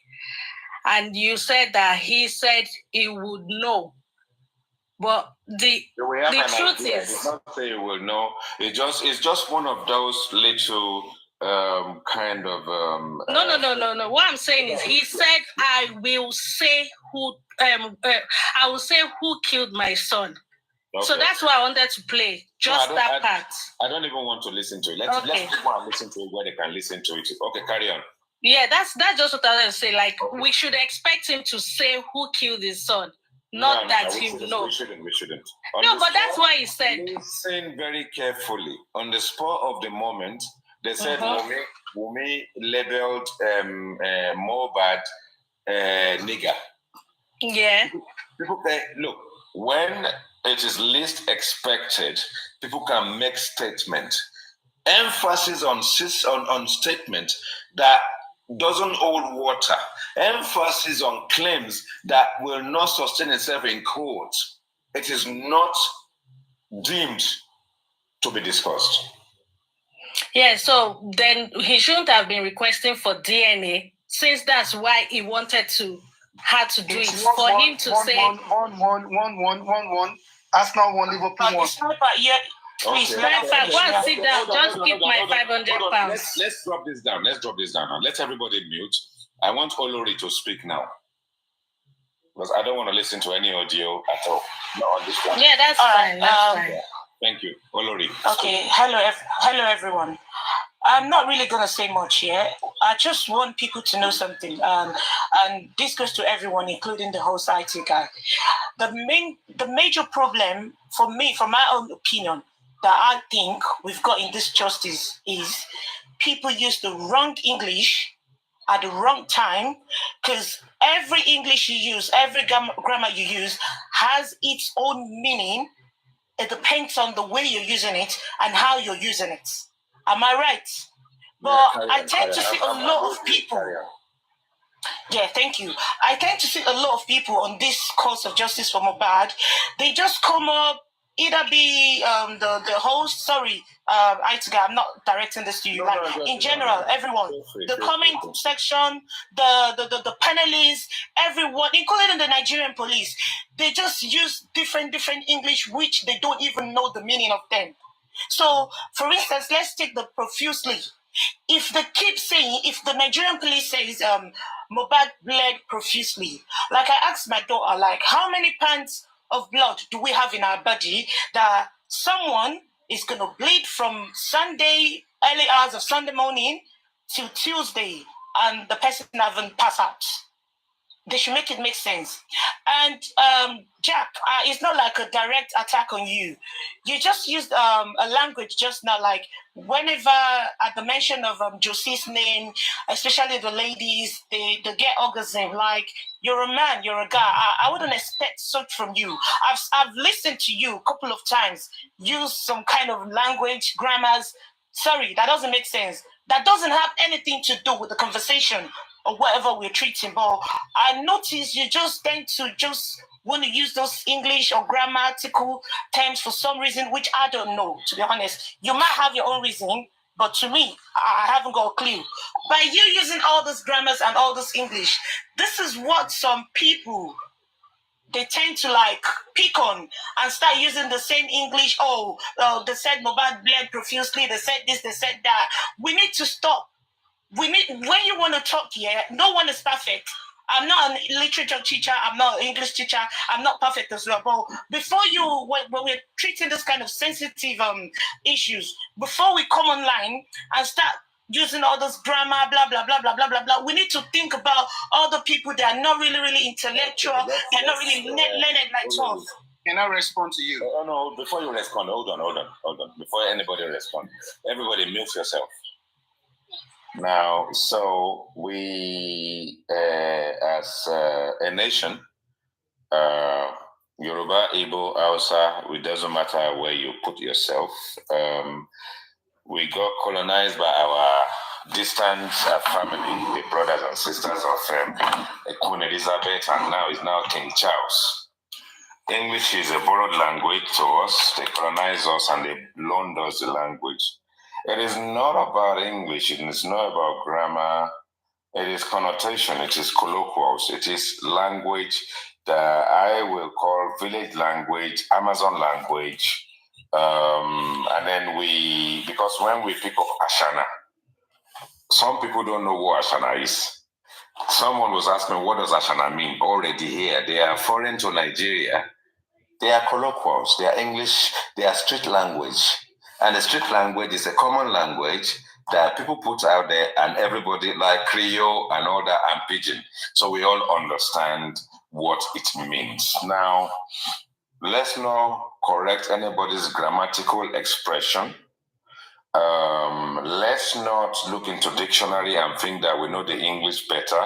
Let's not misinterpret our language and their language because we borrowed the language. So people express themselves. Sometimes we are playful. We are just playful. There is a need for us to borrow some of the language we are used to already. Hence, Baba can call Wumi Ashana. Wumi can call Baba Baya. Mama can, Abosede can call Baba Olori Boruku and all that kind of stuff. Now, even some of the stuff that I thought I will use, I now have the opportunity to bring this one to play. So, when we were growing up back home, I was born in England. My parents came here to come and do their reading, and they went back over. They dragged me and my brother along over to the other side. So we have to bed ourselves into our way of life in Nigeria. Okay. And then, obviously, you are growing up. You lose your English first. You lose your accent eventually. And then you become one of the brothers. It is when you come back to England again that you start looking for your accent again and all that kind of, because you've spent time in Nigeria speaking Yoruba and what have you. So if you then look at the jungle, I classically say the jungle language is a coded language that is unofficially used by people across the globe to interact in a private way. I repeat. Jungle language is a coded language that is unofficially used by people across the globe to interact in a private way. Let me give you some examples. As people are still living in Nigeria, and we obviously bringing up our children here, some of us haven't taught our children how to speak Yoruba, Igbo, or Hausa for a reason best known to us. And if they get to the age and they are curious and they want to learn the language, why not? So when we look at issues, we need to be very, very careful. Police said to us profusely, we accepted it. All sort of connotation comes, we accepted it. So why are we fighting ourselves here when someone says Ashana? We book it and say Ashana all day. So anybody can use any language they want to use as long as it's not directed at. So let me give you an example of some of our jungle vocabulary. They will say, okay, mute yourself, please. If there is an incident in a family and Baba is minding his business and Baba is suspecting his children for doing something stupid, he will say, hey, Tawa Ibolowa. You see, look at that connotation and that description. It's two people, husband and wife, came together to have children. In English, means your own children. But we had the children together. But when the children are in trouble, the fathers have a way of linking the badness to the mama. He said, then if we leave that one alone, then you've done something wrong. Okay, let's say you get to the age of 16, 18, and you know your left from your right. You come go do something wrong. Your mama come say, Dadan Didi, Opono, Alai Nirono, Idogo, waiting then if you are the one the eldest in the family, any problem that happens, if inflict it on you, even though Baba and Mama is supposed to be responsible, they will say, Adagba, Madanu, Alai Nironu. You see, these are things people say to you as a child. You don't have anywhere to turn. You may want to buy yourself safe. And then you are mending your business. Someone is calling you Anini. Anini, we know who Anini is. Alokone unkigbe, ole, oloshi, and all this kind of stuff. Let me see if I can find Oniregbe, Dongoyaro. You see, you're calling your own child Dongoyaro. And we know Dongoyaro there are two aspects to it. Maybe someone is tall. Dongo Yaro. Dongo means tall. They will still call you Dongoyaro. They will say something like, let me see if I can find another one. Idogo did there. Abagbamada no did there. Wishing did there. So the point I'm trying to make at the end of the day is actually that there are connotations, there are description, my nigga, my guy, Ashana, this and that. Look, when people are frustrated, they actually have a way of expressing themselves. Now, we are in England, where the situation may have been sanitized, where we actually think of them to a very high esteem, but quite often even our politicians get it wrong with their utterances, even though they are speaking English. They will now go and tell you they didn't mean it that way, we mean it this way. And that is the world we live in. Jack can only apologize to you to say, I'm sorry, but sometimes you don't have to be sorry. Profusely by the police, what the hell is all of that about? Yeah? Buki Jason calling Wumi Ashana. What is that all about? Calling Wumi Transformer. What is that all about? And then when someone then come on and call you Olori Buruku, you are upset. But you are not upset with people calling someone Ashana. Calling someone prostitute, indirectly, Ashana. And then someone is now asking me on this platform, What is the meaning of Ashana? A foreigner. And I have to tell you, it means prostitutes. Now, when this person now goes on Bukky Jesse's platform, and Bukky Jesse is now calling someone Ashana, so you now say, why is she saying Ashana? Who is it? Then we say, it's Wumi, she's calling Ashana. Is that right? Is that justified? Is that needed? But colloquials will happen because we are on the street, the nooks and corner of where we are. We learn language. People will say, let me buttress your idea. You understand? Let me see anything else. Kudos to you or whatever.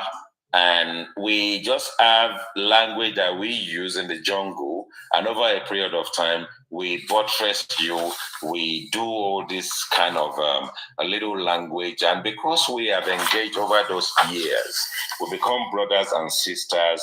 Ashana is now becoming the order of the day. Olori Buruku is also okay, because when people are on a platform, when they have to get it out, they go for it big time. So let's not be offended by a language that is not ours. Let's be forgiving when someone is frustrated, as long as they're not directing it at you, you see. We went through a period, and this period was like, don't call Baba Josie. First of all, it's not your Baba.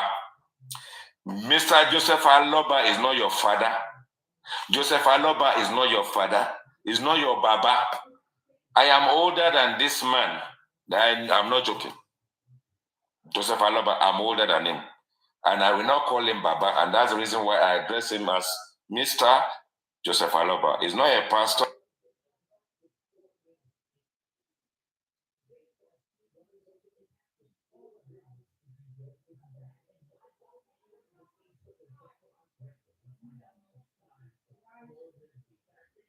Up and speak to their daddy and engage with their daddy. So I am their Baba, not Joseph Aloba. Now, if you grow up to my age, there is a possibility that your Baba is still alive. God bless you. Long life to Baba. Kudos to DNA.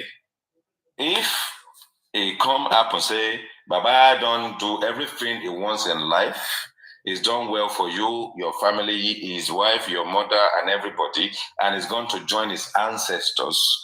Sorry, Emma Bino, condolences, because even me, my papa don't go join a ancestor. So Joseph Aloba is not your Baba. And you can't come for me. You cannot come for me. I'm not going to drag Joseph Aloba, but I'm going to call him to play.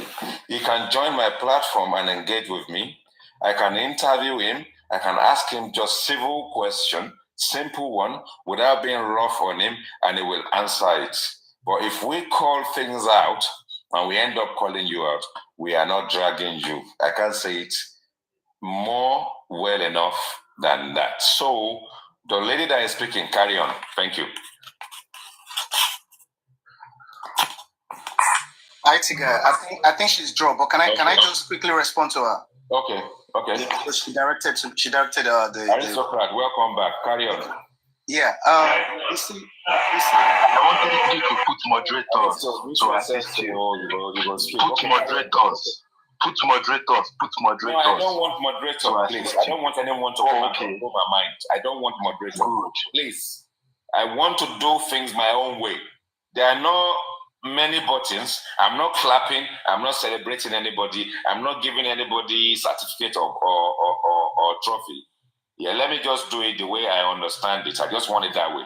That way, I don't want someone dropping people needlessly. If people are frustrated and they can't wait and they drop themselves, that's okay. We'll bring other people up. So carry on, my friend. All right. The IT guy. What's the origin of Ashana?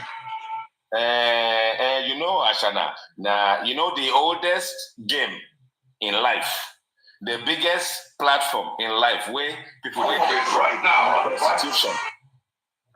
So I need the origin. What language? Yeah. Where you want to, and you say Nasakale, you won't carry that one too. No, you are not getting it. What language? You know, Yoruba, we say Ashewu. That's Yoruba. What is the language? What language? You are the man with all the knowledge. No, I don't know it. People call it, but I really want to everybody listening.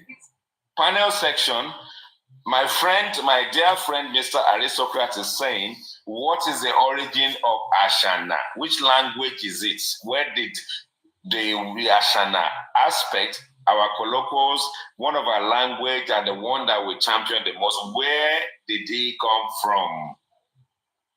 Carry on, Jack, and then we'll see comment section. Jack, carry on. All right, the IT guy, yeah, thank you. Yes, the thing is this. What I said, I don't know why she's having issue with that.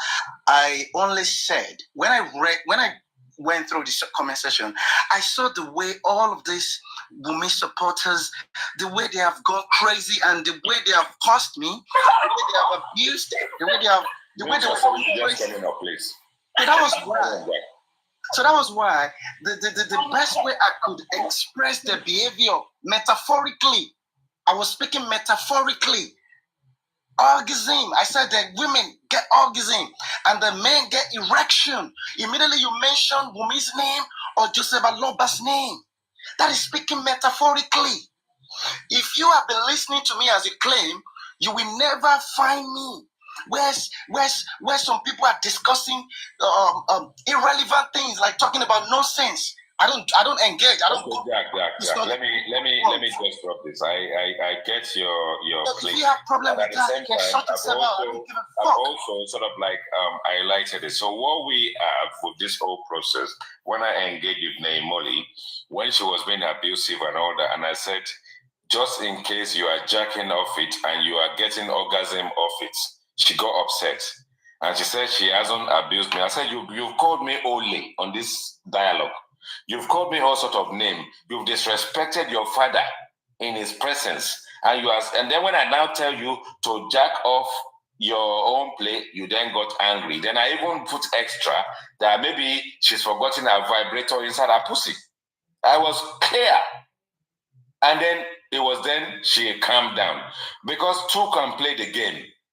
But when people speak and they express themselves, there are times when it takes for you to use a loose language for people to understand how emotional you are about a situation. So when I then said, I'm sure you're getting a come off it and you are vibrating off it and you're getting pleasure out of it. Maybe you've forgotten your vibrator inside your pussy. Then she kept quiet. Then she changed the subject. Sometimes we use it. Waiting happen. Aristocrat, have you found this answer? Ashana. Where did Ashana come from? Jack, carry on. Yeah. So, IT guy, you see, it is heart wrenching for me. And you see, the reason why Nigeria, that country will remain the way it is the behavior of the people. The people in government 20 years ago, they were members of the public, of the society. You see, it is just a reflection of the people. The people, the society itself, our society is. A 26-year-old boy died. And the best that all of these Nigerian people can do is to be playing politics, to bring politics in as though it is APC and PDP. Into my gifters, give me universe and give me lion and elephant. Carry on, Jack. Yeah, like it's APC and PDP. Why can't you just say neutral and face the truth? Stand on the truth. Everybody is either they want to support Mohbad's dad or they want to support Wunmi. Have you people gone crazy in an homicide case where you're supposed to maintain a high level of neutrality for you to be able to know what has been done to this guy? A boy that was crying like a baby on the bed when he was alive. He was crying, begging for his own life. Please, I don't want to die. And all you can do, you people, that is despicable. Despicable. You want to remove Wunmi from the old issue? You want to remove Baba Mohbad from the old issue? When this man, Baba Mohbad has clearly is clearly culpable for obstruction of justice because he's been covering up for these people.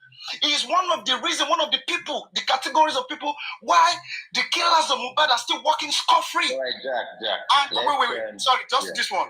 And those people responsible, those prime suspects in that house, no investigation, any form of it has been done.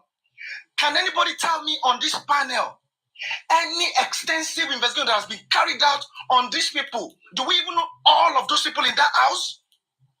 And some I don't even understand. Some people will say that investigation has been done. Look at these people. They are trying to fault police in the area of profusely. They want to choose and pick, but they don't want to say, they don't want to agree with me when I say that police has not done any investigation. Let's slow down. They are saying it is wrong. Yeah, thank you for your submission. You know that your opinion and your submission is always welcome.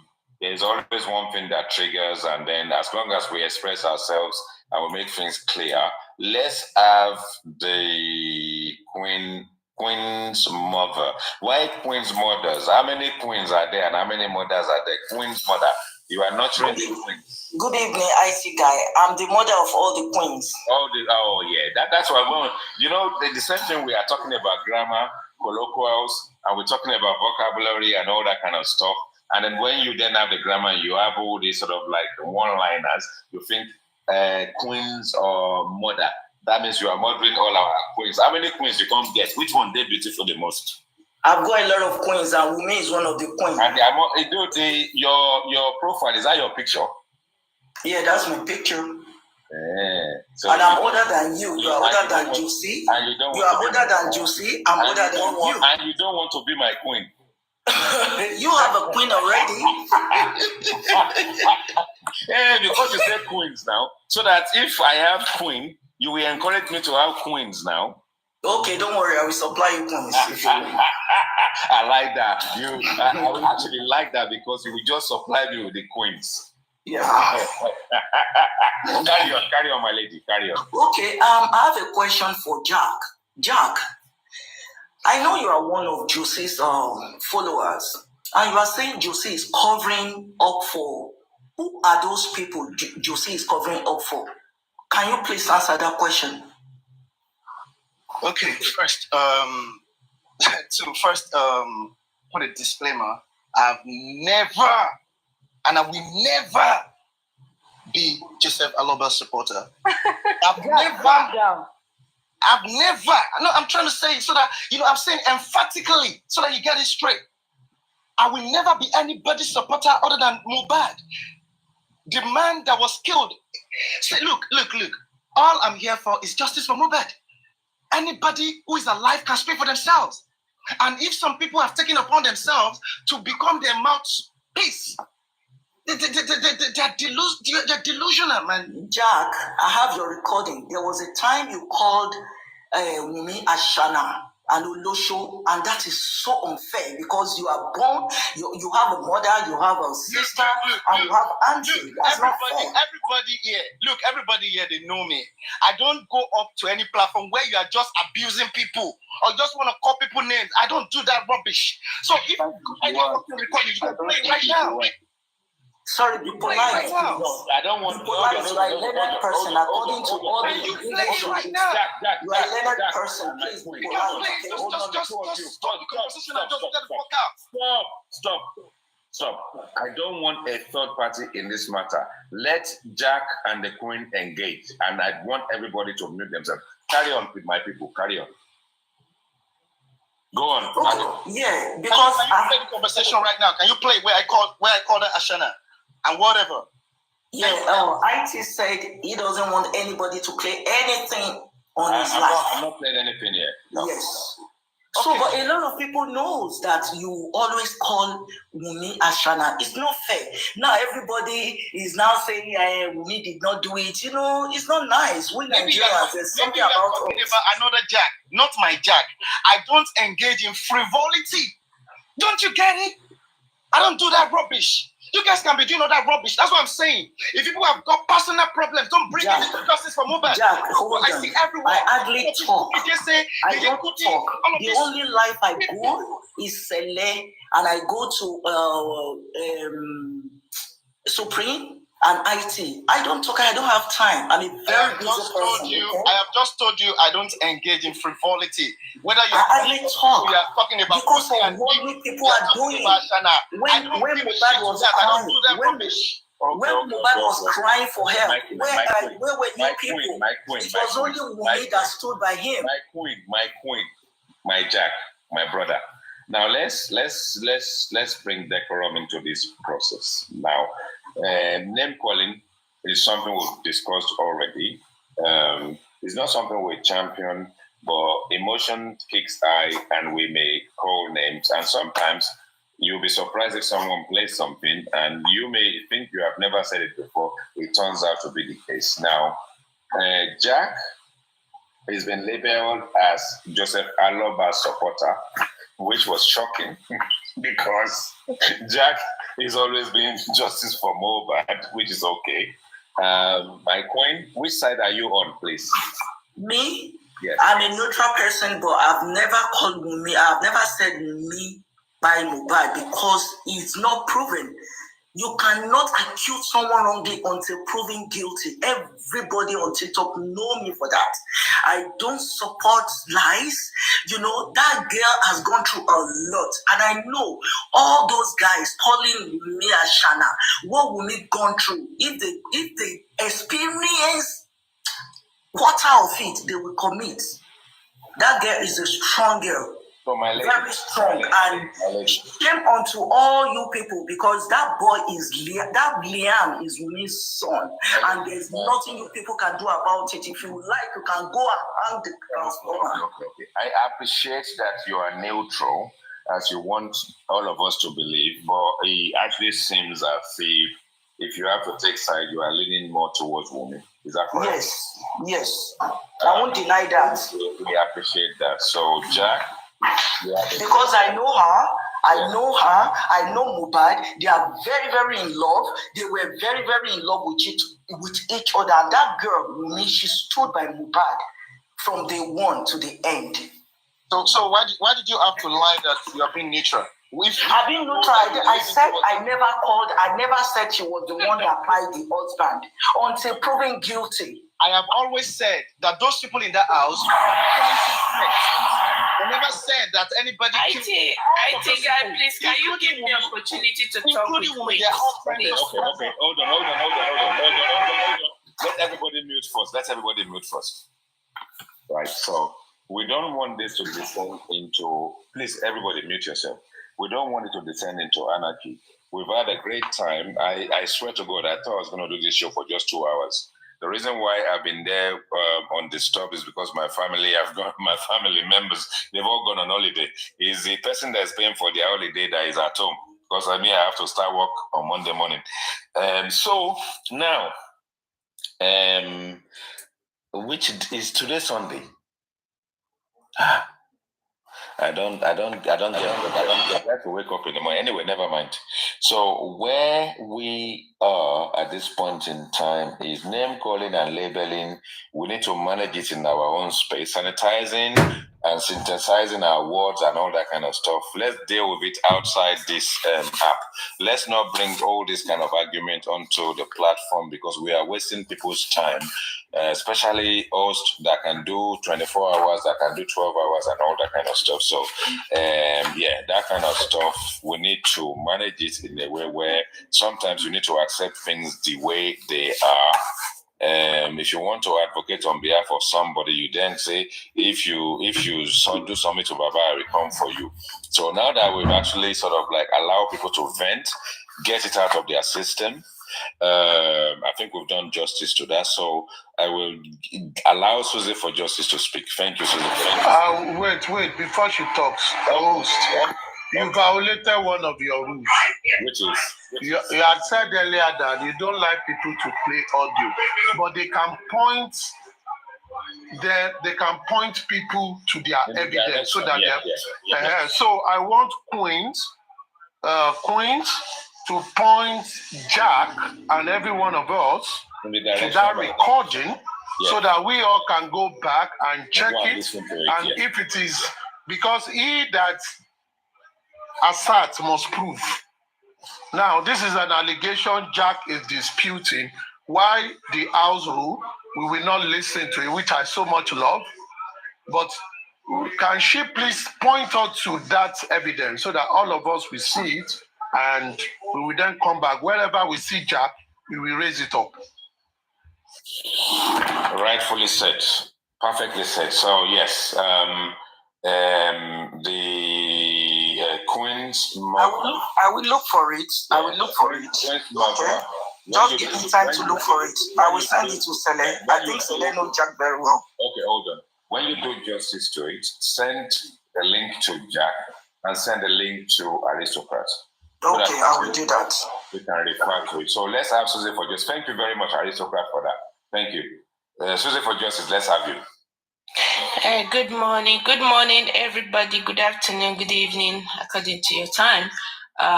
IT guy, congratulations. Thank you very much.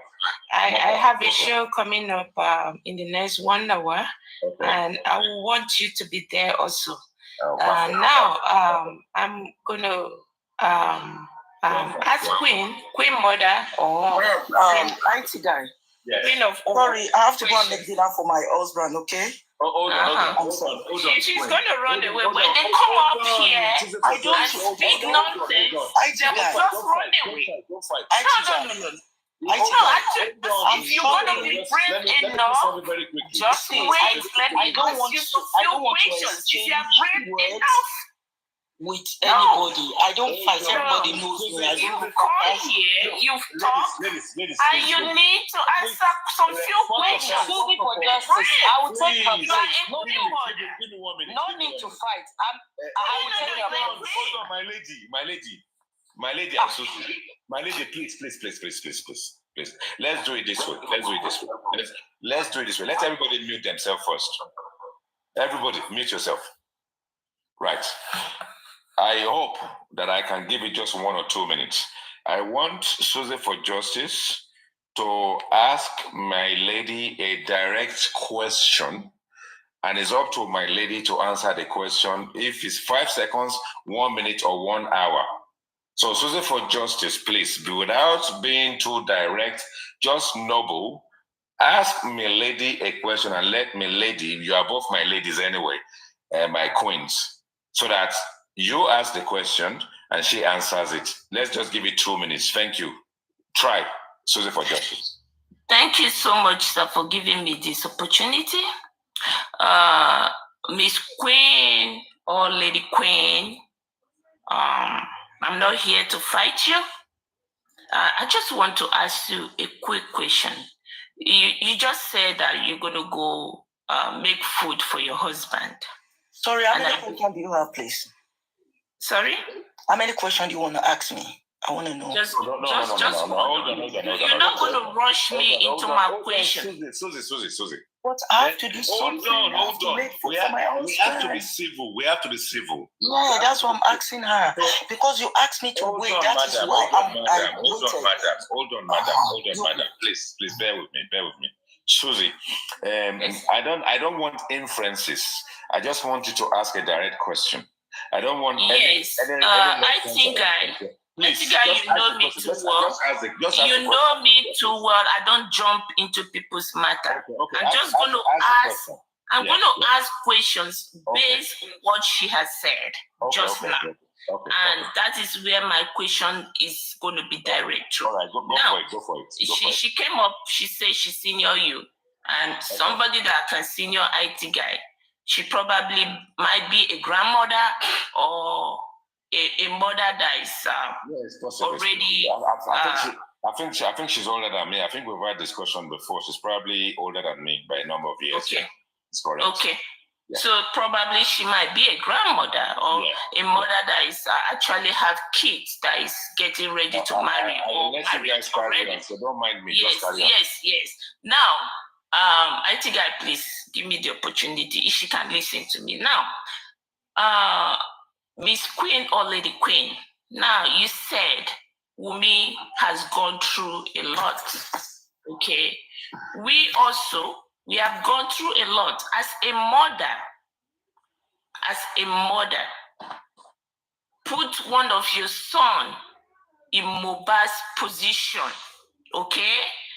And Wumi happened to be your son's wife.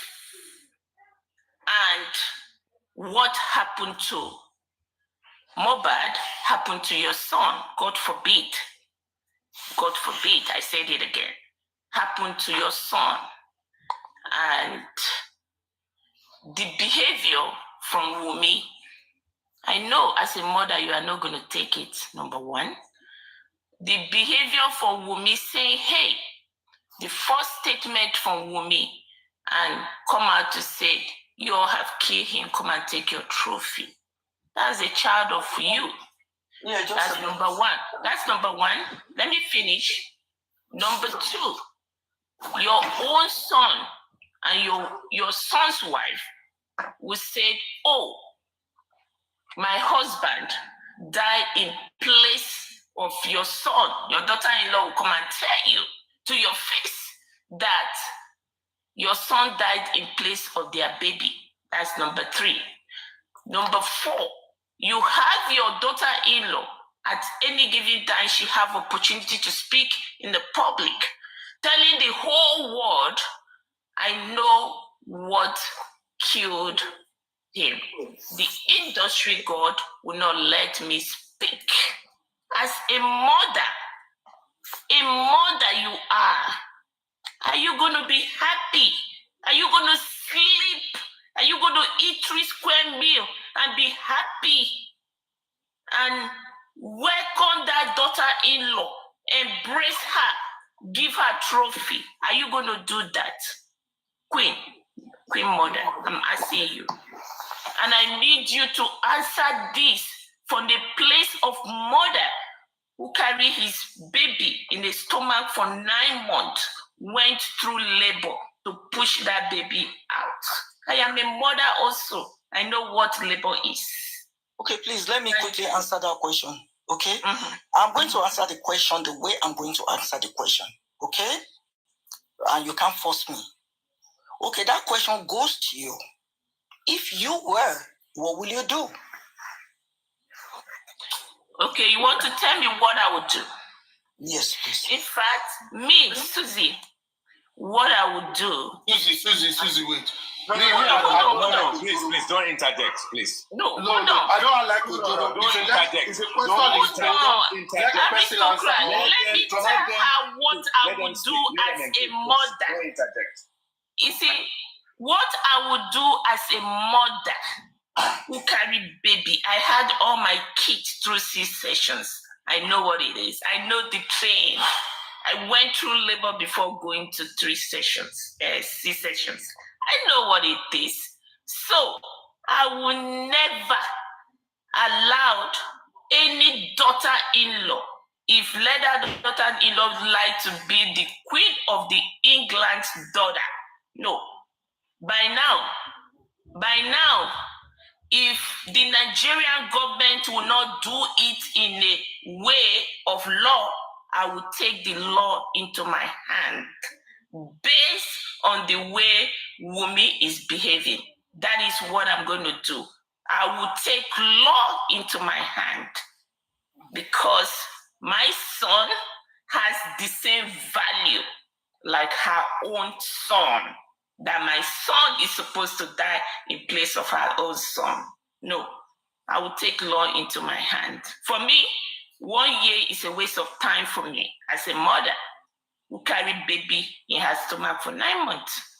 If you will not do anything and feel that Wumi has gone through a lot, and as a mother coming here telling us that Wumi has gone through a lot, I'm sorry, except you know something that we don't know. Thank you. Okay, I think I've answered our question. Okay, Auntie Guy, please, I need to go now, please. I need to. Okay. I need to go now. Thank you. Good night, everyone. Good night. Thank you very much. Thank you. Okay. I figure I'll take her place. I'll take Queen's mother's place. Okay. Carry on. You can direct questions. Hold on. Number 5. If you look in there, there's 5 showing up on whatever gift. Hold on. Okay, carry on. Number 4. No, I'm just saying, it's Susie. The questions she asked. First of all, let's get this straight. The questions are filled with emotional blackmail. Those are not questions. Those are your feelings. Let's not use. No, I'm just saying. We can see. Don't ask. If we asking questions, go directly. Let's not blackmail anybody emotionally. Let's not label ourselves. Let's not blackmail. Yeah. So when you come here and say, "I'm a mother," No. Hold on. I don't want fracas here. Keep it to yourself and just be direct. I'm not doing fracas. Excuse me, madam. I wouldn't. You remember, Queen Mother says that Liam is Wumi's son, and Wumi is the mother of that baby. Okay. So Queen Mother know where I'm coming from. As a mother, she knows where I'm coming from, and that's why she cannot answer my question. Let me answer your question. Let me answer exactly. Let me answer that question. I want Queen Mother to answer my question, not you. Not you. No, I can answer it as a mother. I'm not going to listen to you, please. Of course, you don't want to hear it. IT guy. As a mother, let me answer. If I'm a mother, my son, depending on the relationship I have with the wife, as a mother, when things like that happen, I'm not going to jump into conclusion. We all have emotions. I'm going to make sure I ask my daughter-in-law. The first thing I do is make sure we report it to the police. But there's no way I'm going to blackmail my daughter-in-law or tell lies about her just because we have internal issues in the family. You get me? Yes. I may have my personal issue with her, but I'm not going to let that personal issue blind me from the truth. If she is in any way guilty or have done anything close to being responsible for that my son's death, we face ourselves at the police station. Now, secondly, my daughter-in-law has made her statements. It's not like she has not issued statement at the police station. She told the police what happened. We, the public, some of us in the public just don't want to hear what she has to say because most of us have made up our mind. We have our preconceived notions and ideas about what took place in that house. And that's why a lot of us do not have open mind. Now, when I come here, I always say this and plain. My biases are towards Wumi, but I'm also for justice. I want to know who killed Mohbad. Truly. I want to find justice. I want to know, if possible, if anybody killed her. My problem with the other side is that most people are not open-minded. They have made up their mind that, this exact person, which I'm not going to point fingers, is the one who killed the Mohbad.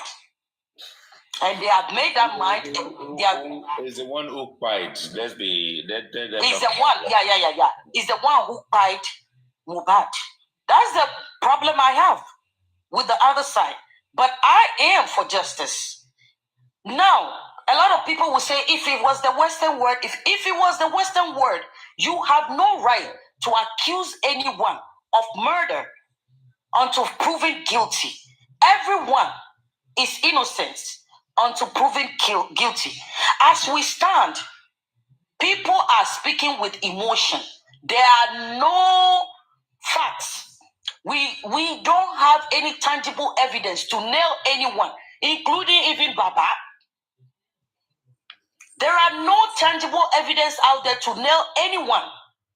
A lot of people are coming on with their own misconstrued stories. misinformations going around. People walking around TikTok streets, picking out what they can and making it into their own evidence. You don't have the evidence. I'm not here to speak on emotions. Give me evidence. Make me nail this person you said is. We are not stupid here. We are also mothers. Okay. Let's. If this guy, let me wrap it up. If this guy is culpable and any evidence, I promise you, I've given you my promise. If they find anything against her, me today, I will turn against her. My biases are towards Wumi. I'm not gonna deny it, but I'm here for justice. Okay, we also want to know. Let Susie for Justice respond to that. Susie for Justice, let's have you. Thank you. Okay, thank you, sir. Now, you see, me, Susie Justice, if anybody that knows me in this justice, I am in the middle. I stand for justice. And justice, what we want is to know who killed by MOHB. Now, like he said, you see, when you are coming up here to make excuse for me, it's not good. You see, if Wumi has decided to go quiet, without coming up anytime she have opportunity to throw it at us, yes, with her full chest, I know what happened. And I'm not going to talk, okay? If she go mute and don't say anything, I think I, Susie, would prefer that.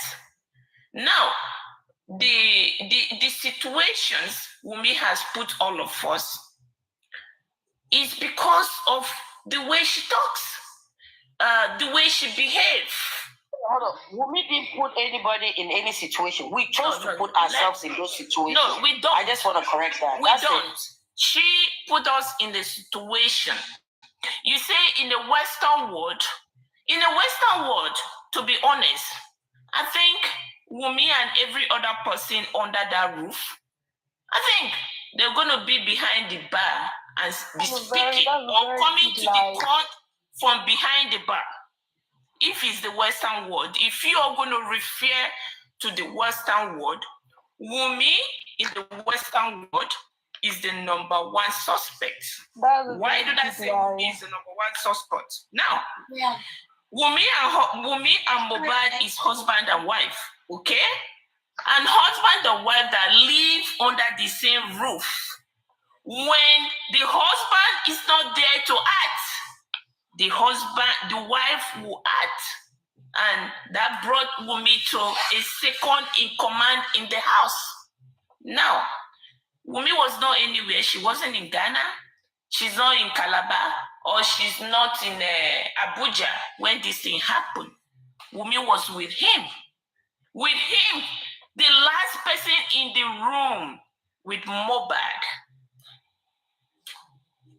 In that situations, what do you want us to say? Who are we supposed to ask? Wumi is the second in command in the house. Are you done? I'm not done. I want to answer No. Just wait. When you were talking, I leave you to talk. I asked you if you were done because you've been talking for a while now. No, I'm not done. Okay, hold on, guys. Susie for Justice, please give us a summary, and then let's see where we get from there. Yeah, a summary. Then coming up here, defending Wumi. It's a no. She's a second in command. Wumi need to tell us, I don't have hands in the buying of MOHB. Some group of people came to the house. We fought for our life to save him. We couldn't. They came, they beat him up, they killed him, and they left the body for us. Okay, we can come up and say that, and we'll take that from her, but not the manners, the way she's been talking. It makes her guilty already, make her be a suspect already. And that's the reason why we are asking her the questions. We are asking her. And we are not going to stop. Can I answer now? My lady. Go ahead. Okay. Let me answer her. Thank you, Susie. Okay, Susie, first of all, you and I, we are public. We have right to our opinion. We can stay here on TikTok and ask and demand her to come and talk. But she doesn't have to speak to you or I. The only people who have the right to interrogate Wumi are the police. And she has done her bit on that. Secondly, we forget that Wumi can even be the last person in the Western world, because we say in the Western world, it doesn't matter if she's the last person. There is going to be a comprehensive investigation by the police and authorities. Detective work is going to be done. And if that is done... Sorry, my lady. Mm-hmm. Now, look, I don't have moderators and I don't want to drop anybody or block anybody for the duration of the session. I want people to express themselves. Just because we are not paying attention to the comment section doesn't mean... They are being crazy there. Hold on. Doesn't mean you have to be abusive and derogatory and be directing nonsense. If you want to do that, all you need to do, grow your followers and go and open your platform and then do the shenanigans and all the gutter press and all the gutter stuff there. But if you are in the comment section, you are allowed, come in and speak well of people, share your opinion, have your engagement, because you don't have the knack, you don't have the confidence to come up and speak. And if you're in the comment section, because look, me, my own is simple. I will not stop you for the session. I will block you forever. I don't want any nonsense on my platform. I don't need people to be disrespecting panelists on this platform. So for me, I will just block you and that is it forever. We don't have to engage. I don't owe you anything and you owe me nothing. But respect me, and I brought these people together. Respect the people that come up. And if you think you can speak better and you can do better, just request to come up. Since I have started this platform today, I haven't sort of like given anybody preferential treatment. Everybody come, they go. They come, they go. The people that are not patient enough, they drop themselves. I haven't dropped anybody, and I don't want to do that. But please be respectful. Yeah, Susie is speaking. Yeah, you are right. Power tap. You guys power tap. Yeah. If you don't like Susie, all you need to do is DM Susie so that you can have your shenanigan there and Susie can put you where Susie wants you to be. But please be respectful. Carry on. Thank you. So about Wumi putting us in a situation, we chose to put ourselves in a situation. Nobody, for me personally, no one is going to put me in any situation. But let's go to the answer. So in the Western world, as you speak, no authority, okay, is going to arrest somebody on the fact that he was the last person with the person. They will arrest you, take your statement, do an investigation. Okay, there will be, unless they find a murder weapon with you. Even at that, if there is a murder weapon with it, you are holding a murder weapon. They found you with it, or they catch you 10 by 10 that you killed this person. Even at that, you're still innocent until proven guilty. That they will arrest you and hold you. And if you can get bail, you can get bail. But as it stands with MOHB case, there's nothing to hold. They held everybody. From what I read, there were 26 people who were interrogated. There was an investigation done. It may not be to our satisfactory or our satisfaction. That's when the public came in, right? People have contributed to have lawyers. What are those legal representatives doing? If they believe that the police have messed up somewhere, and there are some people who need to be arrested, and those people are not arrested, what is their job? Look, Wumi does not have to come and speak with me and you. What she has the right to do, if the police need her, she show up. If she's needed at the court, she shows up and say whatever. And plus, she's a grieving mother and a grieving wife. She's a widow. She can say anything she feels like. When my father died, my mother would go and say, I want to buy me loco, I yell in Kanka. People do that. It's not this thing. So let's leave our emotions. A lot of people come here and say they are not emotional about this. Me, I've made it clear. My biases are towards Wumi. I am also for justice. I'm open to justice. Okay, let's but don't say one thing and not be open for criticism of the other. Wumi has okay. So let me wrap it here. Wumi has no. Wumi will do whatever she feels like doing. Okay.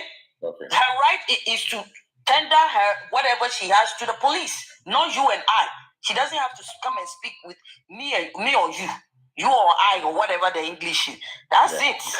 Okay, you've spoken well. On the panelists, because it depends on how I see the screen, there are two people that are showing 0-0. Anyone who wants to speak, unmute yourself and speak. Hi. Good morning. Can I quickly ask some questions? Okay, Can I ask some questions, please? Yeah, but please, 1 minute, please. I will drop very soon. Okay.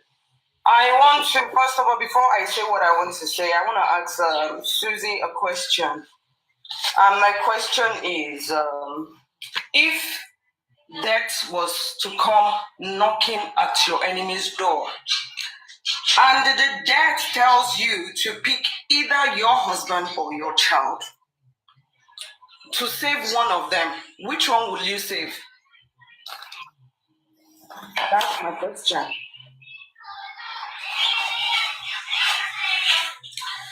Can Susie hear me, please? No, maybe their network.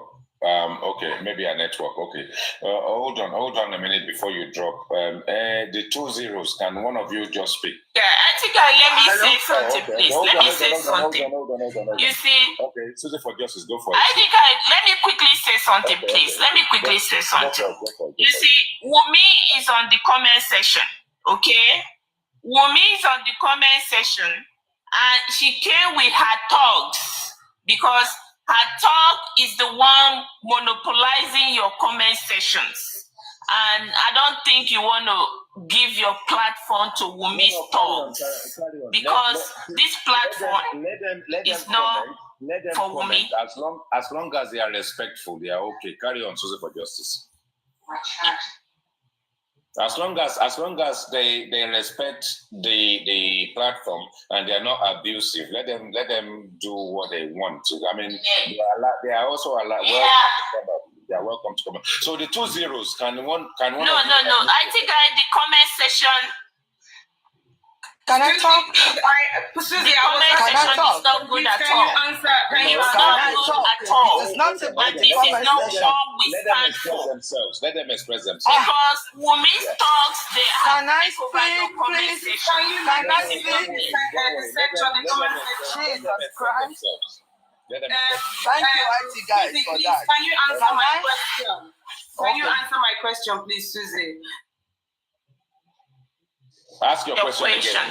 Ask your question again. I said, if death was to come knocking at the door of your enemy, and you are to save just one person, which one will you save? Your husband or your child? The door. Knocking at the door of my enemy. Listen, there's something that you guys are forgetting. Okay? MOHB is not in the war front. Boko Haram was not invading Lian's school for MOHB to go there and fight to save Liam. And in course of that, Boko Haram killed MOHB. So that is my answer to you. Go and put the puzzle together. Boko Haram was not invading Lian's school. If Boko Haram was invading Lian's school, which one would you save? To save Lian, and MOHB was being caught in that action, then it's going to Mohbad's house. No. Yeah, let's put it this way. Now, if you ask people question and you ask a question and you have questions, you need to accept the answer and so that we can move on. That is how Susie is going to answer your question, and we just move on. So the two zeros, one of you. No, I want to continue. Can I talk now? Please, let me speak. I want to 1 second now. I'm not done yet. I want to 1 second now. It is not done that way. You can't take control and say you are not done yet. You are a member of the panelists already. I know, but I said before I say what I want to say, I want to ask a question. They need to speak. I want one of the 2 zeros to IT guys. Well done, everybody. Hello, can I speak? You said I should hold on, and I did. Okay. Can I speak a little, please? Please, let the first zero Now, speak. good morning. Everybody mute yourself. Thank you. Everybody mute yourself. Thank you. Good morning, everybody. Yeah. And IT guy, I don't know you. Thank you for this platform. Now, my thing to this question is this. I want to address 2 or 3 things that Jude Susan said. Okay? I live in a Western world, in America. If a murder occurs, let's quote and unquote a murder occurs, what happens is the police comes in, the ambulance is here, lots of people are there. There's something they call eyewitness investigation, and there are eyewitness evidences, and there's something they call they interview them immediately.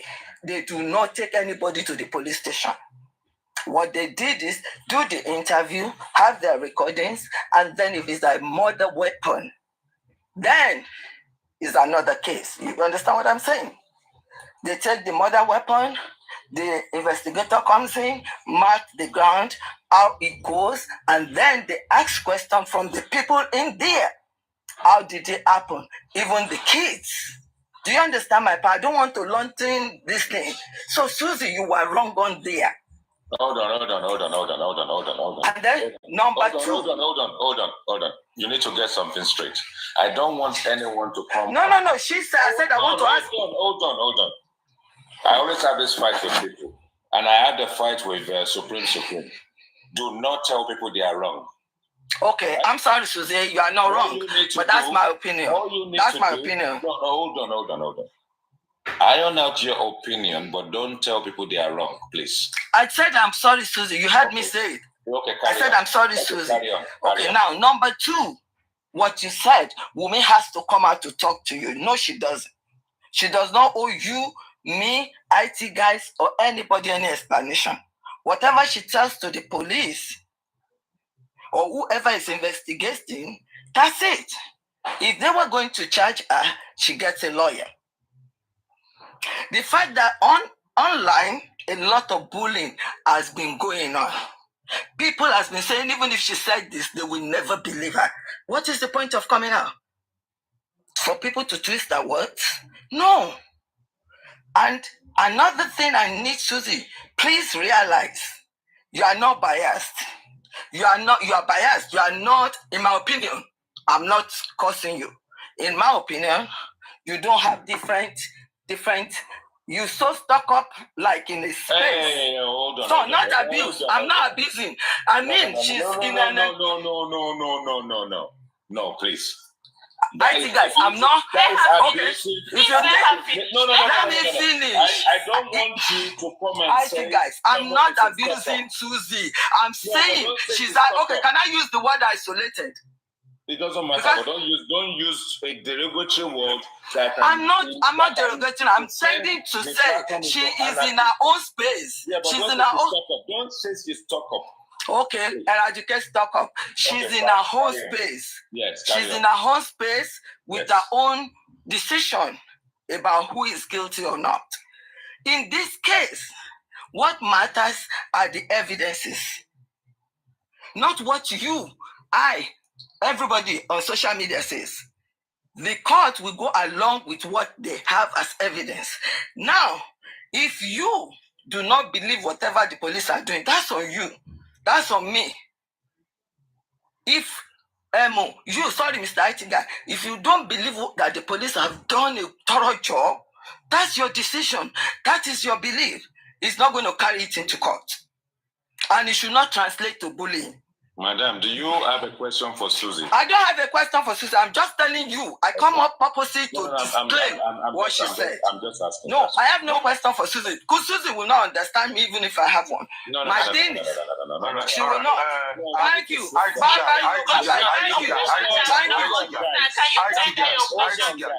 Don't worry, I don't need any question. I don't want to ask you any question.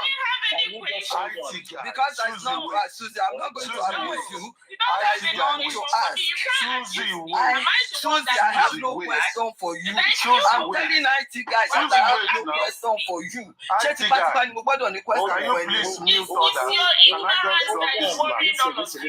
Listen, Susie, I'm a medical social worker.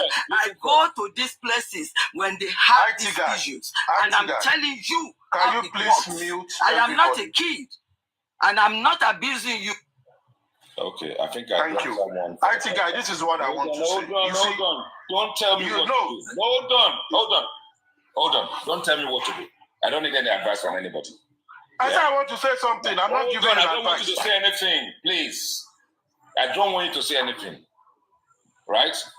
She's dropped. She's been disrespectful. She's been warned several times. I don't have moderators. I have to look for her and I have to drop her. It's not going to happen here. Respect people's opinion. When you ask people questions, once they've answered it, move on to the next one. It is not compulsory that people answer your question the way you want it to be answered. Let's be one. So you speak, sir. Speak. Number 2, speak. Hello. No, number 2. Let's hold on. Let's Feyikemi talk. Okay. Yes. My God, Aristocrat. Okay, never mind. Who is speaking now? Feyikemi. You see, the funny thing is I cannot see anybody because my screen, the screen that I'm using to see. You can hear my voice. That's why I'm calling the numbers. Okay, Feyikemi, speak, please. Okay. Okay. Well done, sir. Yeah, one thing I want to say here. I think people are not getting Lady Susie. What this woman is trying to say is giving us another narrative that some people came in and fight Mohbad or beat Mohbad up. That's another, I believe. Maybe she has evidence on that. Because in what we have been hearing, both eyewitness and police reports, all the report in Corona inquest, there's nothing like that. But I can hear her now. I just left where I'm watching Arsenal and Liverpool now. I heard her now saying women should come out and tell them that how they beat up Mohbad before he got fined. That's my question for her. Okay, Feyikemi. Let me just easily address Feyikemi. That was not what she said. She said if she gave a narration that some people came in, overpowered them, that would have been a narration, not that I don't know what happened. So she wasn't giving a kind of an assumption of what could happen. She only said if she was to say that. So it was a probability. That was what she said. Okay, sir, I understand. Did you, Aristocrat, let me ask you, did Wunmi explain what happened? Because the first video of Baba Mohbad is the one that is speaking. When they are interviewing Baba Mohbad, he said, the guy asked him, Cheb Brilo is a Yoruba or something. And Baba Mohbad answer, Mo Biri, Bishe Debe. And Baba Mohbad was confirming in that video that nurse here is a quack nurse. Baba Mohbad explained everything. Even if Wunmi did not come out to say anything, that first video, I've explained everything. Because that's the video, I listened to that video with OG Baba. That's the first video of Baba Mohbad. He explained that when he get there, everybody told him that Mohbad fought in a show, and they called nurse, and after the nurse injected Mohbad, the reaction occurred, and he died. I don't know what we need. Okay, let's do something very quickly. because I've got my family abroad calling me to check on me. So one lady just came up right now, grid number 3, under 24. Speak, please.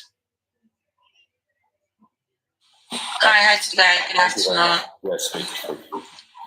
I just want to say a very big thank you for this show today. I really, really do enjoy the show today. So, quick one. I quickly want to ask Susie a question. Susie, are you there? Good afternoon, Mrs. Susie. Yes, I am here 100%. Go ahead with your question. Okay. Susie, I want to ask you the same question I've been asking you, and you've not given me a good reason. For the past 1 year, what is still your evidence against Omowunmi Aloba? Okay. Omowunmi Cynthia Adebanjo. Okay? And Aloba. my friends. No, Adebanjo. At the time Mohbad died, we know Wunmi as Adebanjo in Nigerian court. So if that is what you want to put on my face, I'm going to put it on your face too. Wunmi Omomi Adebanjo. Cynthia Adebanjo. Now, he's not Cynthia. Okay. It's Cynthia. Whatever, Cynthia. Whatever you want to call it. No, that's the way I prefer to call her, madam. I don't like now, this. Hold on. Don't mind them. Don't mind them. Nonsense people. Hold on. All right, let me answer her question so that I can go, please. Hold on, before you answer the question. I do not welcome leading comments that can cause fracas on my platform. I will just drop you and that's it. Let's be respectful. That's all we need to do. You've asked the question, she's trying to answer your question, and you are now being rude. Why? Yeah, because Wunmi herself is here, so they are trying to impress Wunmi. Let me answer your questions, okay? I believe you're a mother.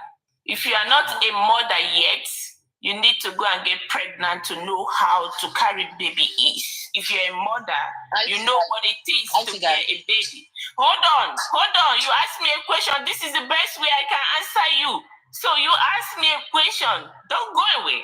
Come on. No, I've dropped that. Carry on, for justice. I've dropped that. I cannot take that successful way of my anger, my grievance towards Wunmi, Cynthia Adebanjo, is that anytime she have opportunity to talk to the public as a mother, when she speak, she aggravates me. When she speak, she angered me. Now, hold on, Yes, let me just say this very quickly. I am not biased, but one thing is I don't want anyone to come on this platform and be disrespectful. Any notion, any taint, any hint of you trying to be disrespectful, I will drop you. Period. Carry on. I think you know why they are doing that. Wunmi is here, so they are trying, putting in their efforts to impress her. But you see, let me answer her now. And the reason why, when I keep on hearing somebody like Wunmi telling us that nothing, hitting her chest, telling us that nothing will happen to her, she has paid her way. You know, as a mother and putting myself in being Mohbad's mom, and I keep on hearing girls talking, the way she talks, the way she's adamant, the way her body behavior, the way she behaves, that she don't care as a girl of 25 or 24 years old. Oh no, I'm sorry. She's heartless. And I will stand by that. None of you, there's nobody. You see this Susie's voice? No, it's not going away from your head. Are you still there? I'm sorry. I have a question. Hold on. I'm asking Aristocrat if he's still there. I'm just telling you. I'm here. Please, everybody, mute yourself. Aristocrat, Give us your most powerful submission right now, please. You know, for me, this is what I will simply say. You see, in the minds of people, we come out to say after over 13 months, people say, oh, it's fracas that caused this, that caused that. But even after the 13 months, you all still go about being fracas. You all still go about queuing behind someone. So really, have they actually learned? No. And people still come out and say, oh, this is my opinion. But when someone else makes his or her opinion, you come out to counter them. But for you, it's your own opinion. So I always look at how will this same public come out with their full chest, as they used to say, address this matter unbiased. I have been called is for Baba. I have been called is for Wumi. When I make submission or opinion that is pointing to how things should be. Now, but when someone else is also making their opinion, either way they want to say it, someone will come and say, I am not supporting, casting aspersion on their own position, and we now at the tail end says, but my bias is for, come on, man. We got to be truthful if you want to be truthful. And I think that is what this platform is for. The platform is for us to weigh all available parts, look at it, say things unbiased.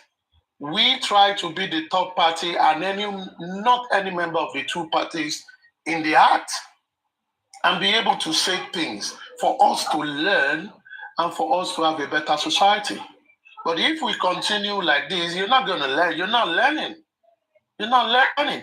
So it is free for some people to be emotionally attached, but it is not okay for others to be. So if truly, for me, the public want to take center stage in this, let's argue on facts, on available positions, and let us then look at way forward. That is just my submission, because at the end of the day, this is beer parlor. It has turned to beer parlor gisting and beer parlor and pepper swing and Eddie Kain with some bottle of beers and wine, because they've derailed from what we started with. Everyone have their own biases, but at least when you are true with your biases, which does not supersede that of others, we should be able to come to a conclusion and say, okay, after saying all this should be what should be done. Just like IT guy we do. IT guy we bash Wumi, we bash Baba, we bash Adura, we bash everybody bashable in any way they've done things wrongly. And we said this is what we ought to have done. And I think that is how it should be. If you are a third party, if you are a spectator, and you truly want to be someone that is not in the camp of anyone, pick all the errors, talk about it, give the flowers where necessary, and say this should be the way forward. And I think that is how we should be doing this thing. You spend 13 months faffing around. It is high time we spend the next few months doing the right thing. Because the real big dog in the house is the government institution not doing the right thing. Thank you. Thank you very much, Aristocrat. Thank you, everyone. I thought I was going to do 30 minutes, 1 hour. I've been there all day. My family are calling me right now. Even my wife is throwing some bomb at me, which I have to So, comment section. Everybody, Paparano came to my platform for the first time properly. He advised me. I love Paparano. I love you guys so much. The attention that we need in this case is for us to become, educate ourselves, learn from one another, and actually know there will be life after justice for MOHB. It doesn't matter what we do. I wish I can accommodate more, and I know there's a lot we can talk about. I will come back again soon. I love the whole lot of you. Much love. I tell you something. I have accommodated people from different space on this horizon and landscape, as Aristocrat rightfully said right now. We accommodate Wumi people, Wumi, Baba, Latisne, Westo, Honorable York, the Ish president, everybody. Because the thing is, at the end of the day, Supreme, Susie for Justice, Paparano, the sniper, everybody. I love everybody to death because we are all Nigerians. We want to reshape our mindset. We want to reshape our thoughts. We want to reshape our judicial process. There is a lot we want to do for our children, for our grandchildren, for children that are not born today and the one that exist, for our children that one day want to wake up and decide that they want to go and live in Nigeria for a while. We need to create a space for them to align them to an aspect of security, to be able to engage and to feel safe in their own land, in their own home. You come to England, you engage with your wife, maybe you're from Nigeria, your wife is from Zimbabwe, Sierra Leone, Ghana, or anything like that. The sense of belonging doesn't marry well until you show them home, until you point them in the direction of home. And if it goes all wrong and you will be dead and they will say on your grave, Daddy, Daddy, why did you not fight for us? Why did you not fight to give us justice? Why did you not create a platform for us to be able to live securely? For us to know our home over there is not, your home is not in England, is not in America, is not in, how can I put it, Germany or France. The thing is, look, you have a house there, you're paying your mortgage, even when you pay your mortgage off, at some point in time, home is home. You know, it doesn't matter where you go, east, west, and south, home is the best. So those are the kind of reason why we do what we do. And like I said, because I've got work tomorrow, I have to find time to sleep and wake up in the morning at 3 o'clock. It's going to take me 2.5 hours to get to Newport, South Wales. That's an incredible journey. I'm grateful right now that I'm the only one at home, but at the same time, even the people that are abroad, I think they can give me peace. They are calling me and trying to get me to speak to them, which I will do. But let's love ourselves. One thing I will implore everyone to do and take away with them as my little biscuits, my bite-sized advice is that do not look upon your comrade with scorn. You see, if I'm Nigerian and you're Nigerian and you are lost in England and you're looking for the, and I can hear your accent, I will help you. Even if I haven't heard your accent, you're a black person. And then when it's my own person, I will not lead you astray. We need to stop the name calling. We need to stop the labeling. You can't come up and be having a conversation with someone and you are directing fracas at them and you don't want them to react. And sometimes people are noble enough to kind of discard that, but I don't want people to discard it. I don't want it to happen in the first place. It is not who we are. It is not who we should be. Fighting for justice for Mohbad, whether you are for Baba or for Wumi or for Mohbad or just catching cruise, is okay. But let's respect ourselves, our lives, and if we keep it that way, we've had a wonderful day. And yes, welcome to everyone for coming. I'm rounding up. I love you guys so dearly. And IT guy, yes, thank you for allowing us to speak on your platform. Oh no! But I think you should know that. Welcome. You say for me, I don't see. I'm myopic. I don't see anything. I don't see Baba. I don't see Wumi. I don't see Mama. I don't see Adura. I don't see Adarusha. I don't see Latisne. I don't see Westo. I don't see anybody. I just believe that if you request to come up, just come and engage. That's all. Nothing more than that. But welcome. You're welcome. And please do come again. I don't know if we have this amount of time next time, but when I do, it's been enlightening. It's been good to engage with people, because the thing is, whether you are Hausa, whether you are Igbo, whether you are Yoruba, someone makes a statement, Hausa reacts to it differently from Igbo or differently from Yoruba. Everybody is fighting themselves. At the end of the day, whether you speak English, Yoruba, Igbo, Pidgin, or anything, we are one. We just have to sort of like be patient with ourselves. If we are patient, we understand ourselves better. It doesn't really matter. So I just think a lot of people have been too emotional about all these things. That's all. The emotions is too much. I need to learn the national anthem again. Arise, oh compatriots, Nigerians, yeah, I'm leaving you. Okay, guys, Wumi people, if you are to see person too, come to me. Don't worry, we are not going to hit you up. I need to go and learn it so that when I use it to round things up and all that kind of stuff. But look, the thing is, we need to understand that when we are emotional, we say things we don't mean. Sometimes we say things we later regret, and the good thing and useful thing about it, the noble thing to do, we apologize. We take it back, or whatever the case may be. So let me leave you with that thought. Have a blessed rest of Sunday where you are. Good morning, good afternoon, good evening. Have a wonderful week when you wake up on Monday. Your noble brother, your friend, your associate, your impartial host, because my platform is for everybody, as long as we don't disrespect ourselves or fight. Thank you.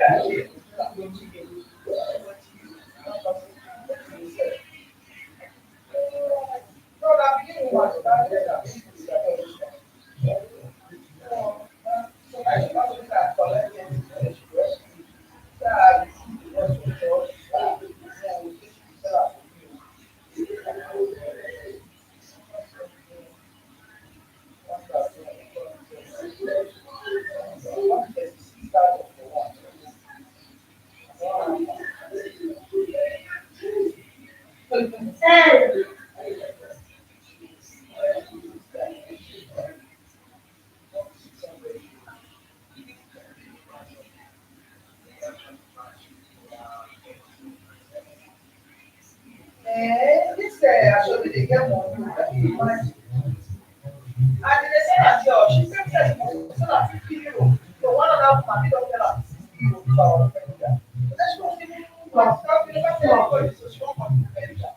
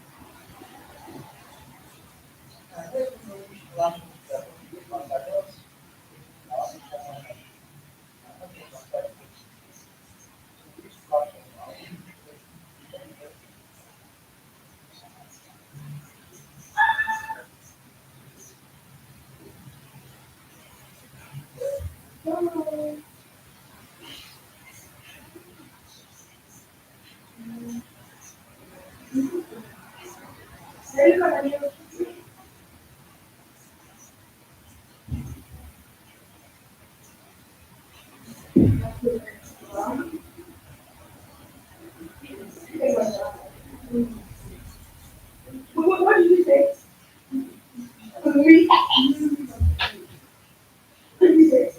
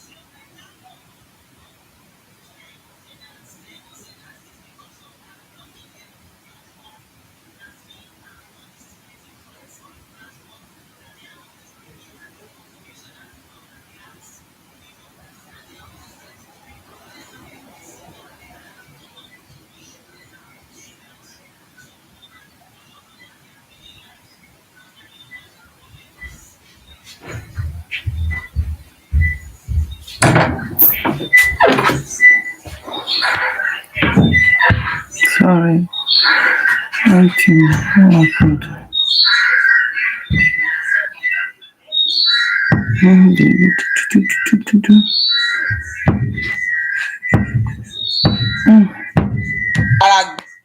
Leute, stellt euch vor, ich war gerade beim Mediamarkt und Saturn und habe einfach entdeckt, dass es kein...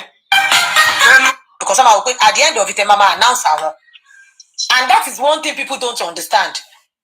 I want to inbox mi nsin yi èyàn mi lè wò pé àtẹmọ bóyá owó èyàn mi ti wọlé bẹ́ẹ̀ yẹn tí ò tí ọmọ àwọn mi tuntun máa máa rorò kúrò èmi ò like this inbox of it gan ẹyin bó ṣe sọ pé ẹja aṣọ lórí platform bí ká aṣọ but kò ṣe gbogbo èèyàn ló like popular jingle mo fún yàn báyìí léyè báyìí mo fún yàn báyìí but it is what it is o ẹ má bínú o èmi náà lórúkọ láti protect ẹ má bínú but má ṣe ń kò dé mọ́ mi dádì wa.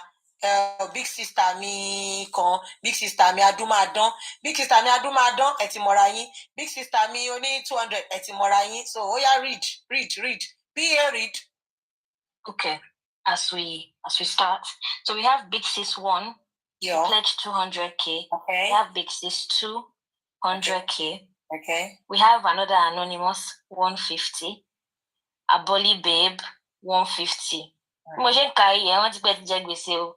Aboli babe 150. Lifestyle 100. Ajox baby 50,000. Miss O 40k. Seyi Kemi 20k. Dupsy babes 50,000. We have Olu's Beauty and Store, I think it was. That is 30,000. Boom Sim 50k. Oida 100k. Mide 50k. Abilo 50k. The Dollar Lady, that's 160,000. Daddy 100,000 and Mommy 50,000 naira. Altogether, we have 1.450. God bless everybody. I love you all. God bless everybody. You did not mention my name.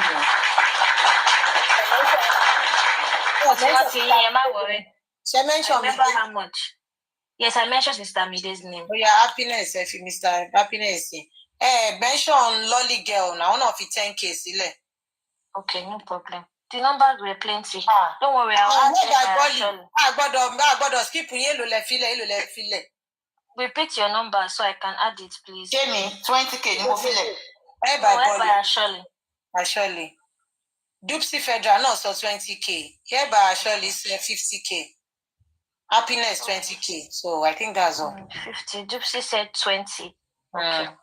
No problem. So hereby Asholi. Okay, let me add this one to it. Dupsy at all my company.